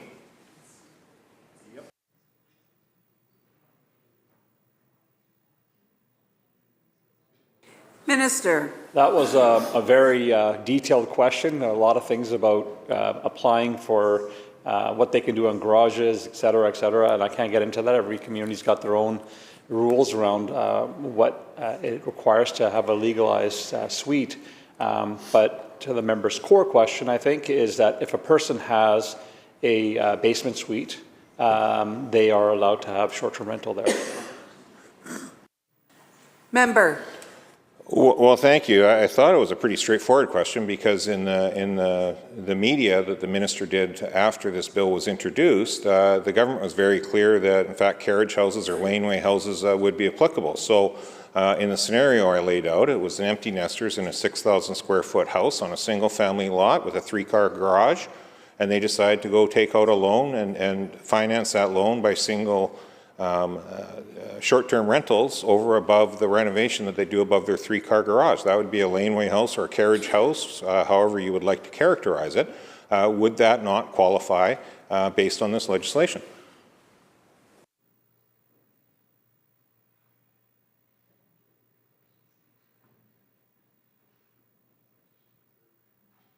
Minister. Yes, if a person has a laneway home or an ADU in their backyard, yes, they can use that for short-term rental. Thank you. And then just to clarify further with the principal resident designation in Clause 14, if I own a 400 square foot, 1-bedroom apartment-style condo, say in the Juliet, in a building like the Juliet in Victoria, and the neighbor's 400 square foot or 350 square foot, 1-bedroom apartment style condo comes up for sale, if I bought that, I would have to use it as a long-term rental. I would not have the ability to use that as a short-term rental. Is that correct? Minister. If that is your principal residence, that unit in the Genyon, and that's where you primarily reside, and you choose to use it for short-term rental, you still can do that. Member. Thank you. Well, I wasn't talking about inside of my 400 square foot Juliet apartment that I would have somebody using the living room as a short-term rental. The question was around if you would have the ability, if that's your primary residence, under Clause 14, to buy right next door that comes up for sale, the same 400 square foot unit or 350 square foot unit, and use that as a short-term rental, or if it has to be a long-term rental.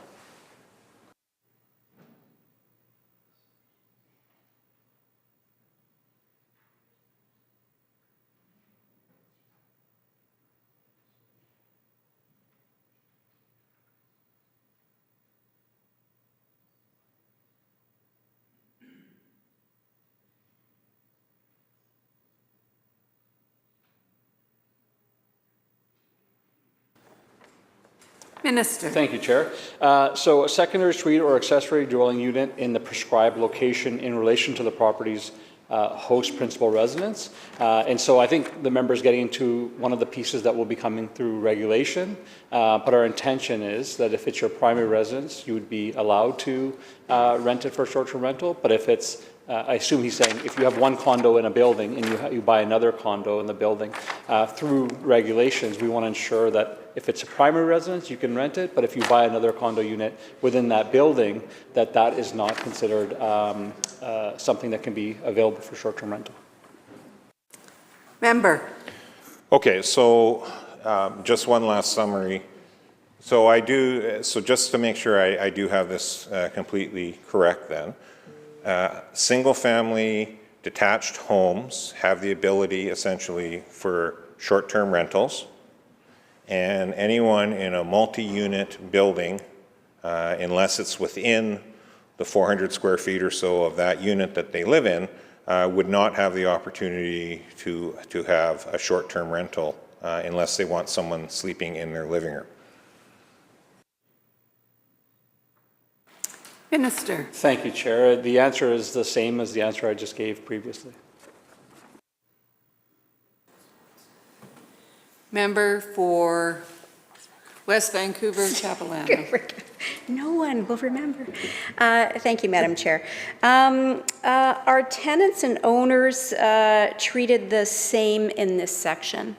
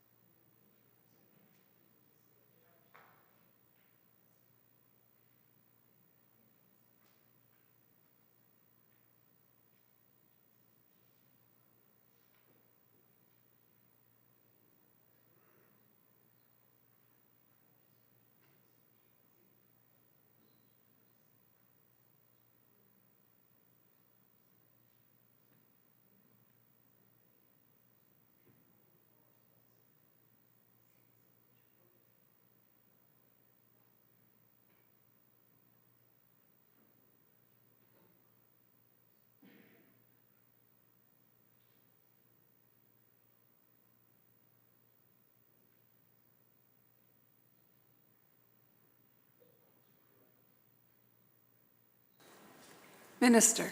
Yes, thank you, Chair. Yes, as the member described it is correct. Member. Thank you, Madam Chair. In the case of a tenant infraction of the primary residence rule, who then becomes liable under the Act, the tenant or the landlord?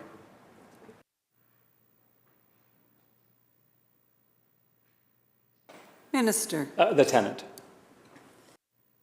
Member. How are multiple bedrooms in a single dwelling treated with regards to the single unit limitation?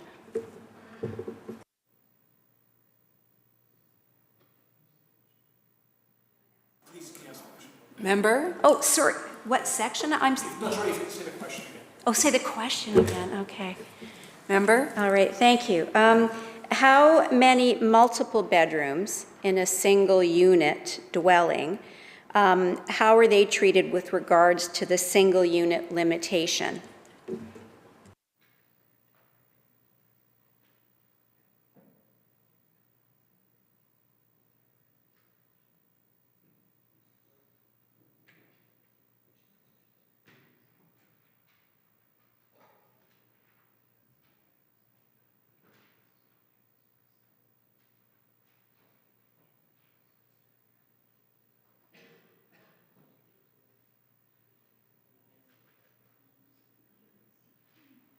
Minister. Thank you, Chair.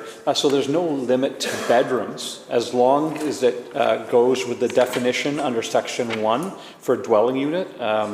Dwelling unit A and B, I can read it, or I can read it out for the member. It says dwelling unit means building or a part of building that is self-contained residential accommodation unit, and B, usually has cooking, eating, living, sleeping, and bathroom facilities. Member. Thank you to the minister. Just for clarification, I guess, if somebody is in an individual apartment and they have 3 bedrooms, and I know we've established that, but if that's 3 listings on Airbnb or Vrbo, can they have 3 listings if each of those is going to be an independent unit, not unit, but rental?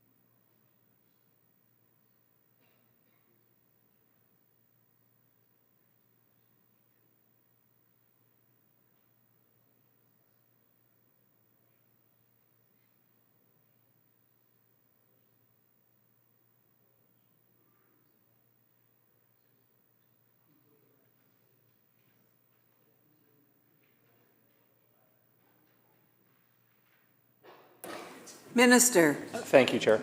So if someone owns a 4-bedroom space and it's their primary residence and they have 3 bedrooms that they would like to go on short-term rental, they can do that. Member. Thank you to the minister.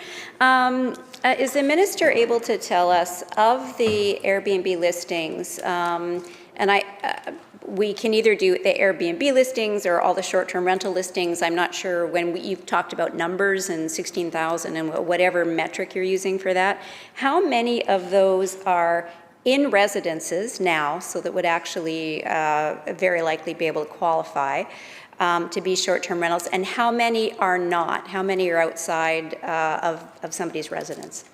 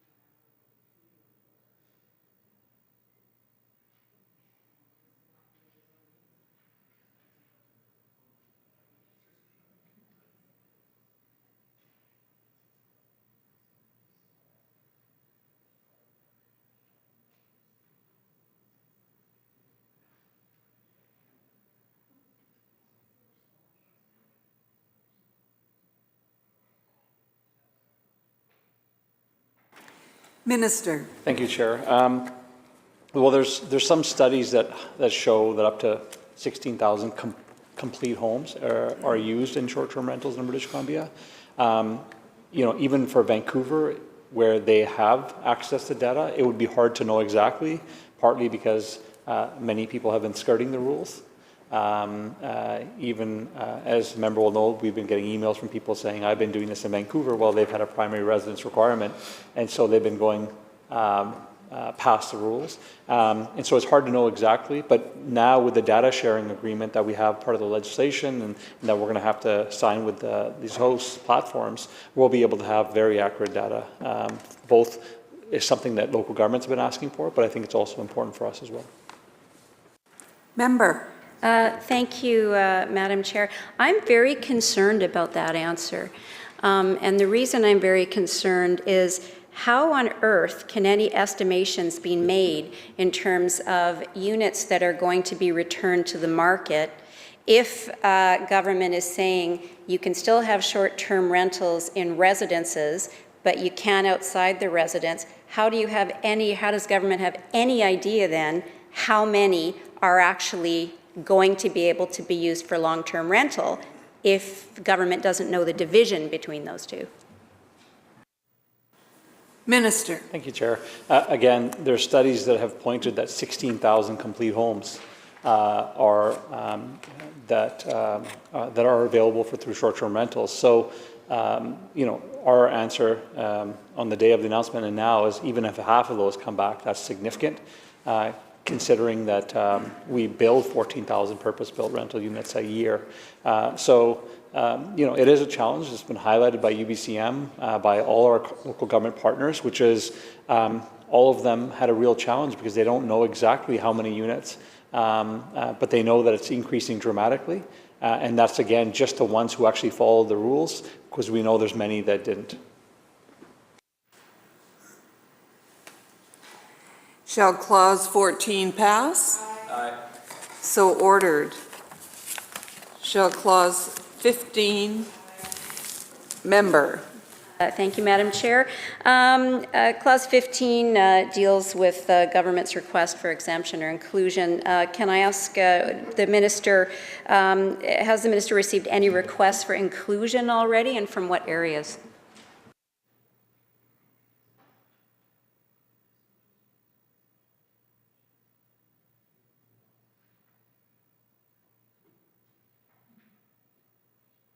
Minister. Thank you, Chair. I'm not aware of any request yet. Member. Thank you to the Minister.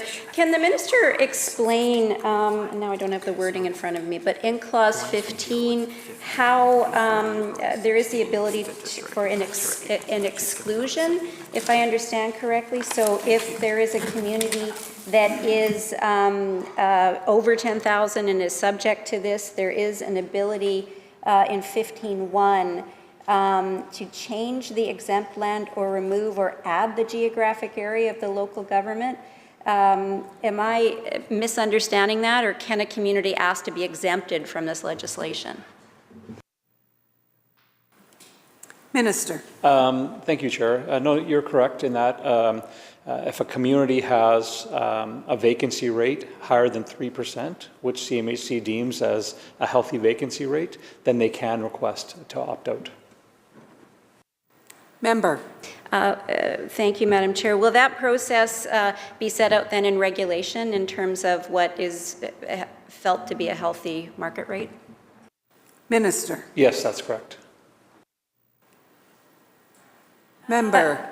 Thank you. Does the Minister have any forecasts, and we bounced this around a little bit yesterday, but it's relevant here, any forecasts related to demand for major events like FIFA 2026?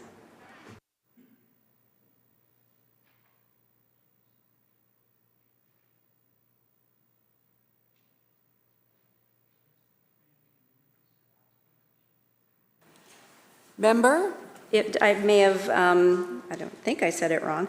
Does the Minister have any forecasts related to the demand for major events like FIFA?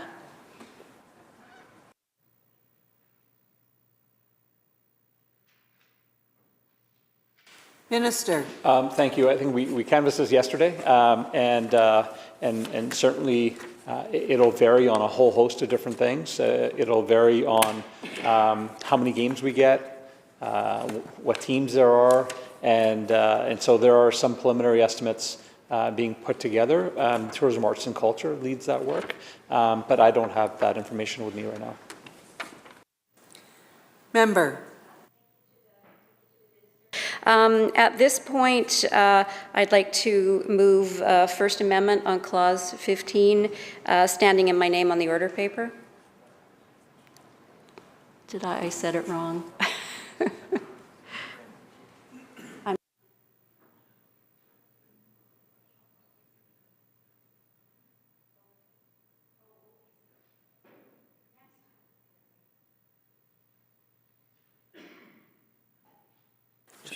Shall Clause 15 pass? Recognizing the member for Parksville Qualicum. Thank you, Madam Chair.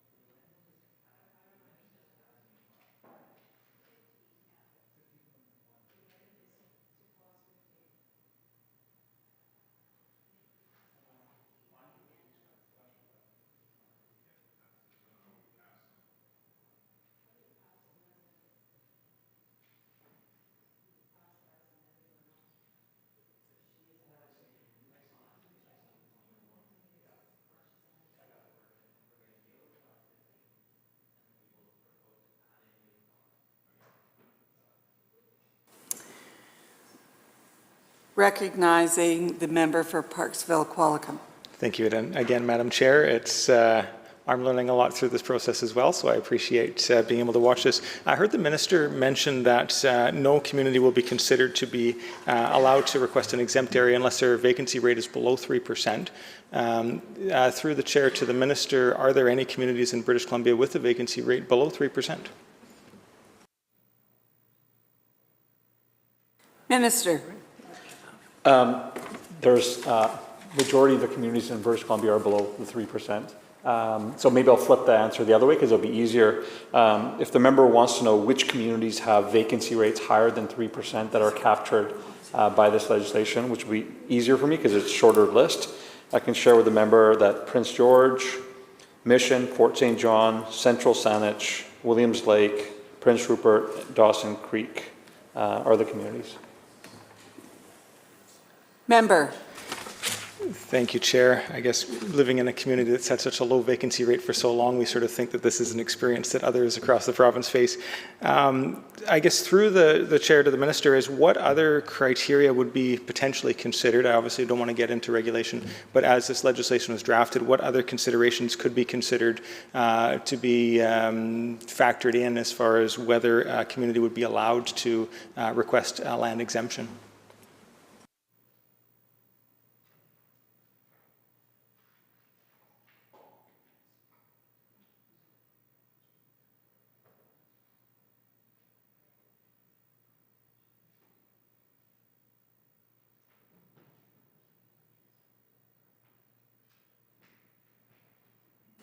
Minister. Thank you, Chair.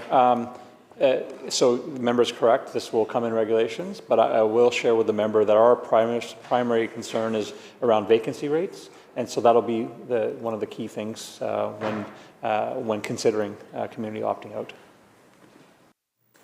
Member. Thank you, Minister. Just wondering on Clause 15, Sub 2, if the Minister could explain, just in layman's terms, what this could mean.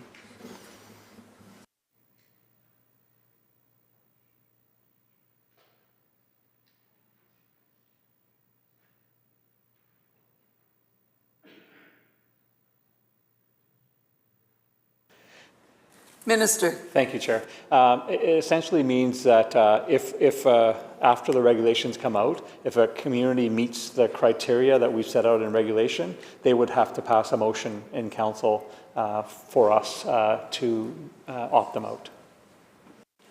Member. Makes sense. And last question I have with this process, understanding and recognizing that some of the interactions between local governments and ministries can take some time.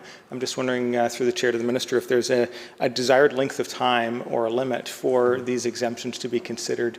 I guess more specifically, is there a time frame that the minister would hope to have these considered and back to local governments following adoption of a resolution?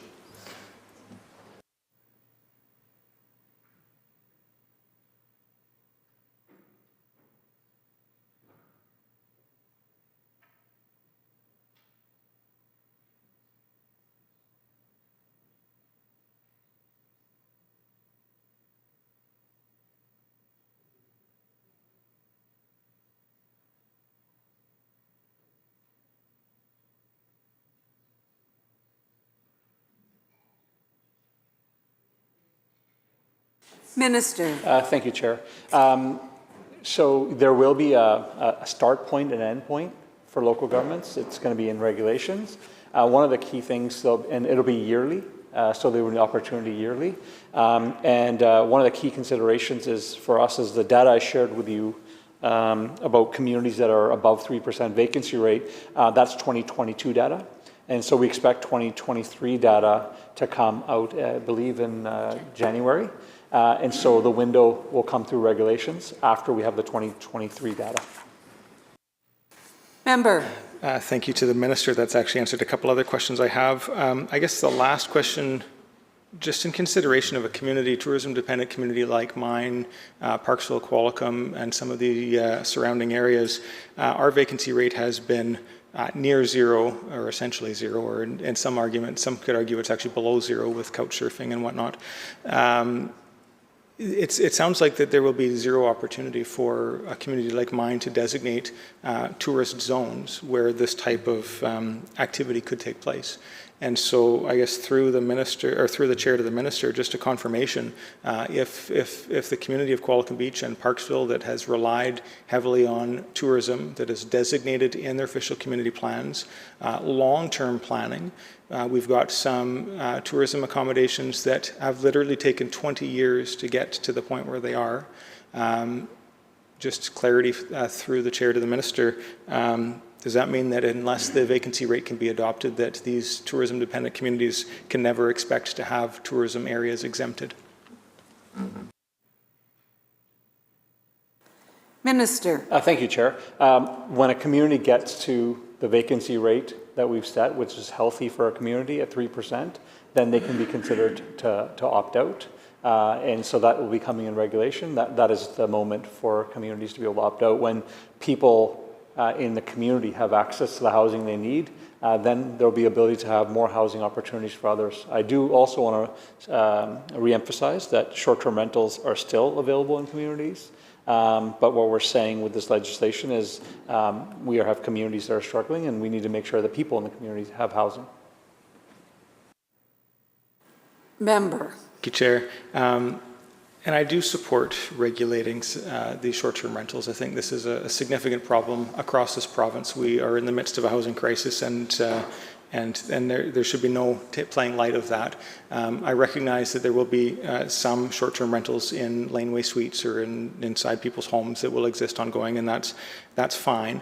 The concern is, I just don't know if the minister fully recognizes the impact that this will have to not be able to exempt tourism zones that, I'm thinking of along Parksville, where we've got, I don't know if I should name resorts, but beautiful Tinamera, some restaurants and hotels that have established over the years, anchored with Rathtrevor Provincial Park at one end.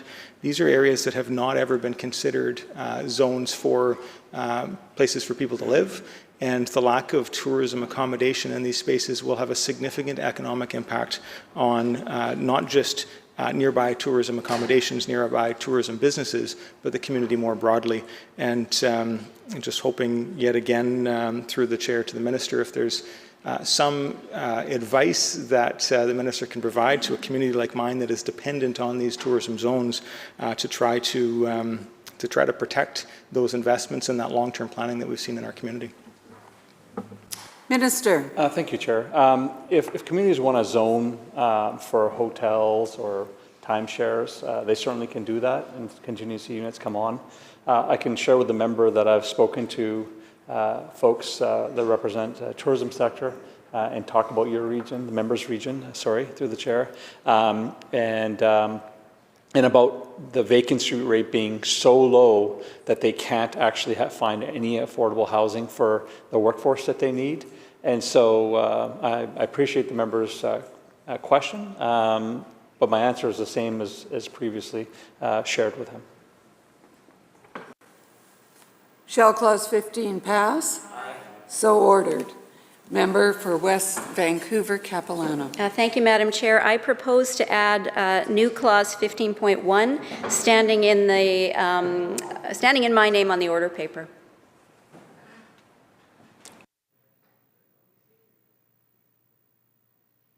Recognizing the member for Prince George Valemount. Thank you very much, Madam Speaker, and Madam Chair, and I appreciate the opportunity to make a few remarks in support of the amendment. Although if we look at the pattern over the last couple of days, I think all of us recognize the fate of the Fourth Amendment that our party has introduced. And for the NDP MLAs and ministers that are busily out on social media talking about the fact that the BC United Party is actually standing up in the legislature and asking questions about a bill that is flawed, you bet we are. And in fact, that is the purpose of debate in this legislature. We believe this bill, Madam Speaker, is flawed. And this amendment speaks to the issue of capacity. While members on the opposite side obviously believe that no matter where you live in British Columbia, you can simply accommodate people, particularly in the event of special events. That's what this amendment speaks to. So I look forward to the NDP government explaining to British Columbians how when hotels are full and people are making a decision or being forced to make a decision to travel to another community for things like medical care, for special events, for hockey tournaments, for conferences, for you name it, there is no extra capacity. This amendment speaks to the ability to deal with surge capacity. I can hardly wait to hear how the minister and all of the members opposite are going to explain how we're going to accommodate the thousands of people that will arrive for FIFA, for example, or for large concerts, or for anything that requires additional capacity in communities. Capacity is an issue whether you live in Prince George or Dawson Creek or whether you live in Kamloops. I don't know how members on the opposite benches simply just, with a stroke of a pen, create this kind of legislation that creates significant changes regarding capacity in communities. And Madam Chair, that is what this amendment is about. It is about saying we do not have capacity in many communities to accommodate people who have to go to another city for lots of reasons. Some of them include tourism. Imagine that, strengthening the tourism economy in British Columbia. Imagine sporting events. Think about medical care, all of those things that we have raised repeatedly in this legislature, all to be dismissed. And with a stroke of a pen, this government intends to simply dismiss the concerns of hundreds and thousands of British Columbians. Short-term rentals are an important play an important role in smaller communities as well. So from our perspective, it is time for the government. They repeatedly speak about how good ideas are welcome wherever they come from. Well, apparently not in the legislature of British Columbia, because 4 of them have been brought one after another to try to improve flawed legislation. And it is hilarious to look at the antics on the other side when it comes to the fact that we actually allowed the bill to move to committee stage. That's the process in the legislature. So when we talk about capacity, which this amendment speaks directly to, it is an issue, not only in large cities, but in communities across the province. How on earth will there be surge capacity in communities across this province, including Vancouver, which, by the way, has a record of hosting large events, Where do we think those people are going to go? There is simply not enough hotel capacity. But let's just, with a stroke of the pen, let's remove one of the options. Madam Chair, this amendment also speaks to the ability when people come to British Columbia for an event, whether it's to Vancouver, a major event of some sort, they should have a choice about where they find accommodation. So not only is it an issue of capacity, it is an issue of choice that people have around the world. Oh, but not in British Columbia. So there are capacity issues. There are issues related to choice. And it's not just people who choose to stay in a short-term rental accommodation. It's about the people who own property and homes and the ability for them to actually make choices about what they get to do in British Columbia, but not according to the NDP. And in fact, we actually had one of them suggest that we were stalling. Well, I'd like to clarify the record. This is the place for debate. This is the place that we get to ask questions on behalf of the hundreds and thousands of British Columbians who undoubtedly are filling mailboxes on the other side of the legislature as well. It is our job. We're going to do that, and we're going to do that without apology. There has been lots of feedback. I can tell you there's been lots of feedback in every single community of every MLA in this chamber. I've heard about the concerns from people in Prince George, wondering when they come to our city from other parts of the region, when hotels are full to capacity. Has anyone tried to attend the Natural Resource Forum in Prince George? As my colleague would know well, you cannot get a hotel room. Does that mean we should cancel the Natural Resources Forum in Prince George? No, it means we need to have a series of options that include Airbnb for people who want to make that choice. It is a necessity in a community like mine. It helps to grow the economy. It helps to give people choice. They add capacity. No one has suggested on this side of the legislature that we do not need to deal with the issues related to compliance. We understand that. But I can assure you that the very small number of people that fail to comply, let's deal with them instead of, with the stroke of a pen, removing an option for British Columbians, for people who are coming to British Columbia. And the simplistic view that this is going to solve all the housing issues in British Columbia is simply not credible. And we know that this government has talked about adding capacity, has promised the moon, in fact, 114,000 units. They have failed to deliver. So this flawed legislation is not about changing capacity, it's about adding numbers to their already failed housing policy. They should be honest about that. And some members on that side of the legislature should actually get up and defend this bill instead of spending their time on Twitter complaining about the legislative process. So to be clear, this amendment speaks to capacity when there are large events, major events. Let's have the minister describe for us what a major event looks like. What does it mean in Prince George when there is the Natural Resources Forum, or Kamloops hosts the World Junior Hockey Tournament, or we have all of those circumstances that occur in Vancouver? So, Madam Chair, this is about looking at how we fix what we consider to be flawed legislation. And frankly, we have pretty much given up hope that the government will even consider what have been reasonable, thoughtful, and practical amendments, including this one. So, Madam Chair, I very much appreciate the opportunity to have participated.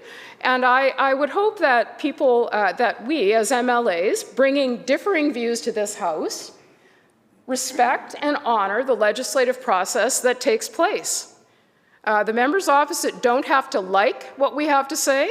They don't even have to agree with what we say, and that's been very obvious since we've watched amendment after amendment defeated. But it certainly does not mean that there needs to be changes made to the legislation It is flawed. It is going to have a significant impact in communities like mine and across British Columbia. So, Madam Chair, with that, I wanted to make sure that I was clearly on the record on behalf of constituents in my constituency and others in our region in support of the amendment that has been brought by my colleague. Minister. Thank you, Chair. I appreciate that, and I appreciate the member across the way's comments. First point I'll make is that this legislation is being heralded as the gold standard on how to address short-term rentals across the country.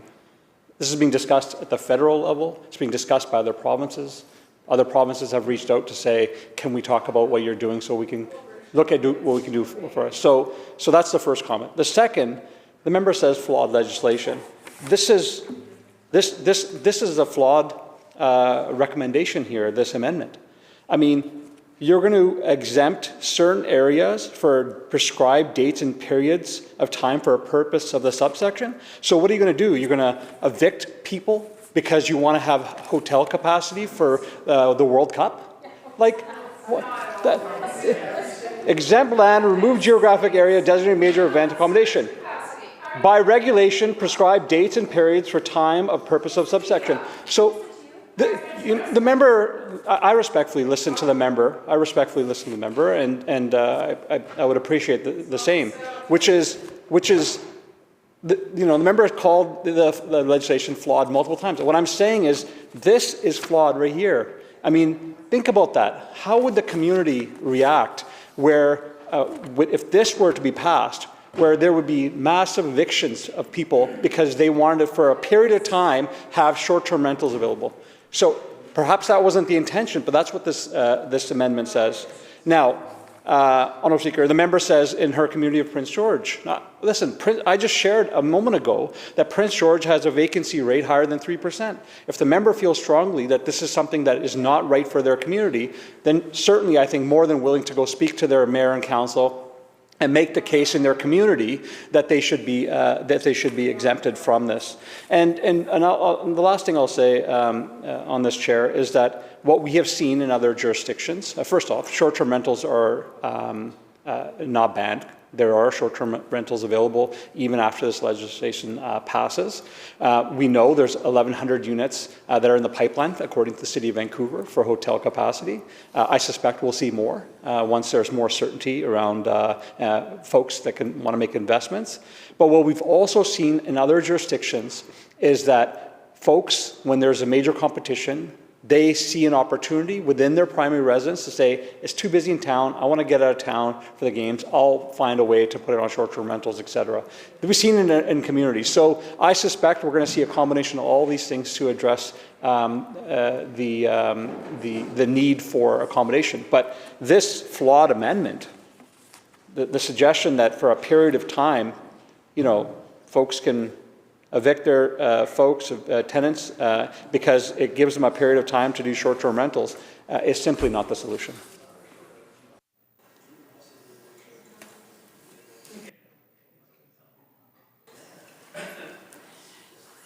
Shall the amendment pass?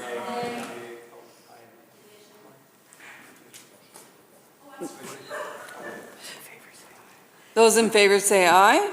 Aye. Those opposed say nay. The amendment does not pass. Division's been called.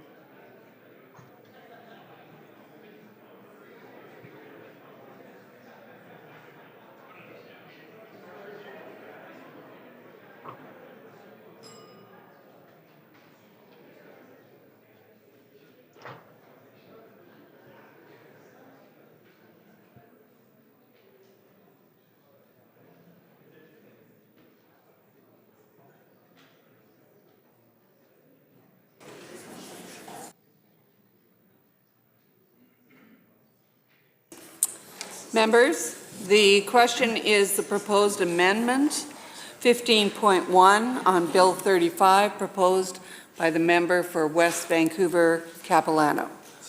All those in favor, please stand.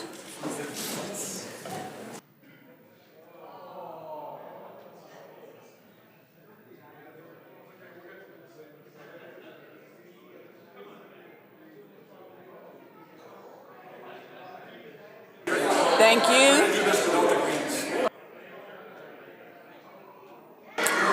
Thank you.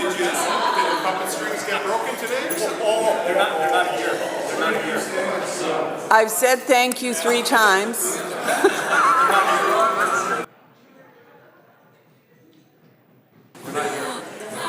All those opposed, please stand.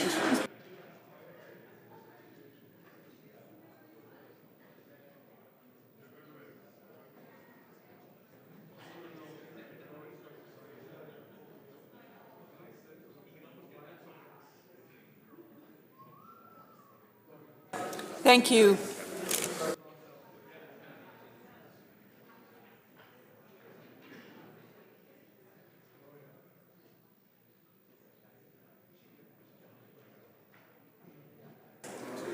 Honorable Clerk.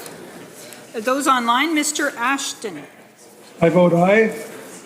Thank you. Ms. Babchuk. I vote nay. Ms. Chen. I vote nay. Thank you. Ms. Leonard.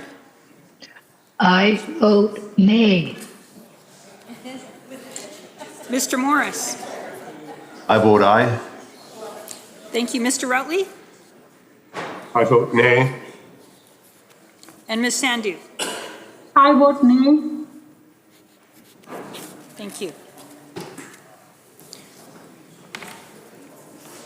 Those voting aye: DeYoung, Dirksen, Millibar, Stone, Falcon, Bond, Halford, Oakes, Bernier, Payton, Davies, Morris, Kylo, Sturco, Kirkpatrick, Merrifield, Lee, Stewart, Shipipka, Ashton, Sturdy, Letnick, Rustad, Banman, and Walker, 25. Those voting nay: Parmar, Sims, Babchuk, Coulter, Lohr, Malcolmson, Bear, Kang, Ma, Heyman, Osborne, Cullen, Baines, Dean, Mercier, Brar, Russell, Rutledge, Starchuk, Rice, Phillip, Leonard, Chow, R. Singh, Whiteside, Farnworth, Callon, Conroy, Sharma, Dix, Robinson, Fleming, Rankin, Ralston, Popham, Simons, Elmore, Glumac, Routley, Yao, Deeth, Donnelly, Green, Anderson, Chant, Sandhu, Padden, Begg, Chen, Asing, 50. Motion is defeated.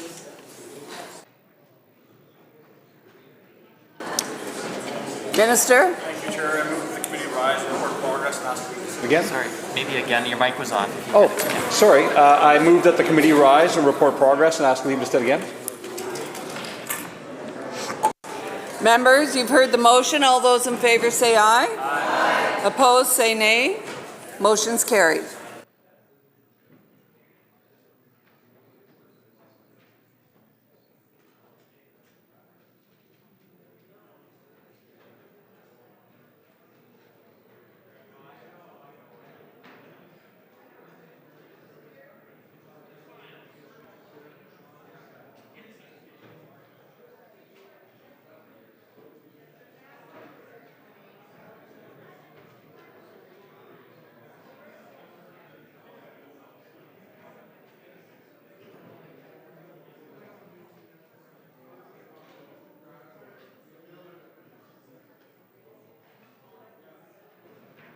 Committee Chair. The Committee on Bill 35 reports progress and asks leave to sit again. When shall the committee sit again, Government House Next Leader? sitting. So ordered. Committee Chair. Mr. Speaker, Section A reports progress on Bill number 31 and asks leave to sit again. When shall the committee sit again? Next sitting. So ordered. Committee Chair. Mr. Speaker, Section C reports progress on Bill 29 and asks leave to sit again. When shall the committee sit again? Next sitting. So ordered. Government House Leader. I move the House now adjourn. Member, you heard the question. All those in favor say aye. Aye. Opposed? Motion carried. This House stands adjourned until 10 a.m. tomorrow.